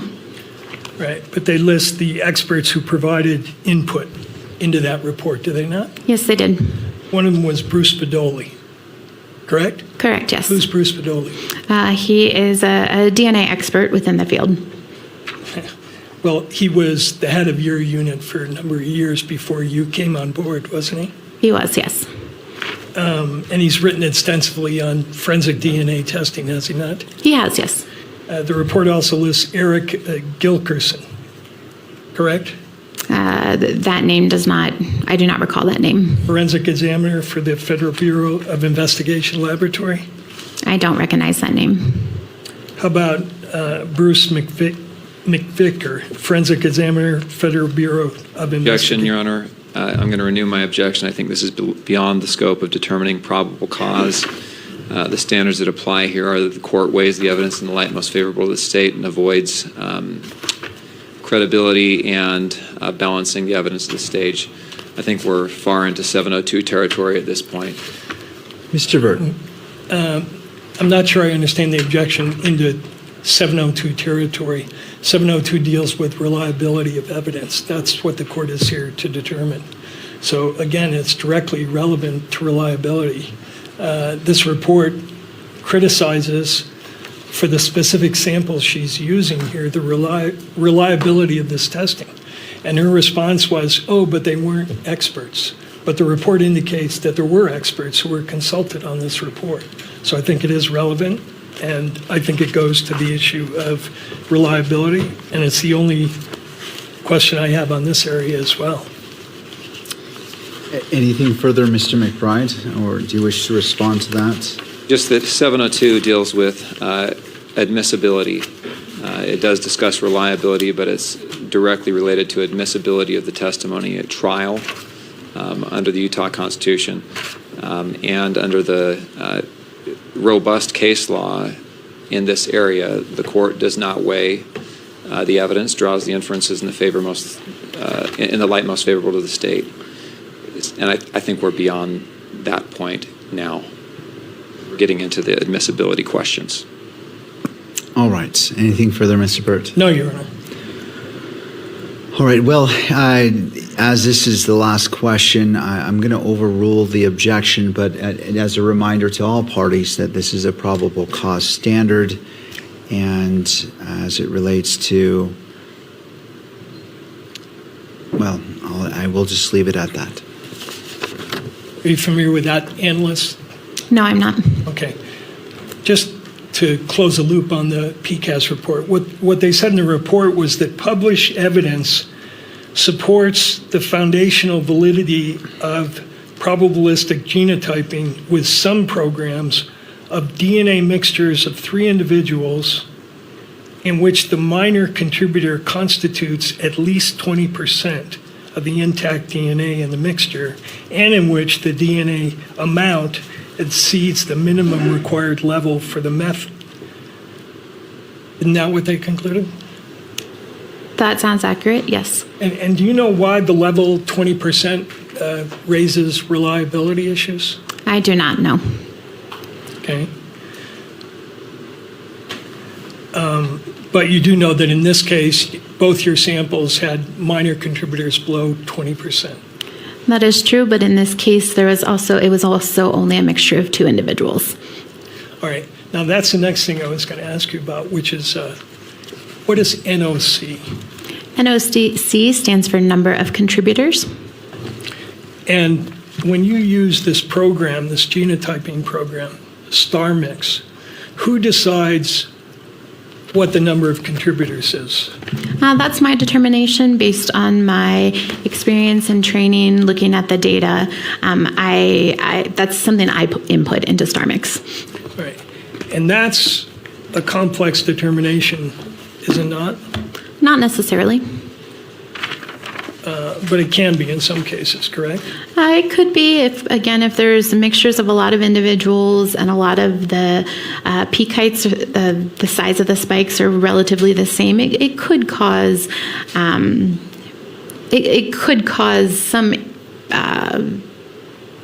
trouble for me as an examiner.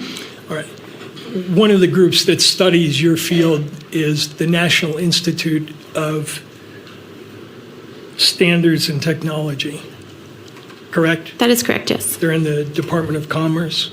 I believe so, yes. Federal agency? Yes. And they published a report in 2024 called Forensic DNA Interpretation and Human Factors, Improving Practice Through a Systems Approach. You're familiar with that publication, right? I am, yes. And was that a publication written by scientists? I don't recall exactly who the authors of that publication were. Okay. Just to make sure.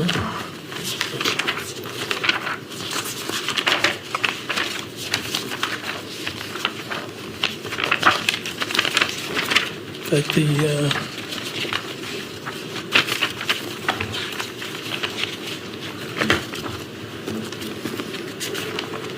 it's a long report, right? Yes, it is. And you've read it? I've read highlights of it. Is it true that one of the things that they say in that report is they have a section on the complexity of number of contributor estimations? Objection. Are you? Same objection, Your Honor. This is beyond the scope of a preliminary hearing. Again, we're talking about expert reports. We're talking about scientific studies. These materials are all fine to consider at a 702 admissibility hearing. At this stage, where, again, the evidence is viewed in the light most favorable to the state, this is unhelpful to the court's determination and therefore irrelevant to this proceeding. Thank you, Mr. McBride. Mr. Burt. Your Honor, I think the report that the state put into evidence, as clarified by this witness, indicates that she reached the conclusion that Mr. Robinson and Mr. Twiggs were, quote, possible contributors to these two samples. And so the one thing the court has to weigh is what is the weight of that opinion given the science or lack thereof? And one of the important issues here is how she derived these statistical numbers. And as an offer of proof, I'll indicate to the court that the numbers derived from this software program, and that software program is dependent in large part on how many contributors the analyst puts into the input of the software. And the numbers can change if the number of contributors is changed. And in this case, as I'll show through the examination, this examiner originally thought there were 3 contributors. And I will show to the court why she changed her analysis, and will indicate through this publication that there has been criticism of the way in which she determined the number of contributors. So I think it's important for the court to assess whether you've got accurate numbers in front of you. The state put in these astronomical numbers and are asking the court to give weight to them. And I'm asking the court to consider how those numbers were arrived at and whether there are reliability issues with regard to those numbers. So the concern that I have is, I turn to State v. Ramirez in 2012, UT 59 at paragraph 10. It states, furthermore, the magistrate's role does not encompass an assessment of whether such inference is more plausible than an alternative that cuts in favor of the defense, That is a matter of fact-finding, which is left for the jury at trial. And so when I'm staying in my role as a magistrate, I hear what you're saying, but my concern is based off case law that dictates what I as a magistrate should be doing. If I want to stay in that lane, my fear is as we go down further down this path, which again is not precluding if this were to proceed, if there were a bind over, if there was a trial, that certainly that could be determined. But at this point, at this stage, how do you weigh this issue as I'm weighing State v. Ramirez in deciding whether we're going past the probable cause stage? Sure. And I think the answer to that is we have to take into account the ruling that you made in this case, which is the law of this case, which is when we objected to the hearsay aspect of these DNA reports and other reports, you ruled that you are the ultimate determiner of the reliability of the hearsay evidence being admitted. And you will recall that our argument was the statute was unconstitutional because it was dictating that you find certain evidence to be reliable without considering whether it was reliable. And your ruling, as I understood it, was no, you retain the ultimate determination of whether the evidence is reliable. And that's not a credibility issue. Is this reliable hearsay that the state is offering? And so issues that go to whether these numbers that the state is putting in front of you are reliable, I think go directly to the substance of your ruling, which is that your role here is to determine reliability of evidence. And I'm familiar with a case that the court cites, but I think that has more to do with weighing evidence and making credibility assessments, whereas I'm focused on what the court ruled, which is we have to look at reliability here, and that's my job as a magistrate. Mr. McBride, any final thoughts?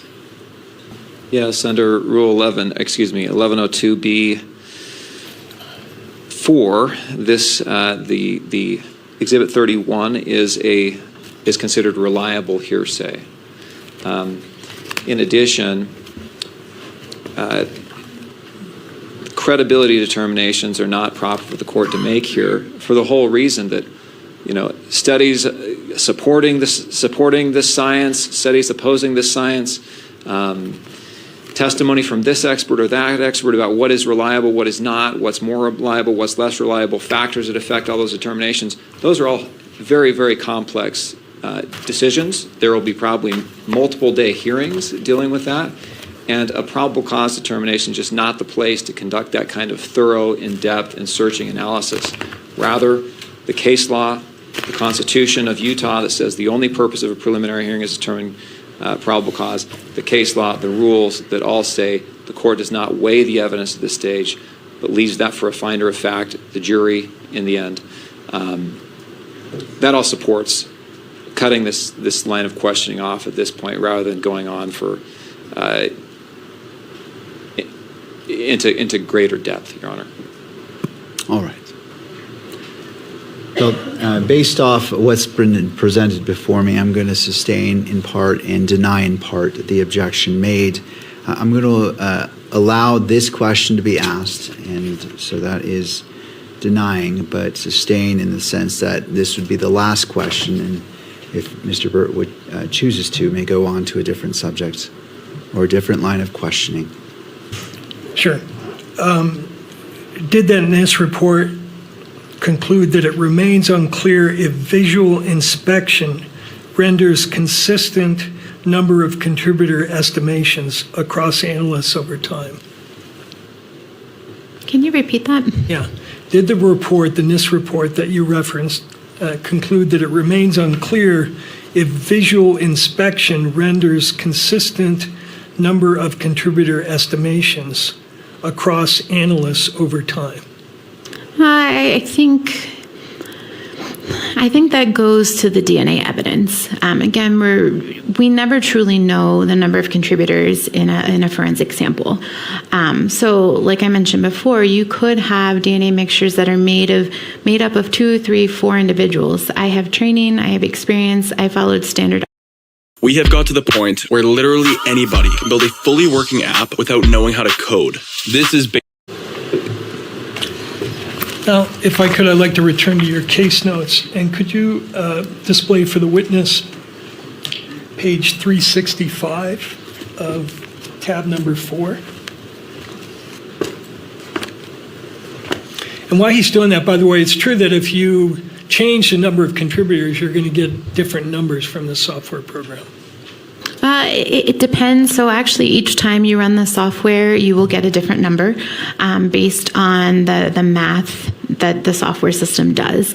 But there are studies and validations that show we don't expect that math to be greatly different, usually by a factor of 10. Changing the number of contributors, it depends. If you have a major contributor, someone who's made up most of that DNA profile, if I originally interpret something as 3 calculated statistic, if that major contributor is the individual that I'm comparing to, if I change the number of contributors to 2, based on the studies and based on my own experience, it doesn't change the likelihood ratio of that major contributor by much. But it does change it, correct? Yes. And you just said, I think, that even when you put in the same parameters, you don't get the same answer if you run it through STR mix more than once, right? That is correct. Based on how StarMix utilizes math and distributions, you will never get the same answer twice, but it will be no more than a magnitude of 10. So that test is not reproducible in the sense that you can run it a sample or your assumptions in there 10 times, you could get 10 different answers. That is true. Again, all within the first time I run StarMix, I'm not going to get a likelihood ratio of 10, and the second time get 10 quadrillion. I might get 10 quadrillion the first time, 2 quadrillion the second time, but even if I run it 10 times, I'm still going to get around the same likelihood ratio value. Now, could you look at tab number 4, your case notes at page 365, if you could bring that up for the witness?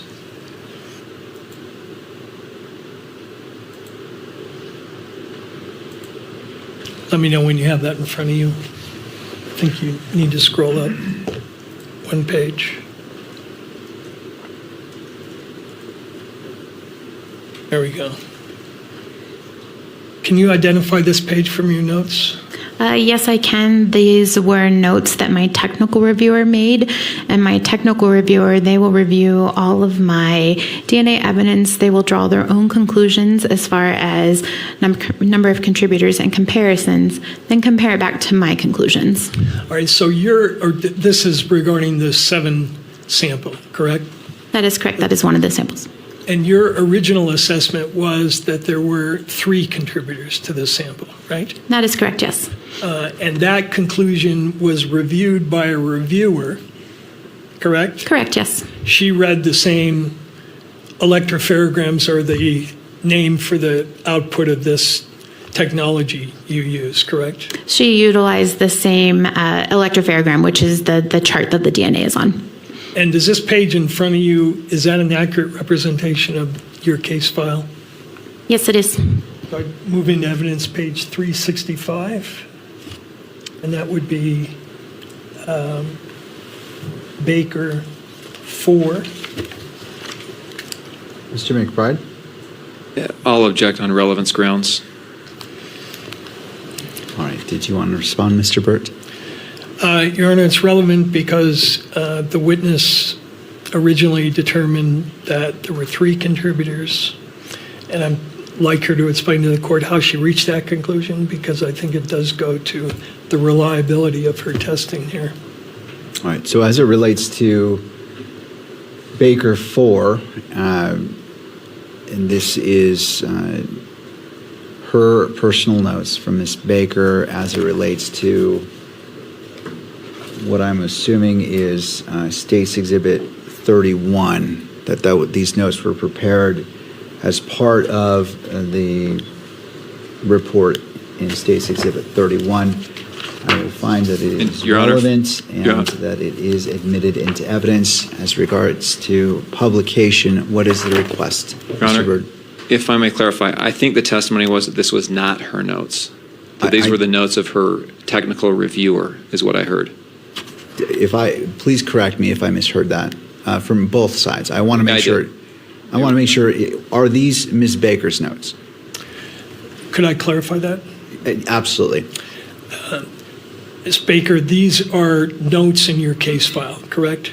These are notes in my case file, but they're not my notes. And the way your lab works, you're not the one that does all the different steps in the testing process, correct? That is correct. Other analysts have input that then all goes into the case file, which you have access to and rely upon in rendering your opinions. That is correct, yes.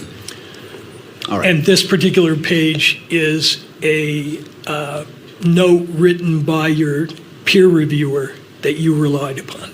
Correct. After I made my interpretations and drew conclusions, my technical reviewer then reviews the data and draws their own conclusions. So this was created after I had already drew my own conclusions.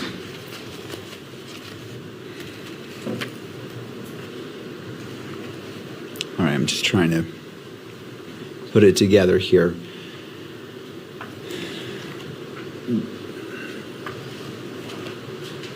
So the question I'm trying to get to, counsel, is, was this particular, I recognize it as it being prepared by someone else, but as it relates to States Exhibit 31, was this relied upon in order for States Exhibit 31 to be put together as the report? Because I'm trying to determine relevancy as it relates to that, and that's a crucial point I don't have the answer to just yet. Okay. Let me lay a more adequate foundation. The case file notes are assessed by you at every step of the analysis, correct? Not necessarily at every step. Before I issue a report, before I write a report, I review all of the case notes. So that will be any communication log entries, any documentation from the laboratory, the biologists that perform the DNA testing. I will review all of that, write a report, and then give that to a technical reviewer. They will draw their own conclusions to determine if they agree with me. If they do, they will sign off, and then my report and my case file will go for an administrative review to make sure that the laboratory number is correct on all the pages, that if there's any crossouts, there's dates and initials and so forth. Those two reviews have to be done before I can actually make it a final report and case file that gets submitted and sent to the field. And in this case, correct me if I'm wrong, but the sequence was you originally determined in sample 7, that there were 3 contributors. That conclusion got reviewed. Then you ran some further testing, and then you change your conclusion, correct? That is correct, yes. Right. And before you change your conclusion, you of course go back and look at what the reviewer said about her review. We would have a discussion. If I say a number of contributors was 3, he or she notated that it was 2. We had that discussion. She agreed with 3. So for that step of that process, because again, we're piecemealing this. Typically, in a normal case, we will work all of the evidence. I will write a report. For this situation, I had DNA evidence coming to me throughout the day, throughout the night. So I had reviewers at different steps, which is not usual for a case. Usually I have one reviewer. So in this case, at that particular time, I had a reviewer. Then when I was submitted additional known samples and used those for comparisons, then I did have additional conclusions and additional reviewers. But you certainly took into account this notation on this page before you changed your conclusion, correct? I don't know that I would agree that I took into account. We had already had that conversation. And again, once I received additional known samples and additional information from the field, I then did amend my conclusion. And these notes are kept in the ordinary course of your business? Yes. And they're part of the case file that you rely upon in reaching your conclusions? They are kept with the case file after I draw my conclusions. So, Your Honor, I think there's a foundation for this. The state has offered all kinds of hearsay here, and certainly this is, there's no question about the reliability of the entries. All right. Anything further from the parties before I weigh in on, well, make my ruling on Baker 4? No. The court finds that it is relevant, and as it relates to State's Exhibit 31 and Baker 4 is admitted into evidence. In regards to publication, Mr. Burt, what is your request? That it be published. All right, in the courtroom. In both the courtroom and to the cameras. All right. Any objection, Mr. McBride? All right, we'll go ahead and publish that to all screens and may be captured by the media. So these notations at the top there, 7-1 mail, discuss 3 NOC and okay with 3. Could you translate that for us, what that means? Sure. So when my technical reviewer took a look at the DNA evidence, she determined that male DNA was present, and she concluded that she would have called it a number of contributor of 2. She compared it to my conclusions. I said number of contributor 3. So we had a discussion as to why she thought it was 2, why I thought it was 3. And she said she agreed with me calling it 3 based on our discussion. Okay. So was that an extended discussion you had with her, or just? No, this was a quick discussion, and this is not unusual. We have discussions like this during the technical process quite often. And the stamp on the bottom, approved by Tara Benson, is that the reviewer? Yes, it is. Talking about? All right, thank you. Now, I want to ask you to look at page 128 of that same exhibit.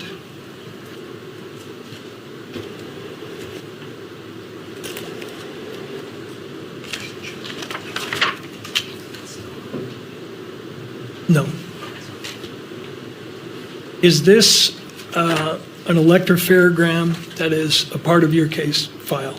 Yes, it is. And is this an accurate representation of what's depicted on this page? I'm sorry, there's nothing on the screen. Am I? Yeah, 128.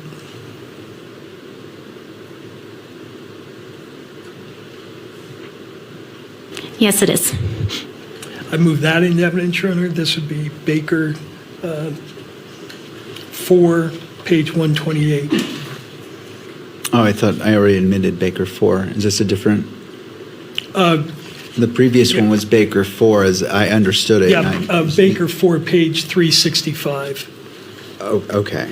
So Baker. And so this is Baker 4, page 128.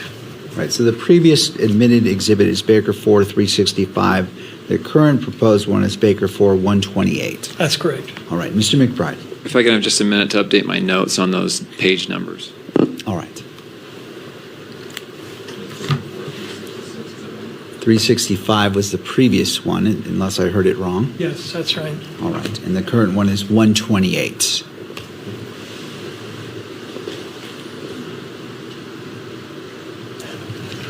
First, I'll note this is the first I'm seeing these as exhibits. Of course, I have this file, but I was unaware that these are going to be offered as exhibits. So I'm looking to find them in my file as we go.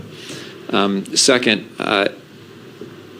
again, I'm going to object on relevance grounds to the probable cause determination. We're going through the finite details of the analysis here. And once again, I think these are appropriate questions to raise in a 702 hearing. But with the standards that apply at the preliminary hearing that I've already discussed, I think we're beyond the scope of probable cause determination as we dive into this evidence. All right, Mr. Burt. Your Honor, I think this exhibit is particularly important because the court does not yet have in front of it what an electropharogram is and how it's interpreted. And this particular page will illustrate to the court how the analysts interpreted the peaks on this electropharogram to reach the conclusions that she reached, that there were 3 and not 2 contributors. And I think it will assist the court in determining exactly how this comparison process works and what the output looks like, so the court can see exactly how the interpretations are being made.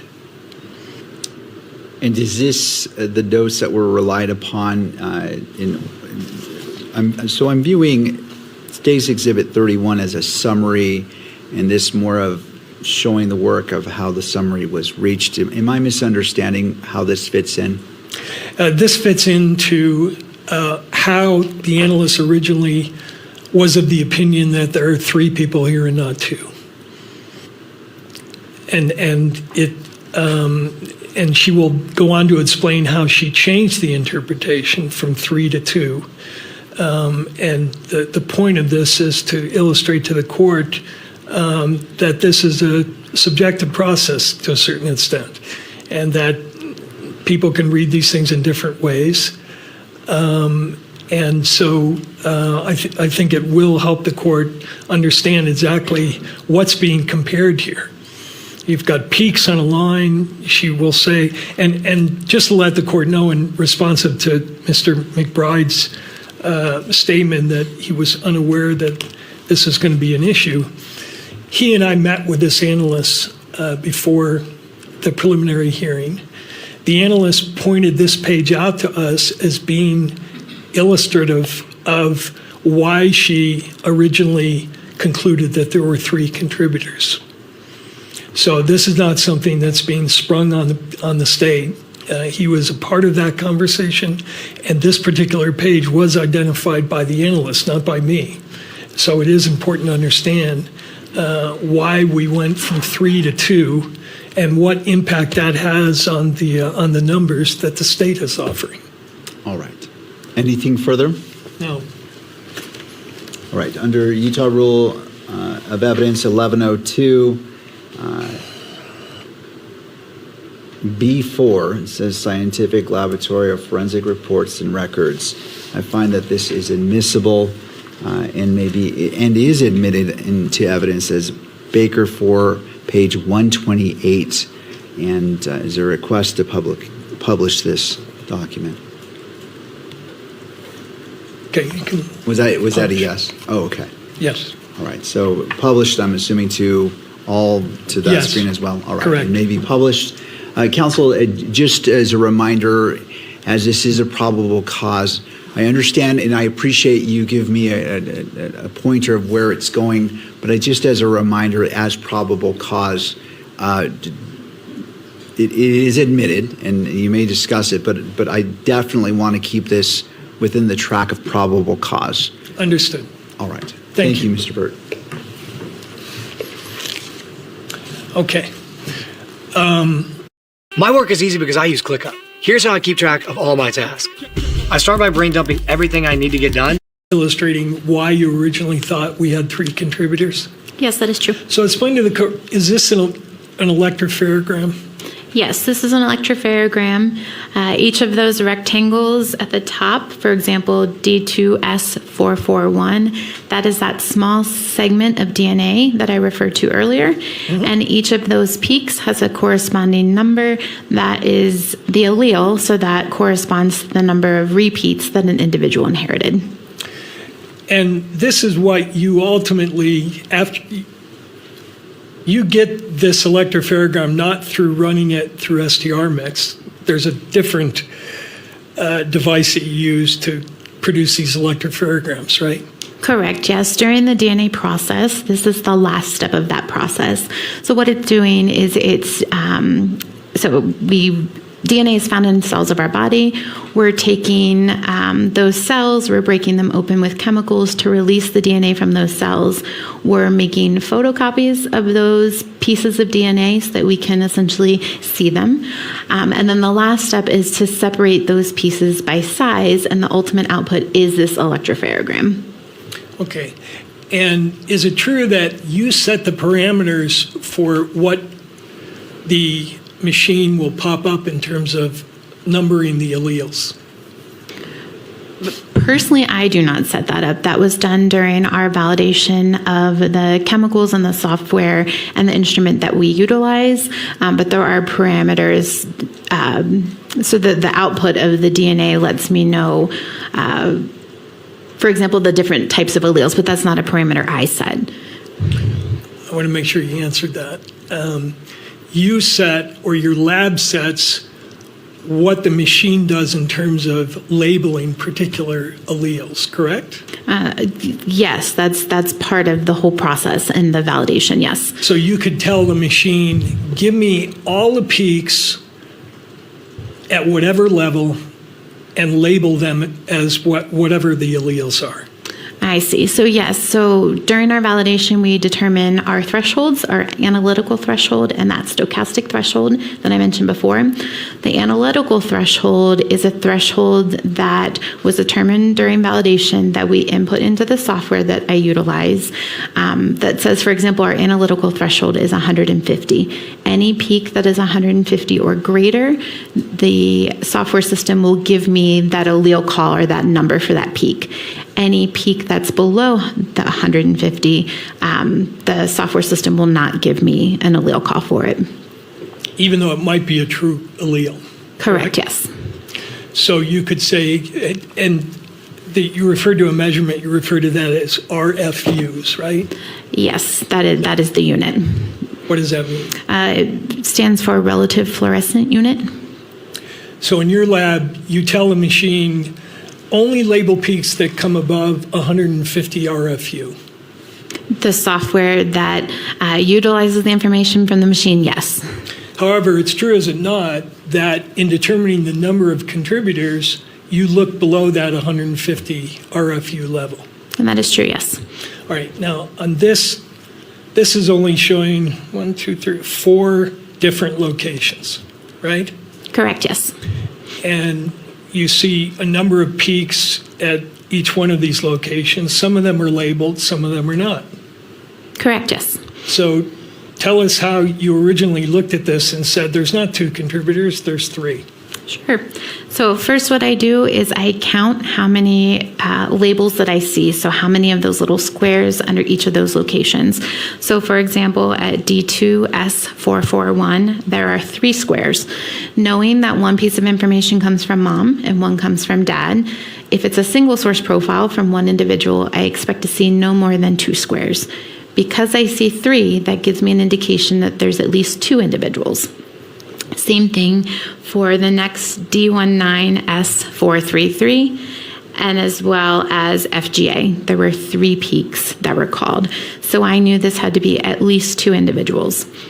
Then what I do is I take a look at the peaks that are not called and determine, could there potentially be a third person included?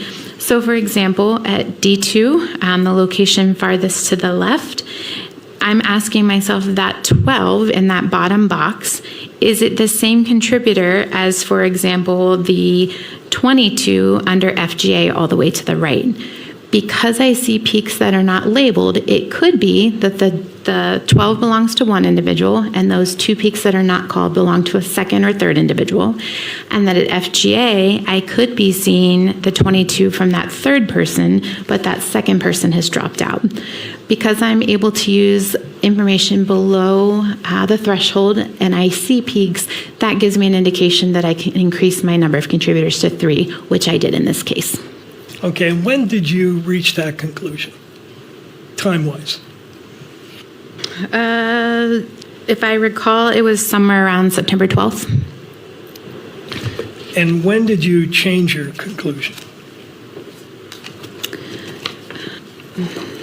That I would have to refer. Sure.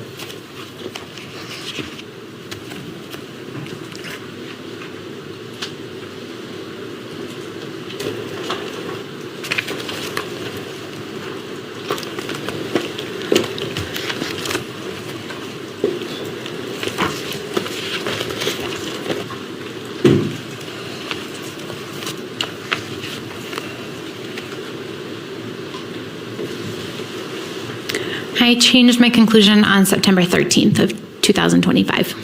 And explain to the court why you changed your conclusion?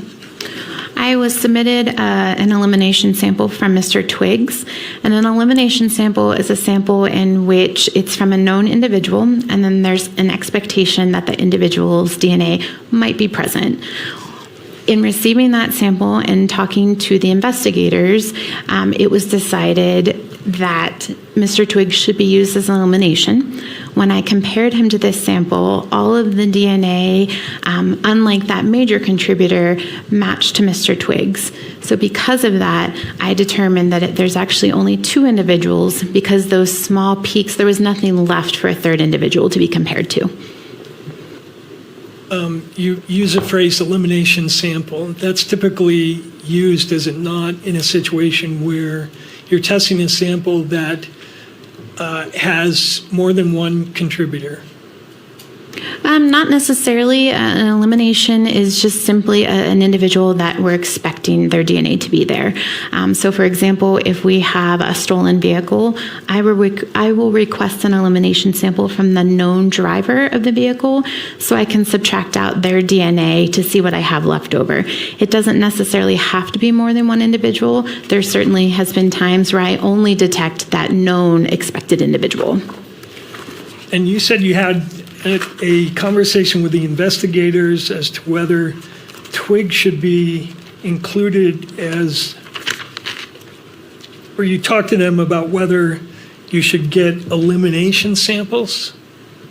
I talked to them with regards to if I should utilize Mr. Twiggs as an elimination versus comparing him and offering a statistic. Okay, but in your report, you concluded, did you not, that one of the contributors to both samples was Twiggs? That is correct, yes. Right. You didn't just assume that, you reached the determination that he was the source of both those samples, one of the sources, right? I don't want to use the word source, but knowing that there was an expectation that his DNA could be present, when I compared him to that DNA sample, I did see his DNA types present. So using the word assumed, that's verbiage that we use when we calculate our statistical calculation. I'm letting the software know, I know this individual is there. I'm assuming that they're there. Based on my comparisons, I did see evidence that that person was there. But I guess what I'm confused about is we talked before about how your language should never imply an absolute identification. But in the body of your report, you say that one of the contributors is Twiggs. You don't say he's a possible contributor like you do for Mr. Robinson. You say he is a contributor. Do you not? I do, and with elimination samples, that's slightly different. So for example, let's say I have a sexual assault case and I have a vaginal swab from a female. She has a consensual partner.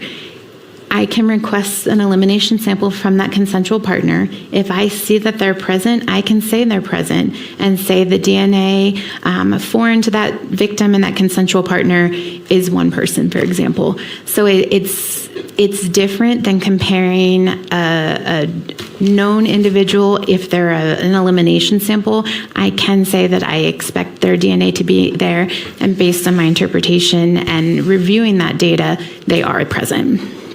And based either on your conversations with the agents or other people, why did you think that Twiggs was someone whose DNA you would expect in those two samples?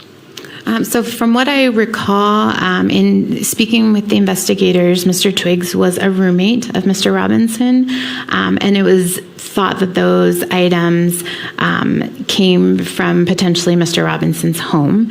And I don't recall exactly if it was a situation where a particular towel was known to have been in that house. I don't remember that exactly, but in talking to the investigators, based on their investigation, it was important to assume potentially Mr. Twiggs was present. Right. Did any investigator ever tell you that the towel did not come from Mr. Robinson's home, but was found in a bush out at the university? I was aware of that, yes. So you knew that that towel was not found in a place where you would expect Mr. Twiggs's DNA to be present? That is correct. It was found outside of a home, but again, based on speaking with the investigators, they had information to suspect that towel came from Mr. Robinson's home, and I should utilize Mr. Twiggs as an elimination. Right. And again, you didn't assume that, you actually concluded it based on the match, right? Based on reviewing Mr. Twiggs' DNA profile to what I developed from these items, I used him as an elimination sample. Now, you did various STR mix, what I'll call runs, correct? That is correct, yes. And the way this works is you input the number of contributors. You determine that. And then they also have something called HD and HP, right? Correct, yes. Tell the court what that is. So those are different propositions. So in calculating the likelihood ratio compares the probabilities of seeing a DNA profile given one of two different scenarios or explanations or hypotheses. One is that a particular person of interest is a contributor, and the other is that an unknown, unrelated individual is a contributor. So depending on the question being asked is how I set up StarMix, number of contributors. For example, if I'm utilizing someone as a known elimination sample, I will apply their DNA profile both to the HP and HD. And the theory of this HP is the prosecution hypothesis, right? Correct, yes. And HD is the defense hypothesis. Correct, yes. So, and these are things you plug in based on your understanding of what the prosecution and the defense are contending. Correct, yes. So how do you plug in the HD in a case where you don't yet have a defense postulating what their theory is? So HD, or the defense hypothesis, is simply the DNA profile, the probability of the DNA profile, given that it's another unknown, unrelated person to the prosecution's potential person of interest.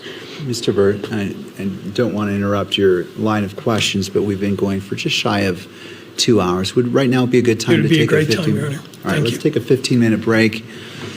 Let's see. We'll come back at 3:50. Court is in a brief recess. All right.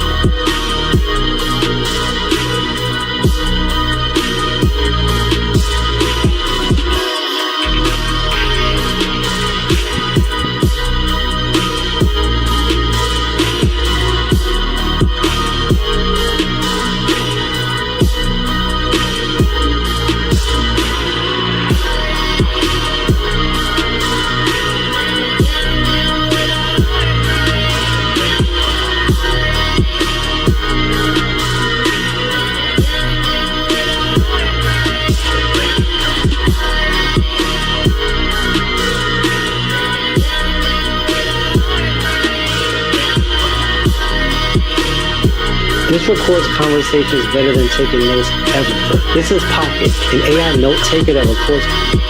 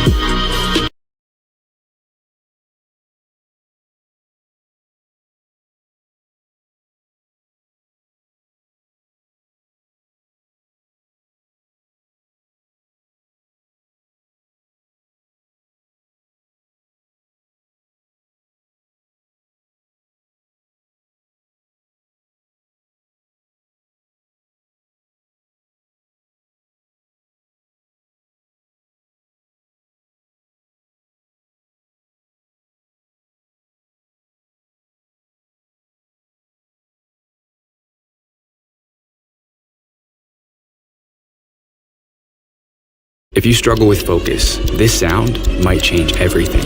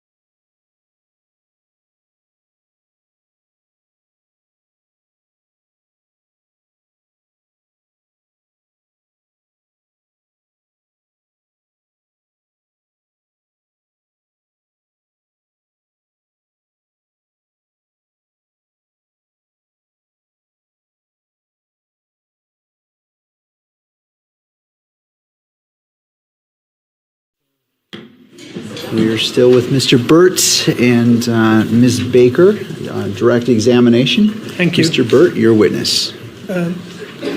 Ms. Baker, would you take a look at, in your notes, page 24 of 379?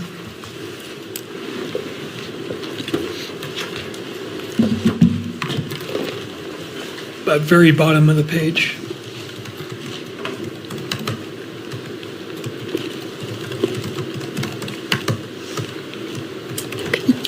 Did you write there on the 15th of September 2025, spoke with Special Agent Folger, gave update on report timeline, discussed that upon review, it was decided that additional statistics needed to be run. Report will still be issued with Twigs as an assumed contributor per previous discussions with Folger and Carmack. You see that? Yes, I do. And what additional statistics needed to be run at that time? So at that time, I believe I ran statistics with just Twigs comparing that individual to the sample. If I may refer, I think that was the only additional.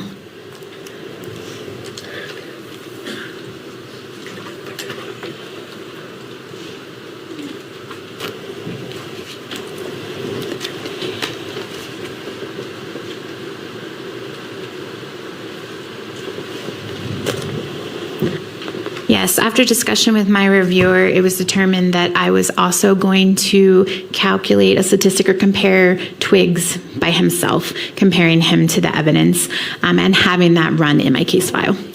Okay. And could you go to tab 38, page 39?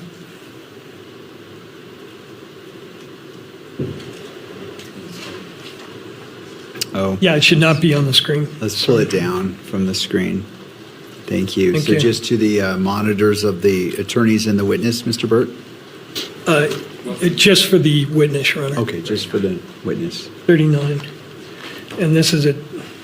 Yeah, page 39. Is this the DNA report, I'm sorry, the Star Mix report that was produced as a result of your inquiry that involved a comparison of the sample to Mr. Twigs alone? Yes, it is. And is that a 6-page report? Yes, it is. And is it a true and accurate copy of the STR Mix report for that particular sample?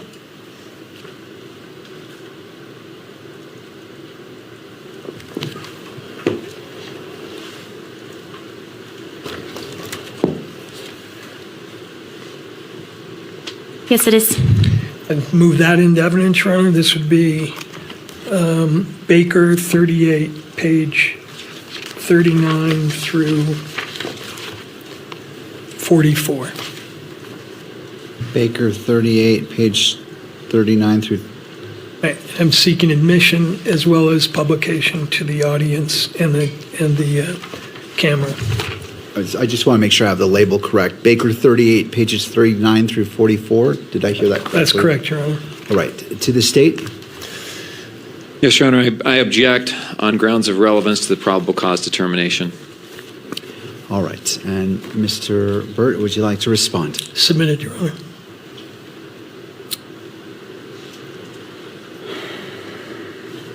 So I'm not exactly sure what this is in order to determine how it fits into the probable cause analysis. So a little bit more information, because as of right now, I don't have enough to admit it. Understood, and I apologize to the court.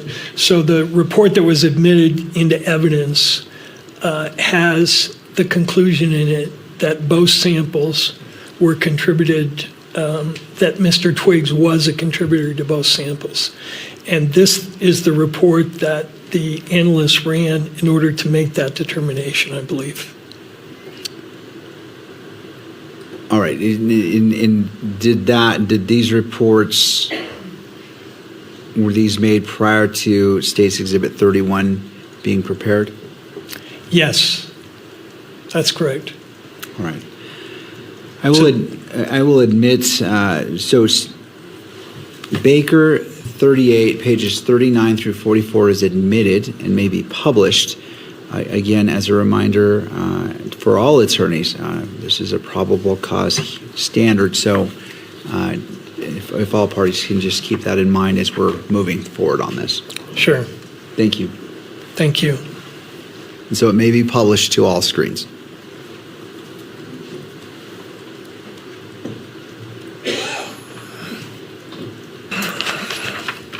Bates number on this? Yeah, it's page 39. No, but the actual Bates number, I'm having to find the file and provide this to him.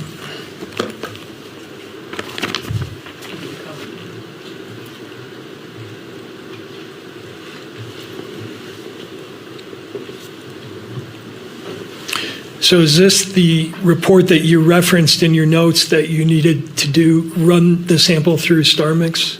Yes. Now, at the top, this is the StarMix unit dated September 15th, and it relates to item 7-1, correct? That is correct, yes. All right. And then down below that, the kit used, if you could go to the summary of the input.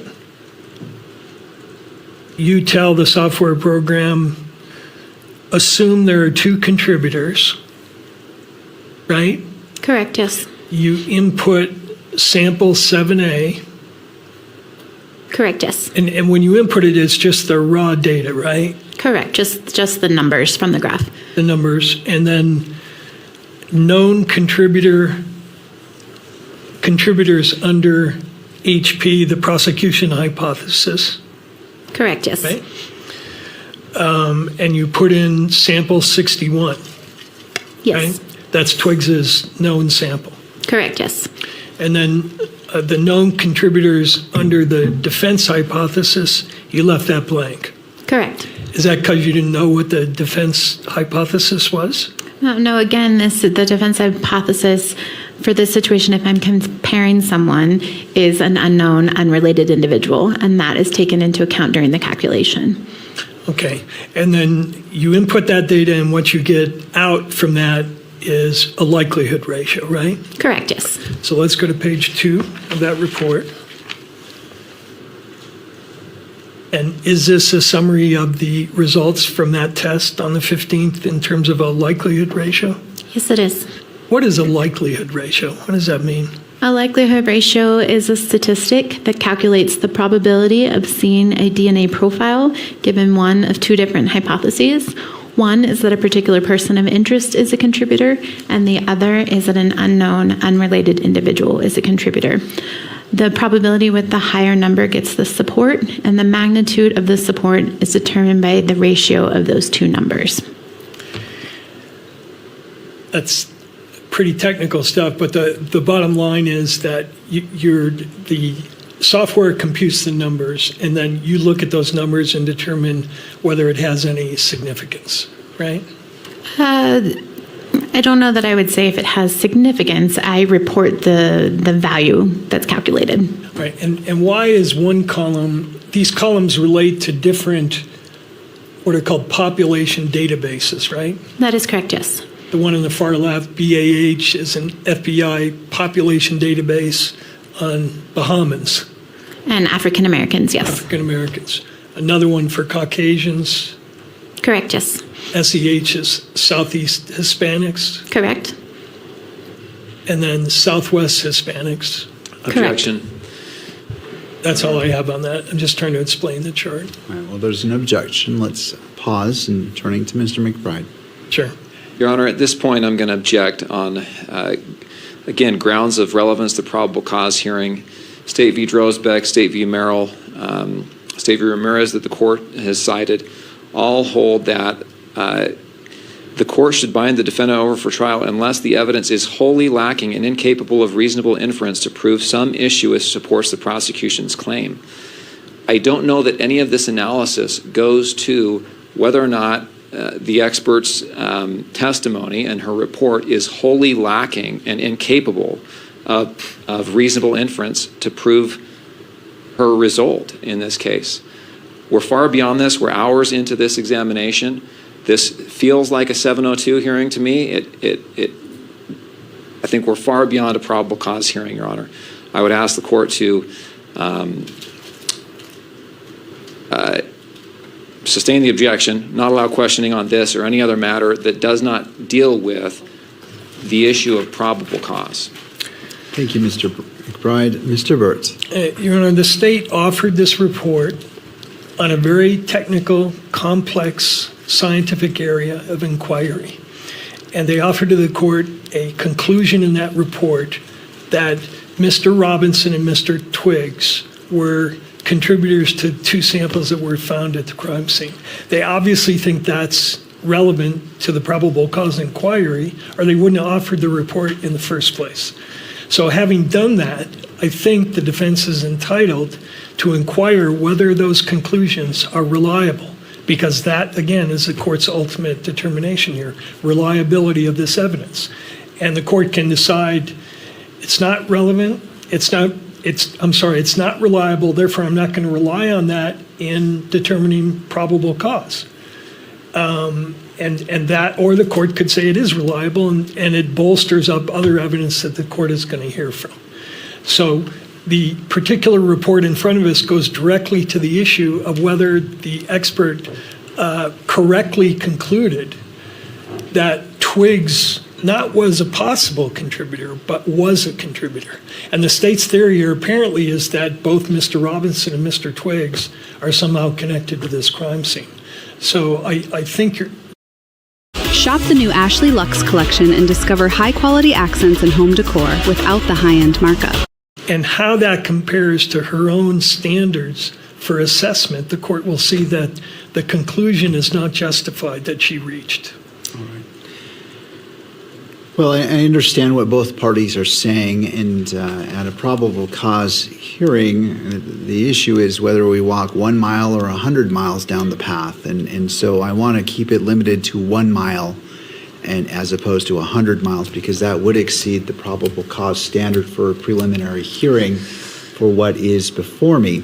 And so, Mr. Burt, as it relates to the objection, I'm going to sustain it in part. If you want to briefly address this and move on, you certainly may choose to do so, but as it relates to where we're at, my hope is we can keep this very brief as opposed to going through all this, so we can move on to whatever else you would like to present. Thank you. We'll do that, Your Honor. And in the interest of doing that, could you bring up on the same screen part of her report, People's Exhibit 31? And let's take that off. I'm going to need that up there because I need to do it. So is it part of the same? Because it was on that screen. I want to make sure that what you're calling up on the screen right now, is it part of this that was already admitted or something else? It's part of this, which has already been admitted, compared to Plaintiff's Exhibit 31, which has also been admitted. Okay, So thank they're you. both I just wanted to clarify. Sure. All right. So do you want that published on this all screens? All right, let's go ahead and do so. And the chart I would like you to bring up from that report is on page 5.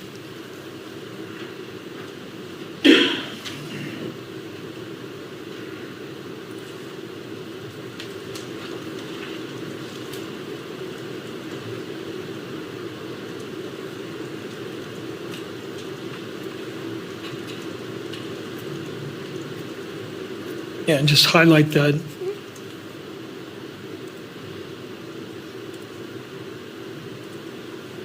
Thank you. So what we've blown up there is from your report, Plaintiff's 31, and you provided this chart in the report, correct? That is correct, yes. Explain to the court how this works, what this chart is supposed to represent. Sure. So this is our verbal scale. In addition to the numerical likelihood ratio value that I provide, I also give a qualitative or a verbal equivalent to that numerical value. That gives some kind of context to what that likelihood ratio means. Okay. And on the left, explain what the greater than 1 million, less than 1 in 100 means. What does that scale relate to? Sure. So that scale is the numerical value of the likelihood ratio. So if I have a likelihood ratio that's greater than or equal to 1 million, I designate that as very strong support for inclusion. The next example, 10,000 to less than 1 million, I would say that's very strong support for inclusion, and so forth. So you need to reach a likelihood ratio of 2 in order to get even limited support for an inclusion, correct? Correct, yes. Okay. If you could not reduce that.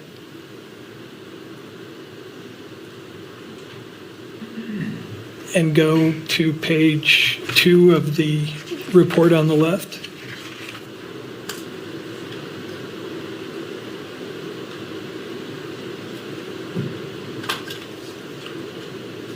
So from this chart, when you ran Mr. Twiggs against the sample, what was the likelihood ratio that you determined?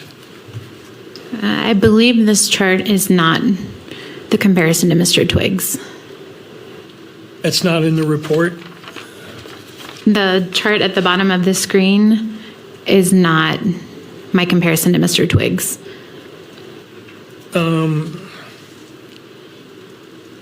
Let's verify that if we could. Take that down, the highlight.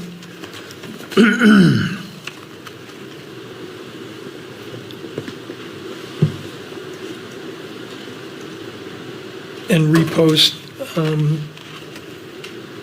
38, page 45. I'm sorry.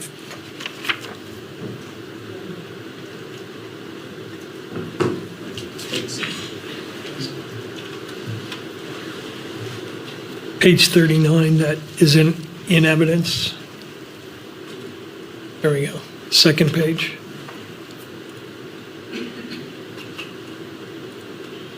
Is this the likelihood ratio from your Twiggs comparison? Yes, it is. Okay.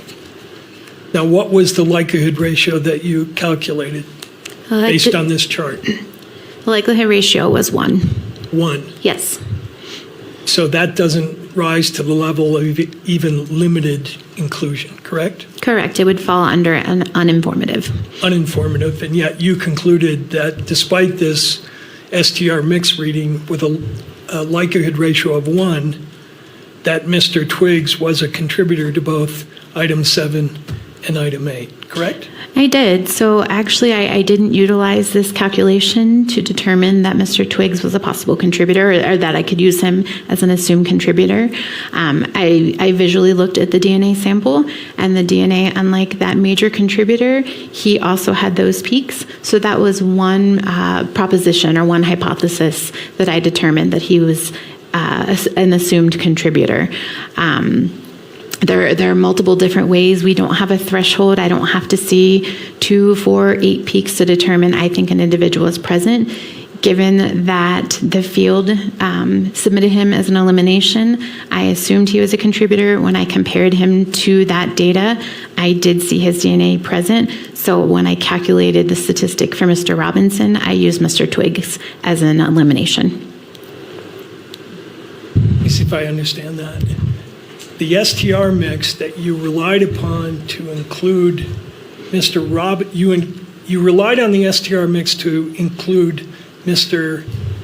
Robinson as a possible contributor, correct? Correct, yes. But when you ran Mr. Twiggs's sample through STR mix, the result you got was that he was not a contributor, correct? Or that it was of not even of limited value in including him. Based on the STAR mix run, it was uninformative, but I did use my own knowledge and training to determine that I was going to utilize him as an assumed contributor. Okay. Your own knowledge and training. Is there some standard that you use for deciding when not to rely on the STAR mix results and when to sort of disregard it and rely on your training and experience? I can't say that I disregarded it. When I'm comparing someone, that's my first determination. Do I think this person is potentially included or excluded? If I determine that I think they're included, I will run STAR mix to give weight to that inclusion. Elimination samples are different. If I'm told that an individual is submitted as an elimination sample, I can assume they're there. Visually, I'm able to look at the DNA evidence and determine, yes, I think there's enough evidence there to assume that individual, which is what I did here. Okay. At D16, Mr. Twiggs was a 912, right?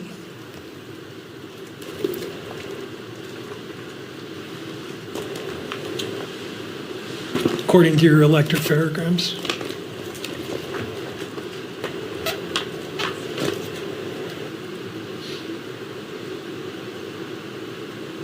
That is correct, yes. Mr. Twiggs was a 912 at D16.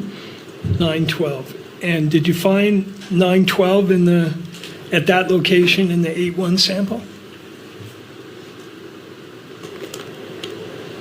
I'm sorry, the sample 8 or sample 7? Sample 8.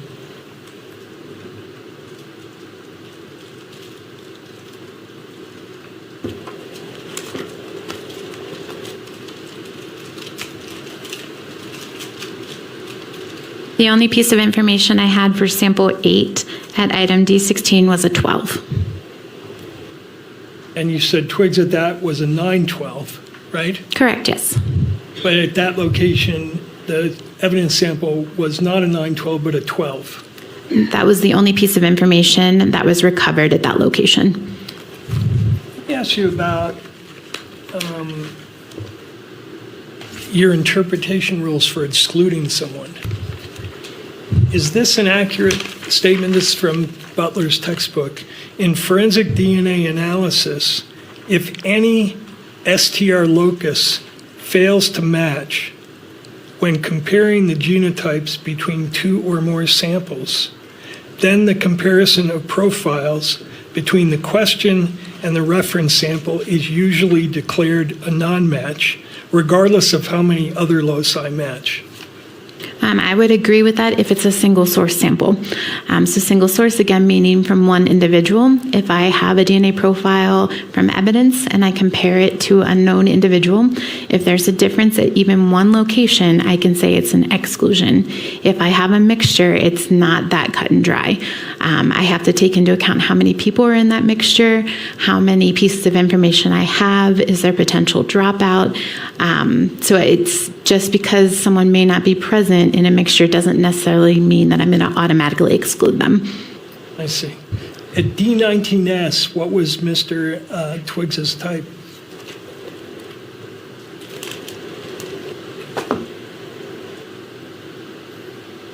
It was a 14-16. Did you find a 16 allele in the 8A sample? No, I did not. Okay. At Tho, what was Mr. Twiggs's type? He was a 7-9.3. Did you find a 7 allele in the 8-1 sample? No, I did not. But again, this is a mixture and there is some dropout. So just because I didn't see a 7, for example, does not mean I would automatically exclude someone. It's a mixture, so there was some dropout. So did you assume that at that location that the allele that dropped out matched his allele? At that location, no. There's only one individual represented there. So when comparing an elimination, I would essentially ignore that location. I'm looking at the other locations where there was 2 individuals present. Okay. Now a couple more topics and then we're done. When you received the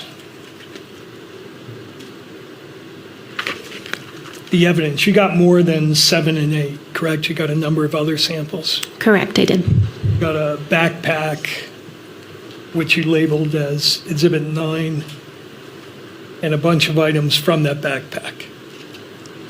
Correct? Correct, yes. You were initially told that those items related to things that may have been discarded by the suspect.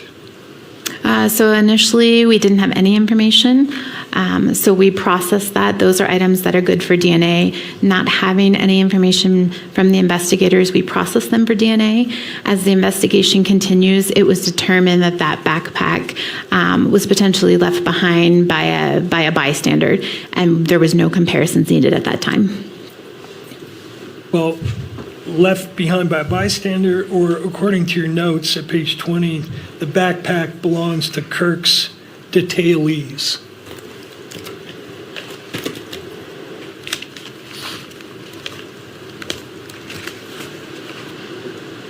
Yes, based on the individual that was not my communication log. That was someone else within the laboratory. That was the information that they received. Before you received any samples, did you request to perform what's called destructive testing on the samples? Yes, I did. And destructive testing is essentially consuming the sample, cutting the cotton off of the Q-tip or the swab, subjecting it to testing. There's nothing remaining. I have to request permission to consume prior to doing so, and I did in this case. And why did you do that? That is part of our protocols, that we have to request permission to consume, and we consume, so DNA, we can't see it, so when an item is swabbed, we don't know how much DNA is on that swab, if anything, or how that swab was used. Did someone just swab using one side of it? Did they roll it and use all sides? Because I don't know that, it's our practice to consume that swab. It's our best chance of getting any DNA evidence. And that's a determination that you made in this case before you even saw any of the evidence, correct? Determination to consume? Yeah. Yes. Okay. Now, remember I referred to that NRC report? Yes. 1996. Did they say there a wrongfully accused person's best insurance against the possibility of being falsely incriminated is the opportunity to have the testing repeated? Such an opportunity should be provided whenever possible. Yes, that does say that.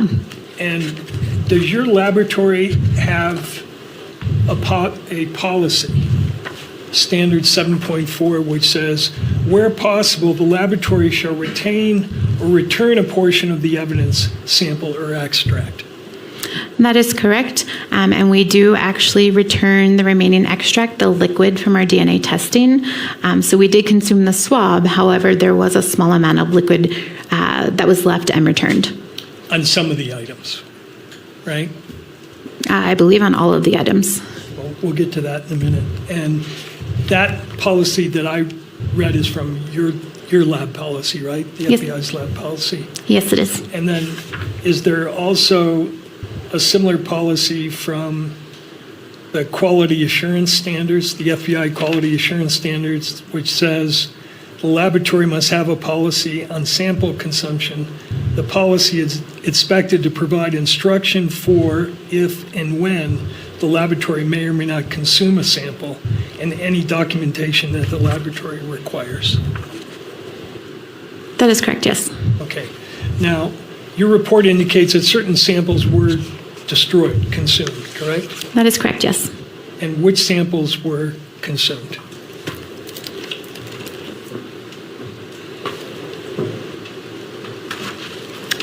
Items 1 through 6, which were swabs from possible smudge, swabs of hand swipe, swabs from possible sweat drop, swabs from possible smudge, swabs of possible smudge, and swabs from possible sweat drop. In addition to items 54 and 55, which were swabs of swiped finger areas and swabs of stairwell railing. Okay, so when you wrote in your report that those items were consumed, which of those items, and by that you mean the actual swab was consumed? Correct. So a swab is just like a Q-tip. So the cotton portion of that swab was cut off the wooden stick, placed into a tube, subjected to DNA testing. So we consider that consuming. But again, there is liquid at the end of the process that is returned to the field.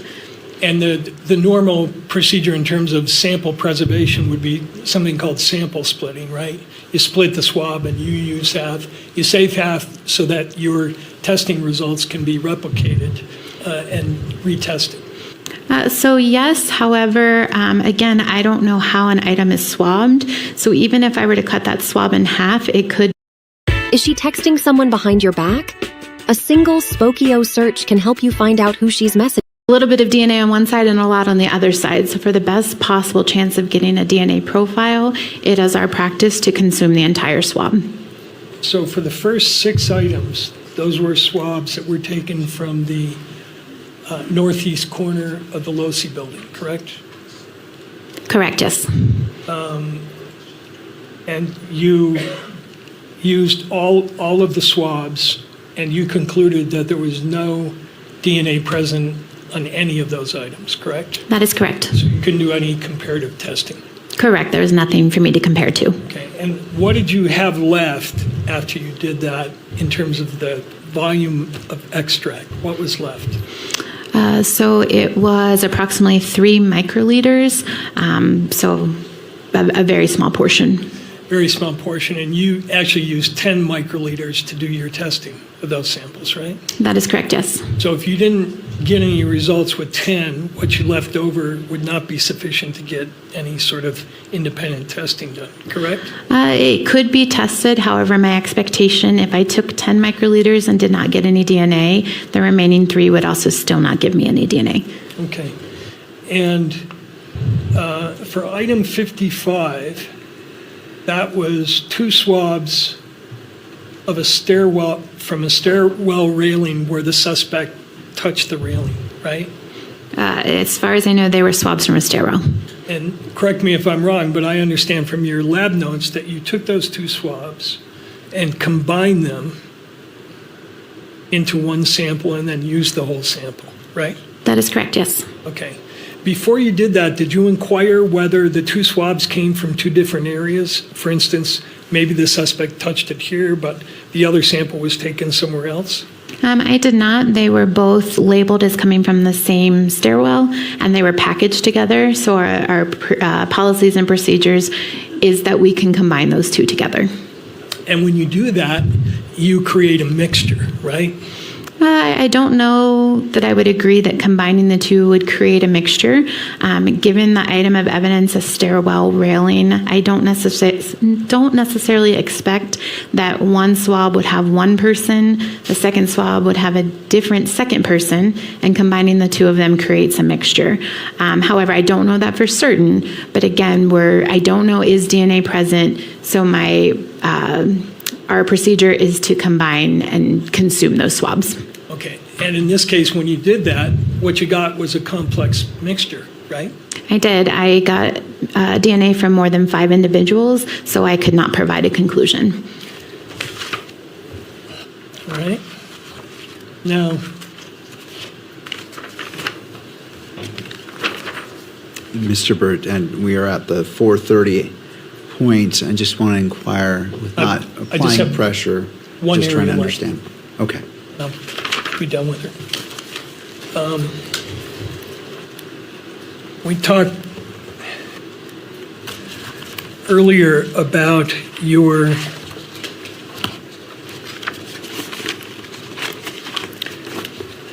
testing of the length of the DNA sequence, the length of the DNA boxcars, not the sequence of A, C, T, and G within those sequences, within those boxcars, right? Correct, yes.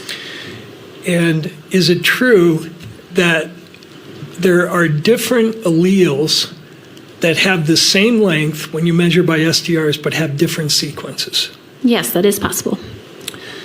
And I'd like to show you a chart that you have reviewed, I believe. This is, could you bring up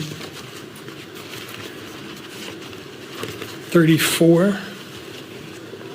This is not in front of the, on the public screen, just for the witness. Okay. And is this a chart that you reviewed, that I prepared and you looked at to see if I had correctly stated what alleles were found? Yes, it is.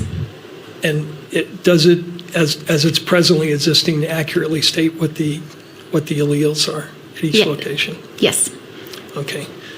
I would move that into evidence. It's 5 pages and it's Baker 34. Mr. McBride.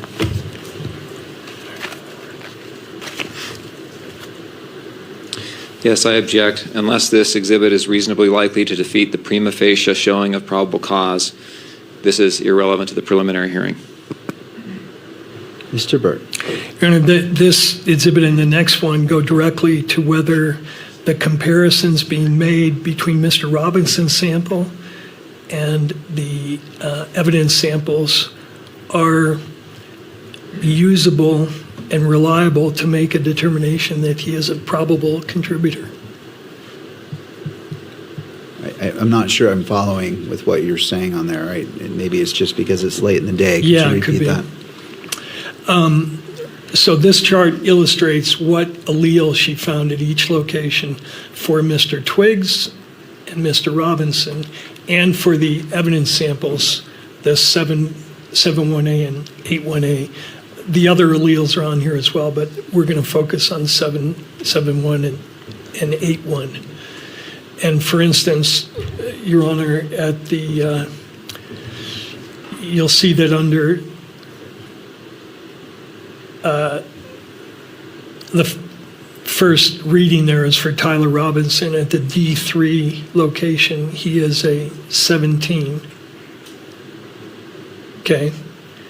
And take that down. And then if you go down to the 7-1 towel sample, which is what the topic is of this report introduced by the state, you'll see that she found a 17 there as well, measured only by the length of the DNA strand. And what she's going to testify to is at this location and 5 or 6 others, there are alleles, all of which measure here 17, but actually contain different sequences. And that her testing that she used does not measure for those differences. And so as it relates to probable cause, that's what I want to keep coming back Sure. to. Again, if this was a trial, this may be a little bit different analysis that the trial judge applies. But as a magistrate, taking a look at this and looking at the probable cause standard, how does this comport?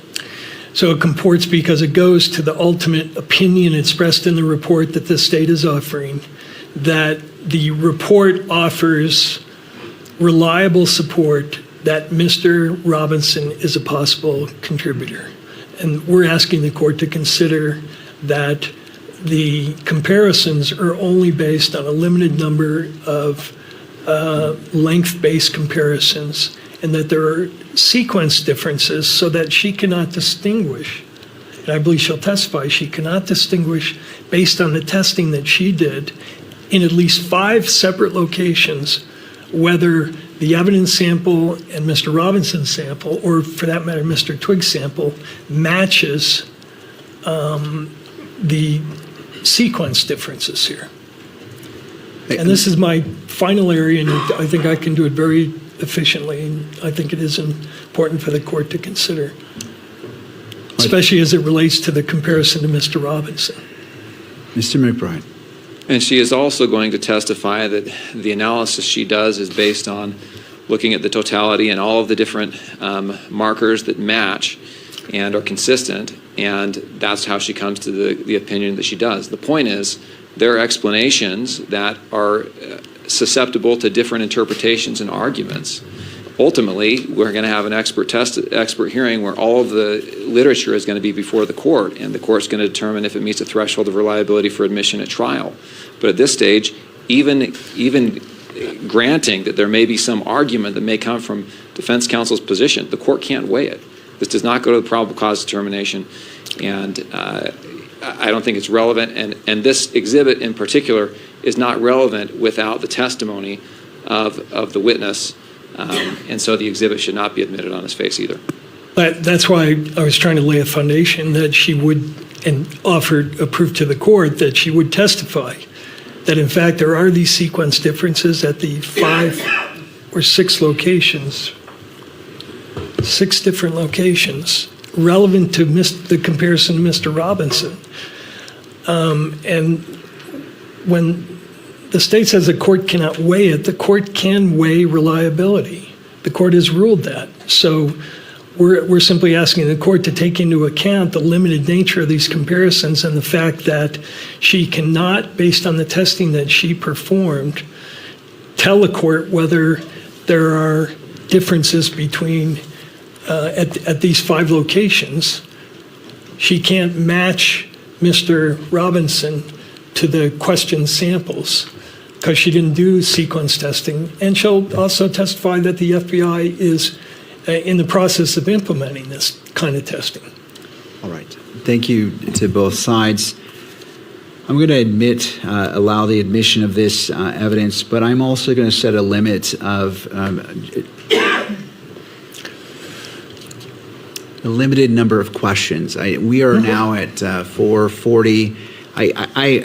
This is on the cusp of whether it is applicable to the probable cause standard. I want to afford defense its full opportunity, but I still have to rein it in to keeping it to probable cause and not going into a full exploration, because that's not the purpose of a preliminary hearing. So I will admit Baker 34, but Mr. Burt, I'm going to limit you to how much time do you need to address I just this? need about 4 or 5 minutes. I'm going to. Okay. The next chart will be the chart with the what are called isoalleles displayed for the court, so the court can see what we're talking about, and that's it. All right. I'm just going to have her document that, in fact, I've accurately stated what the alleles are that have sequence differences. All right. So it is Mr. McBride. Just on a second matter, which is I need to cross-examine this witness. She's got to leave town today. I would like 20 minutes to cross-examine the witness. All right. Well, I will go with the I accept Mr. Burt's representations in the amount of time, and I'm going to talk less because that's consuming more time, and also allow the state the appropriate time for cross-examination given the nature of this witness having to travel. So, Mr. Burt, I'll turn to you. This has been moved into evidence. Do you want it on the screens? Actually, I don't need it on the screen, just in the interest of efficiency. Pull up the next one, please. Okay.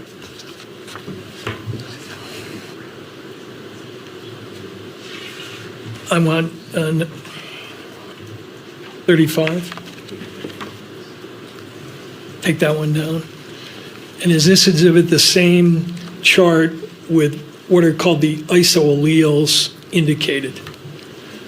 Yes, it is. And isoalleles is a term used to refer to these alleles that have different sequence but the same length. Correct, yes. So across the top there for allele 17 and D3, there is a allele 17A, allele 17B, allele 17C, all with the same length, but different sequences for each of those 3. Correct, yes. And similarly at VWA, where you say that Mr. Robinson is an 1819 and 1819 in the evidence sample, there's an 18A, an 18B, a 19A, and a 19B. Correct, yes. And similarly for the other areas I've indicated there, I've accurately stated what the different sequence alleles are, correct? Yes. So I move this exhibit into evidence, Your Honor, and for publication. Is this Baker 34? Yes. 35. Baker 35. Same objection, Your Honor. All right. I'll admit it into evidence under the previous statement as it relates to Baker 34. It may be published.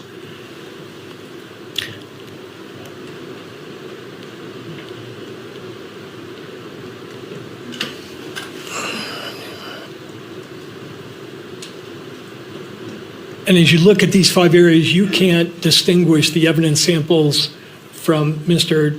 Robinson based on the sequence differences, can you? Correct. I only utilize length differences, STRs in this case.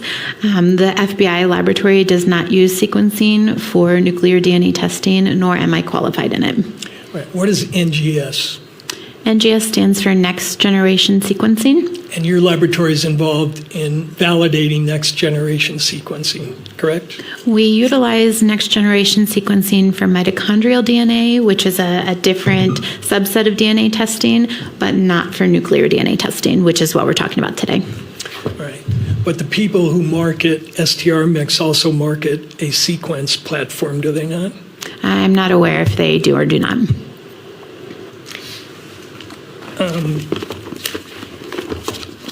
Last question, take a look at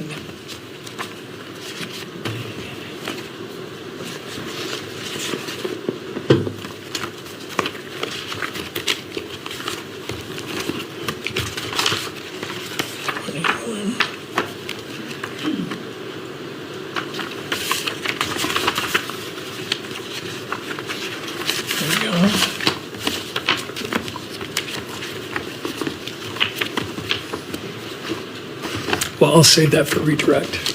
Thank you. Thank you. All right, turning to the state, Mr. McBride.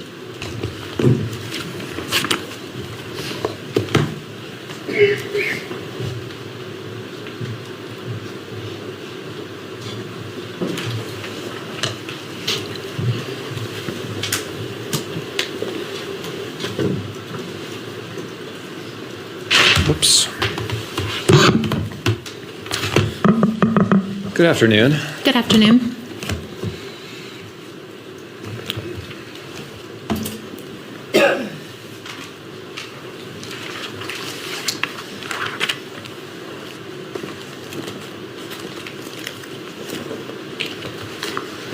I want to start by asking you what your training and experience is. First of all, do you have any education?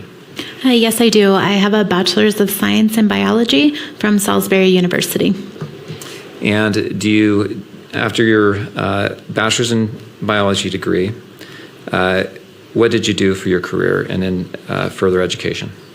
Upon graduating from college, I began working at the FBI laboratory as a contractor. I was assigned to the Federal Convicted Offender Program, which was a program under the DNA unit. During that time, I did that for approximately a year and a half. It was my responsibility to open and inventory and barcode DNA collection kits sent in from federal agencies across the United States. I then became a biologist in the DNA casework unit. I did that for approximately 6 years. During that time, I did the actual testing of items of evidence, so swabbing, cutting those swabs, producing the DNA profile. And then in 2015, I accepted a position as a forensic examiner, which I am still today. I'm sorry, what year was that? 2015. So 11 years you've been doing more or less the same duties you have now, is that right? Correct, yes. I want to ask you about your lab's accreditation. What is... Has Kyrie texted you back? I don't want to talk about it. How was the math test? Don't want to talk about it. You need to talk to somebody. I talked to my Talkspace therapist. Can't afford it. And still, don't want to talk about it. Talkspace is super affordable, with or without insurance. And when you don't want to talk, you can just text them. Oh, look, my therapist just texted me. Talkspace Therapy is in-network with most insurance plans. Go to Talkspace.com to get started.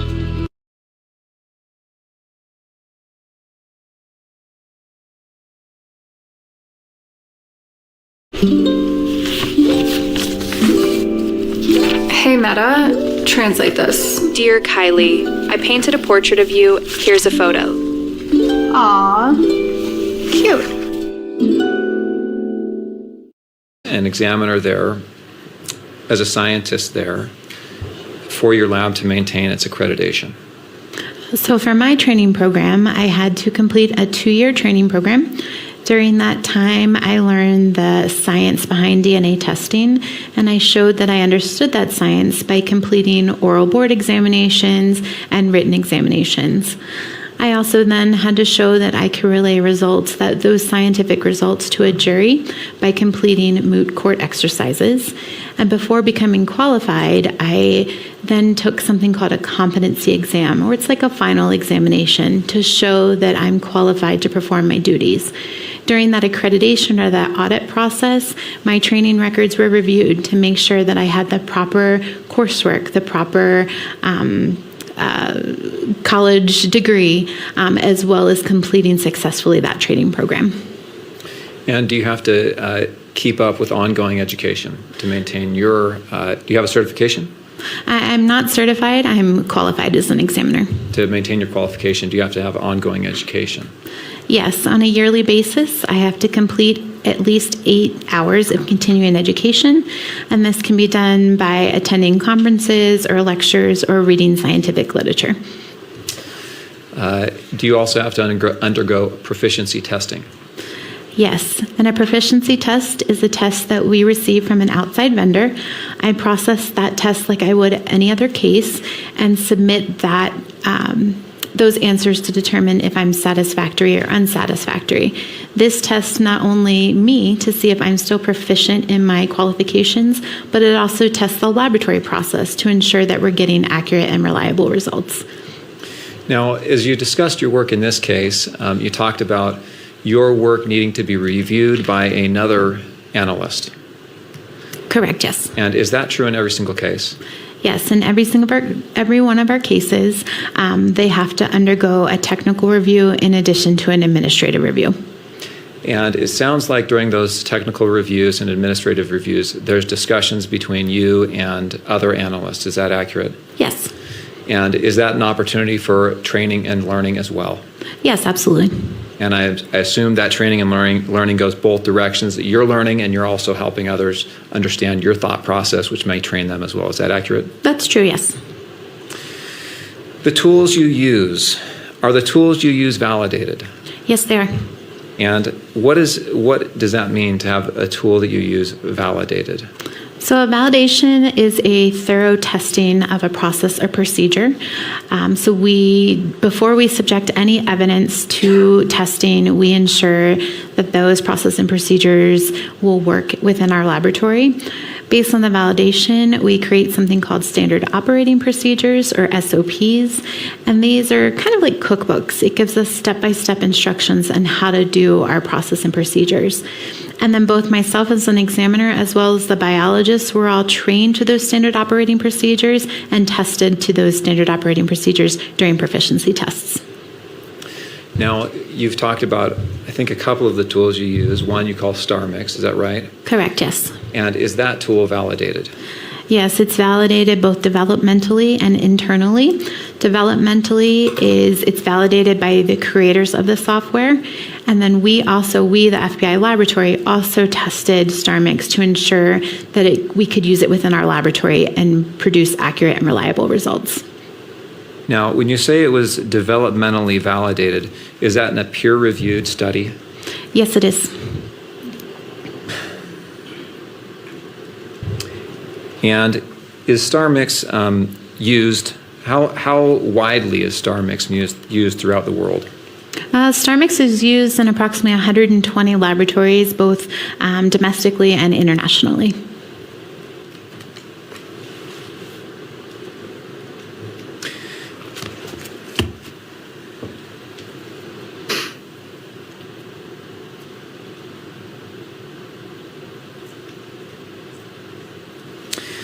I want to go back to some of the questions that you were asked on direct examination.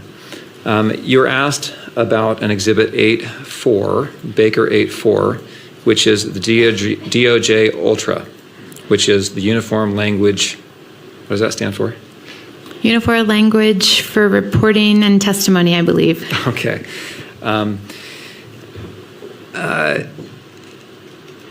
It talks about language that you should use and language that you shouldn't use as an examiner and a scientist, correct? That is correct, yes.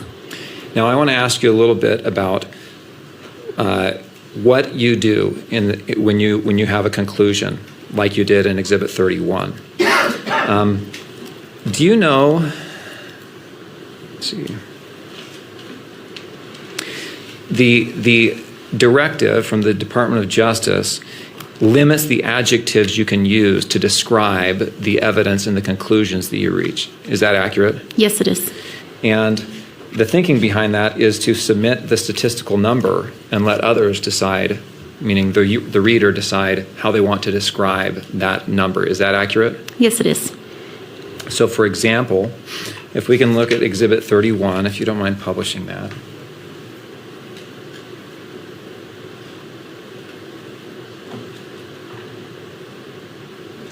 Yes, and that's been admitted, so if we can. put it on the screen.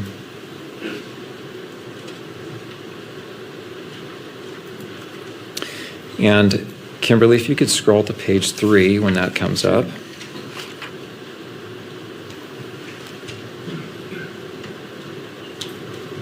Thank you. So item 7 sub 1 is the swabbing from the towel from the rifle. We have the number in written form in the second paragraph beneath the heading. And then beneath that you have a table, correct? That is correct, yes. And the likelihood ratio gives the number, right? That's the likelihood ratio. And that's stated in sentence form in the paragraph preceding the table, correct? Correct, yes. The only language you can use to describe what that number means from the DOJ directive is very strong support for inclusion, correct? Correct, yes. And the sentence there that says the DNA results from item 7.1 are 1.7 octillion times more likely if Twiggs and T. Robinson are contributors than if Twiggs and an unknown, unrelated person are contributors. The reader can assign whatever value they want to that, correct? What do you mean? Meaning adjective to describe what that means. Sure, yes.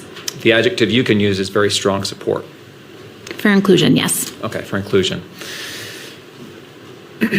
All right, if we go to 8.1, if you'll, Kimberly, if you can scroll down just to make that a little bit easier to view. Same question there. The results are from 8.1 are 30 quintillion times more likely if Twiggs and T. Robinson are contributors than if Twiggs and an unknown, unrelated person are contributors. The adjective you're allowed to use is very strong support for inclusion again, correct? Yes.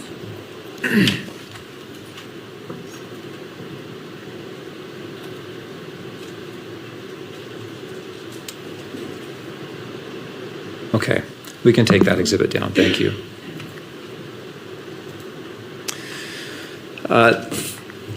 You were asked about formal activity level, and you described this as the lab cannot testify about, or you cannot testify about what action left the DNA on the object. Is that right? That is correct, yes. Does that mean that an individual did or did not touch? Well, let me ask you this. How can DNA get onto an object?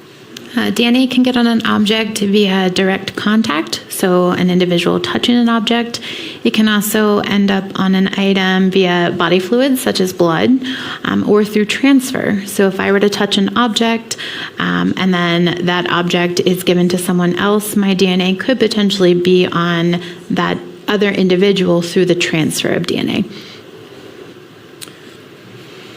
And your lab can't, or you cannot testify as to what precise action left the DNA on the object, correct? Correct, I cannot. Okay.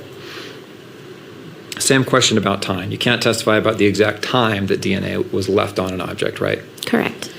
But there are some indicators that may give some information about how long and the conditions under which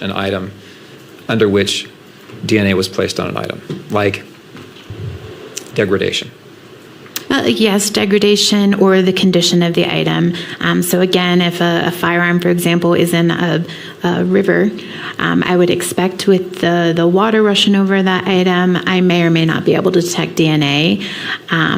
Also, if there's an item of evidence that is exposed to the elements, something that's been left behind 10 years ago, I don't necessarily expect to recover DNA, but something that may have been left yesterday, I might be able to detect DNA.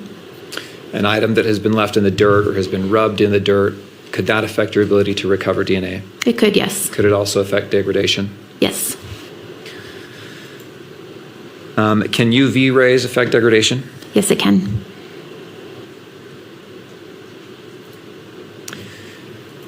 Does degradation keep you from doing your work? No, it does not. Is degradation normal? Yes, it is. Does all DNA degrade?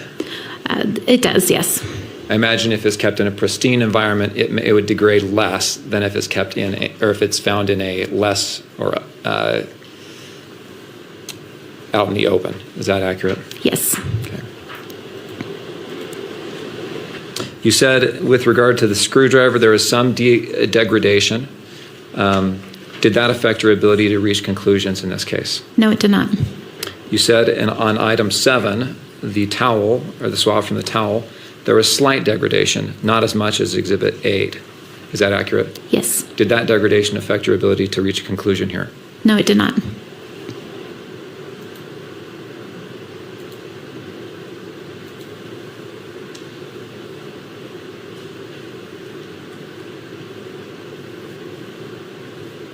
You're asked about the PCAST report.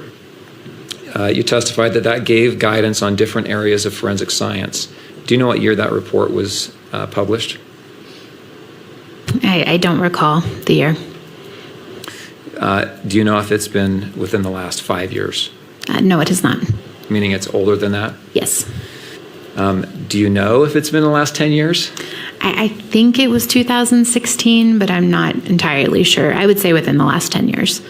Let me ask you this. Has the science in your area, can I refer to it as probabilistic genotyping? Probabilistic genotyping is the math in my area, yes. The science in your area and in your field, has it developed over the last 10 years? Yes, it has. And have there been studies that have made suggestions which have been implemented in the field? Yes.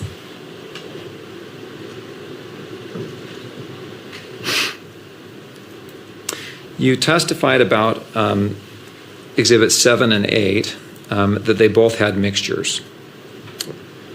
Excuse me. Yes, items 7 and 8. In your testing of these items, that they both had mixtures. And you stated, I want to make sure I understood this. You stated, I believe, that the minor contributor was less than 20%, and that it was actually 5%. The ratio was 5% to 95%. For one of the samples, yes. Do you remember that? Yes. Does that mean the 5% was from twigs, and the 95%, that 95% is assumed from the the Robinson? When I calculated the statistic, Twiggs' DNA profile aligned with the 5% contributor, and Mr. Robinson's DNA profile aligned better with the 95% contributor. Okay. Same question with regard to 8. I think you said the ratio was 11% from the minor and 89% from the major. Is that Twiggs being the 11% and Robinson being the 89%? Yes, Twiggs better aligned with that 11% contributor, and Mr. Robinson better aligned with that 79% contributor.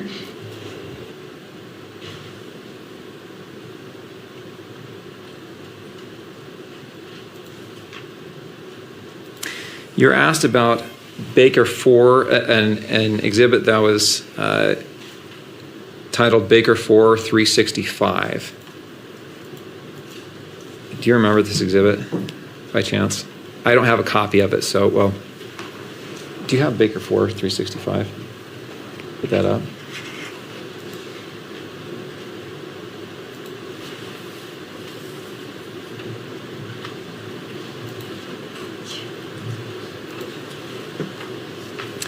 And item 7 is the towel, right? Yes. Item 8 is the screwdriver. Correct, yes. Thank you.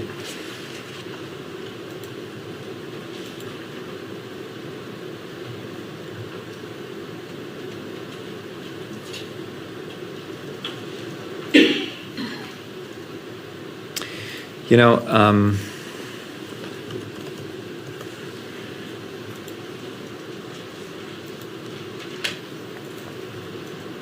it's 5 o'clock. I'm going to wrap up. We can go ahead and take that down. I'm sorry. Thank you for helping out with that. In reaching your conclusions, did you follow the protocols of your accredited lab? Yes, I did. And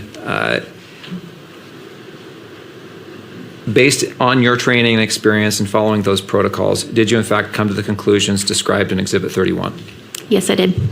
Thank you. Right, Mr. Burt? And how much time are you anticipating? Right.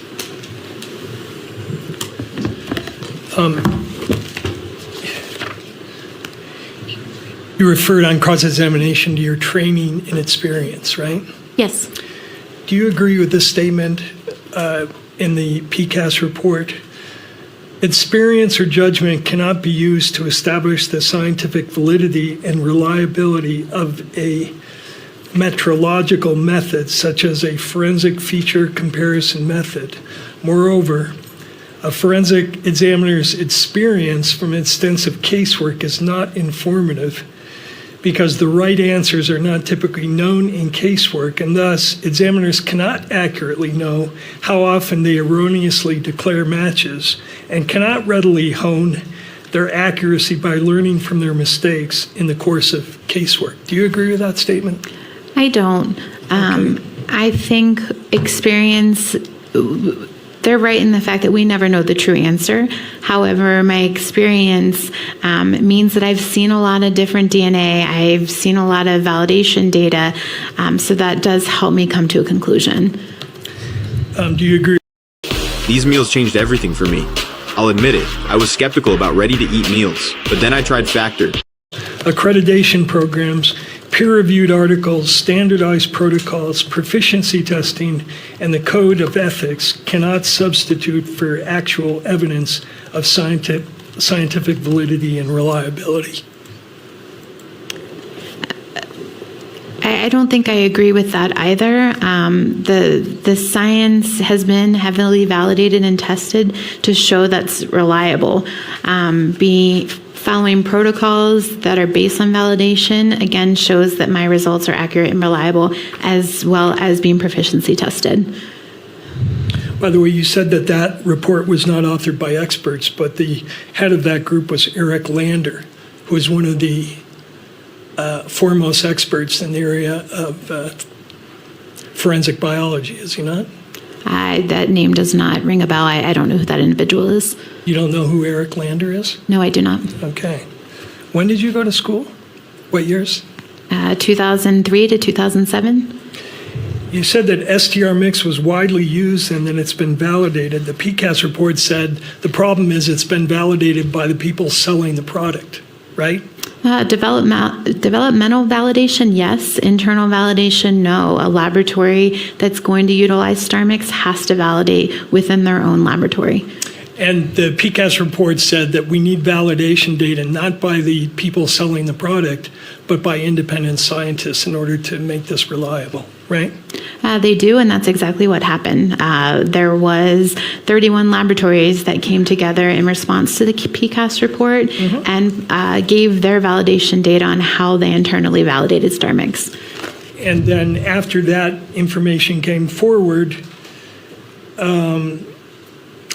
the PCAST committee reviewed it, and they said PCAST was unpersuaded by those studies.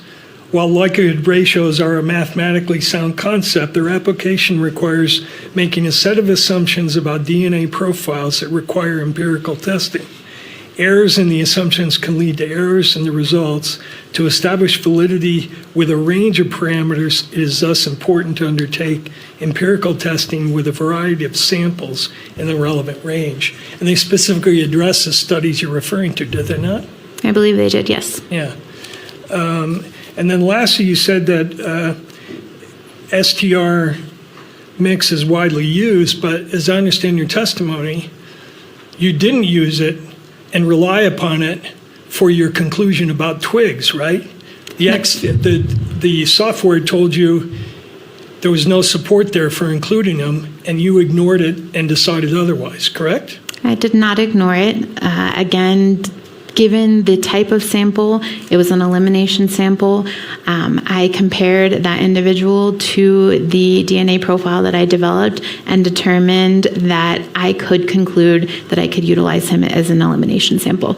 You said your laboratory was accredited, correct? Yes. But you're aware that in 2004, the Inspector General did a comprehensive audit of your laboratory and published a report called the FBI DNA Laboratory Report, a review of protocol and practice vulnerabilities, which found a number of errors in the way that your lab does testing, correct? Objection. The 2004 study is hardly relevant to this proceeding 22 years later. It's relevant because he's relying on accreditation to somehow say that these results are valid.